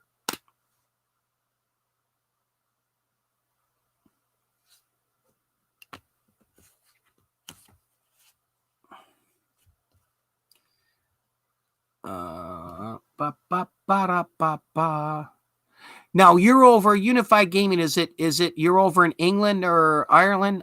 Ireland, you said. That's right. Okay, yeah, you go by Celsius. Yeah, Celsius is a lower number. It's kind of like we're miles per hour, and a lot of countries do kilometers. I could look it up on weather.com, but if you you type in like Detroit, Michigan, and you put weather, you'll pull up the weather there where I am. But today was Celsius. Yeah. If I'm saying it correctly, which I think I am. Celsius. Oh, anything else anybody want to say? But I'll promise you this, Unified Gaming. If you want to do... Oh, okay. Okay. Yeah. I'm Detroit, Michigan. Life of Naya 06 is in Texas, I believe, Dallas, Texas area.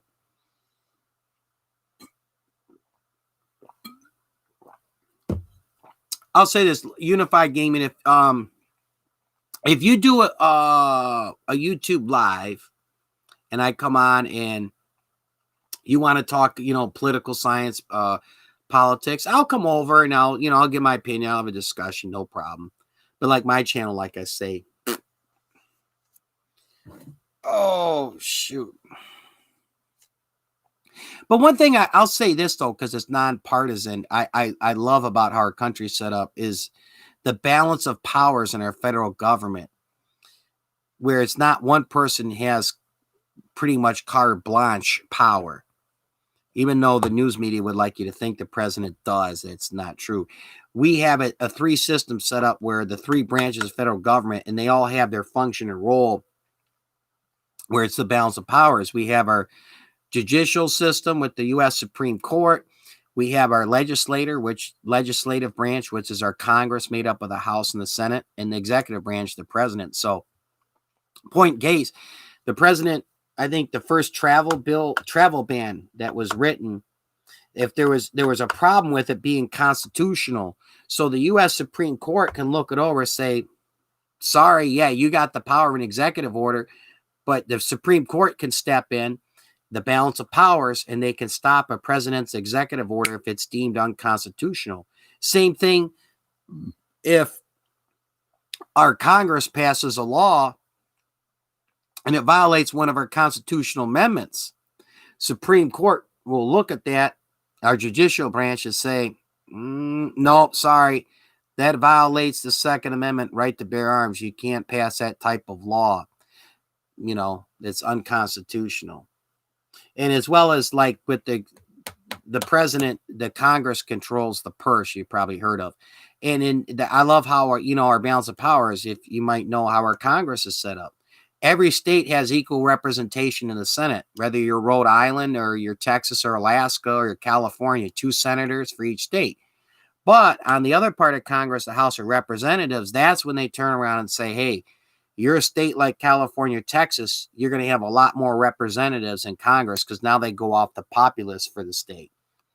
So anyway, I don't want to go too far into that, but I just want to bring up the point. I love that fact that a lot of countries don't have the balance of powers, which we have set up in our federal government system. 70 degrees Fahrenheit is 21 degrees Celsius. Okay. So you're a little over 70 degrees. So you're about the same temperature as I was today over in Ireland there, Unified Gaming. Okay, cool. Oh. But actually, here's something that's true. You'll hear people well, I don't need to get into too much in that. I'll say this, though. Life at Naya and Unified Gaming, you'd probably find this interesting. I did a video, gosh, I want to say, I think it was back in March, on the popular election versus electoral college. And not only do I explain about the electoral college, why it's in place and what it's used for, as well as the argument of the popular vote, I bring up a potential solution because there's a lot of argument. About should we stay with the electoral college or go to the popular vote? But the thing is, a lot of people that say either electoral or they say popular vote, they're very misinformed. And they're saying something because they heard somebody tell them that or on some political talk radio show. But anyway, I did like a 20-minute video and I explained in facts and details what the electoral college is and the popular vote, as well as give a solution to it. But anyway, if that's something that interests you, and it'd be worth watching before the election this November, because yes, it's happened twice recently with Trump and Bush that president, the popular vote don't mean not squat. It's winning that electoral vote. It's getting the electoral vote that wins you a presidential election. And actually, this is a true statement. You might have heard this.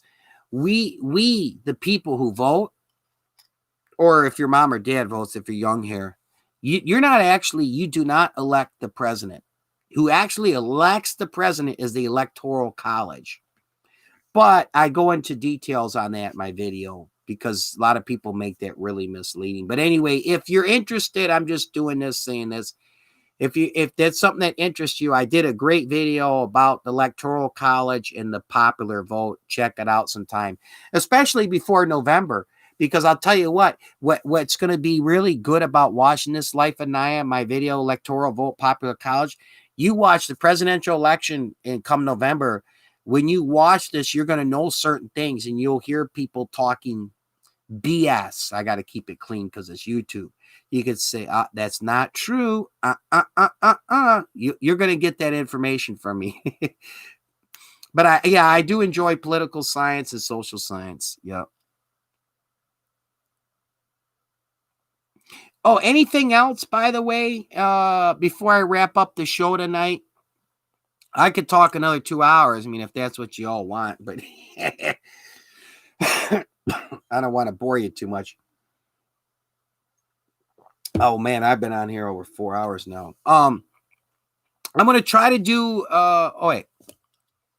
in Ireland, we have different parties, and one of them topped the polls in pretty much every county, and they still didn't win the election. Oh, okay. I don't know the particulars of, I have to research that. I'm not saying what you're saying isn't true, but I'm not too up and up to give you a good, honest opinion on the parties over in Ireland there. My Aunt Kathleen, though, I could call her in Juneau, Alaska. I have an aunt and uncle that live in Juneau, Alaska. My Aunt Kathleen's from Ireland. Dublin area, I believe. That major southern city. She came from Dublin. Oh, you think it was rigged? Okay. I don't know. I'll take your word for it. I can't say yay or nay because I'm not in Ireland, to say yay or nay on that. Anyway, I want to thank everybody for coming. I just want to say again, do I got Unified Gaming in here? Yeah, you were winner tonight on The Price is Right. I will tomorrow afternoon. If not tomorrow, what's Thursday? Either tomorrow afternoon or Friday morning. Today is Thursday, the 20th. So either Thursday afternoon on the 20th or Friday morning on the 21st. My next video will be the Price is Right game winners video. Basically like a tribute video. I'll put you guys all in it. Okay? And then I'll put that video up there, help you guys out with exposure. So I'll do that Price is Right winners video. I'll get you guys in there. That'll be my next video either tomorrow afternoon or Friday morning at the latest. That will be my next video, my next posting. I'm going to see either Friday night or Saturday night or both nights. I'll do another late night show. I'll get some topics and stuff together. The Green Party are useless. Okay. We have a Green Party here in America. They're a third party. Like the two major parties are Democrat, Republican. And then we have third parties, like the biggest one's Libertarian. And there's the Green Party and a couple of the other ones, Natural Law and something like that. Okay. Yeah, I'm not too up and up, but I'll say this, Unified Gaming. If you do a YouTube live and I come on there and your topic's politics and you want to ask me things or you got a topic going, sure, I'll talk some politics with you on that. But my channel, I try to get away from it, except for if it deals with, a news topic I'm doing.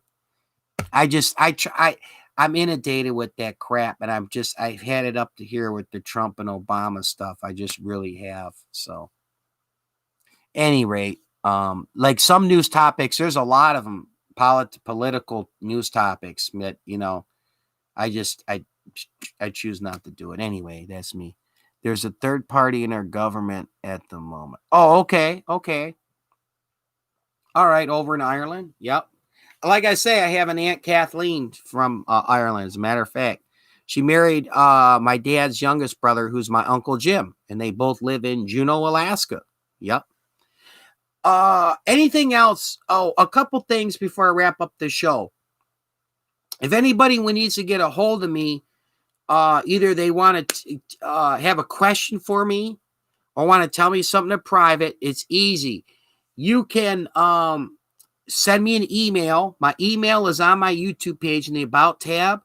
My email is easy to remember. It's infospot411 at yahoo.com. Infospot411 at yahoo.com. And I do try to check my email a few days a week. I'm going to be checking it tomorrow, my Yahoo. So if you want to get a hold of me, the way to go about it is infospot411 at yahoo.com. You got it. I can't leave a show without saying this. Thank you to everybody who joined my live. It was a wild one tonight. I got to say, it was a wild live tonight. I haven't seen this ever before. And I appreciate you guys dropping those likes. I really do, man. That means a lot to me. That's cool.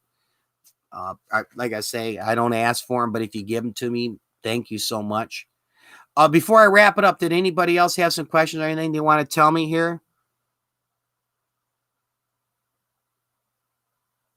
Yeah, I heard they never win elections. Yes, it was. Like I say, talking on this, by the way. So, I mean, it was just a really, really weird live tonight because I started out, I had a good friend of mine that I know personally, I see often. He came on my live, was watching me. Yeah, exactly, Unified Gaming. But I had, if you look back at my chat at the start of the show, like the first 15, 20 minutes, I had some troll and they used a really obscene, they had an obscene username. And I said, I'm one of my live rules are anything I deem inappropriate or my moderators deem inappropriate, you're done. So I kicked this person or this YouTube channel out of my chat. I said, I'm not having you in here with this type of name. But anyway, I got hit with like 5 or 6 trolls. They were coming back with different YouTube channel names. I knew it was the same individual creating channel after channel after channel and coming into my chat. So I kept, knocking them off. Then all of a sudden I'm looking and I'm going to like 10, 20, 50, 100. So I don't know. Somebody must have shared out my live and it just went berserk tonight. I was up to 200 something at one point and it was around 100. And then it just like the last hour, I don't know, maybe the time it just dropped down to 10 or so. But yeah, I never had a live like that where I got nailed with trolls and the thing just went woo. Yeah, man, lucky day. Maybe it was my birthday on the 19th, and that's just the good Lord above saying, "Here, happy birthday." I don't know, but yeah, that was cool. Yeah, it was a fun night, and I think the most enjoyable part of this live tonight, though, to me, was all of this with you guys, man. You guys being here and then just having fun doing. Started it off with the Price is Right game and these different topics that are all on here, and us having some general conversation. That's what was so great tonight. I appreciate it. Yeah, the trolls were annoying for sure. I got y'all in here. Like I say, I got to end this thing too. I'm getting tired and I got to wrap all this up. Sorry. I will be doing the Price is Right again. I'll do this to give myself time. Saturday night. Now I might do a live on. I might do another live on Friday night, but Saturday night I will definitely do a live Saturday night, and I'll put together the Price is Right. So either I'll print it up like I did here, or I'll put it in a PowerPoint depending on the time I have to work with, and then I'll put the TV on. Either way, we'll do the Price is Right game Saturday night definitely. I might do it a live Friday night. I'll see what my time is.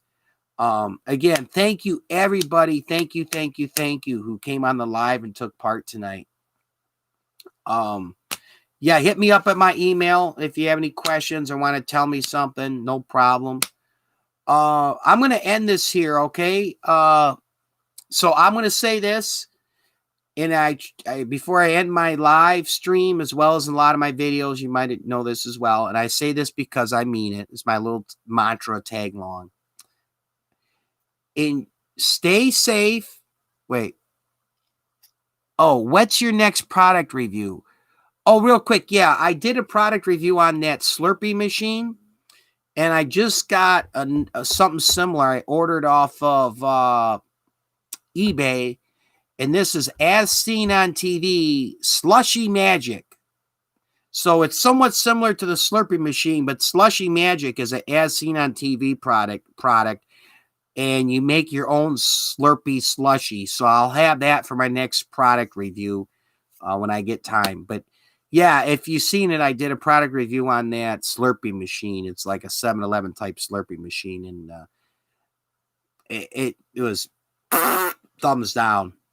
When you watch the video, you'll see it going. You'll get a kick out of it. But yeah, the Slushy Magic, As Seen on TV, will be my next product review coming up. Yep. And I'm currently finishing up a video I've been working on for the past 2 weeks. And it's been driving me crazy. I'll be so happy I'll be done with this thing. I'll probably drop that Saturday night. So there'll be my teaser. I might do a live Friday night, but Saturday night I'll definitely do Price is Right, and then I'll tell you what the video was I was working on. Yes, it did go horribly wrong. That freaking, I gotta get a hold of that. I'm gonna tell that eBay seller. He or she sent me a really nice note with the product, and I'm gonna send them back and say I could tell you what's going on, but watch the video. Here you are. Yeah, what a piece of that. I was so bummed out with that, by the way. I was just totally bummed out. Anyway, I got to wrap it up. Thank you, everybody, for coming. I might be on Friday night. Definitely, I will be back on Saturday night. So I say this because I mean this, and you probably have heard me say this in my videos and live streams. Stay safe and enjoy life. Thank you, everybody. Thank you. Thank you.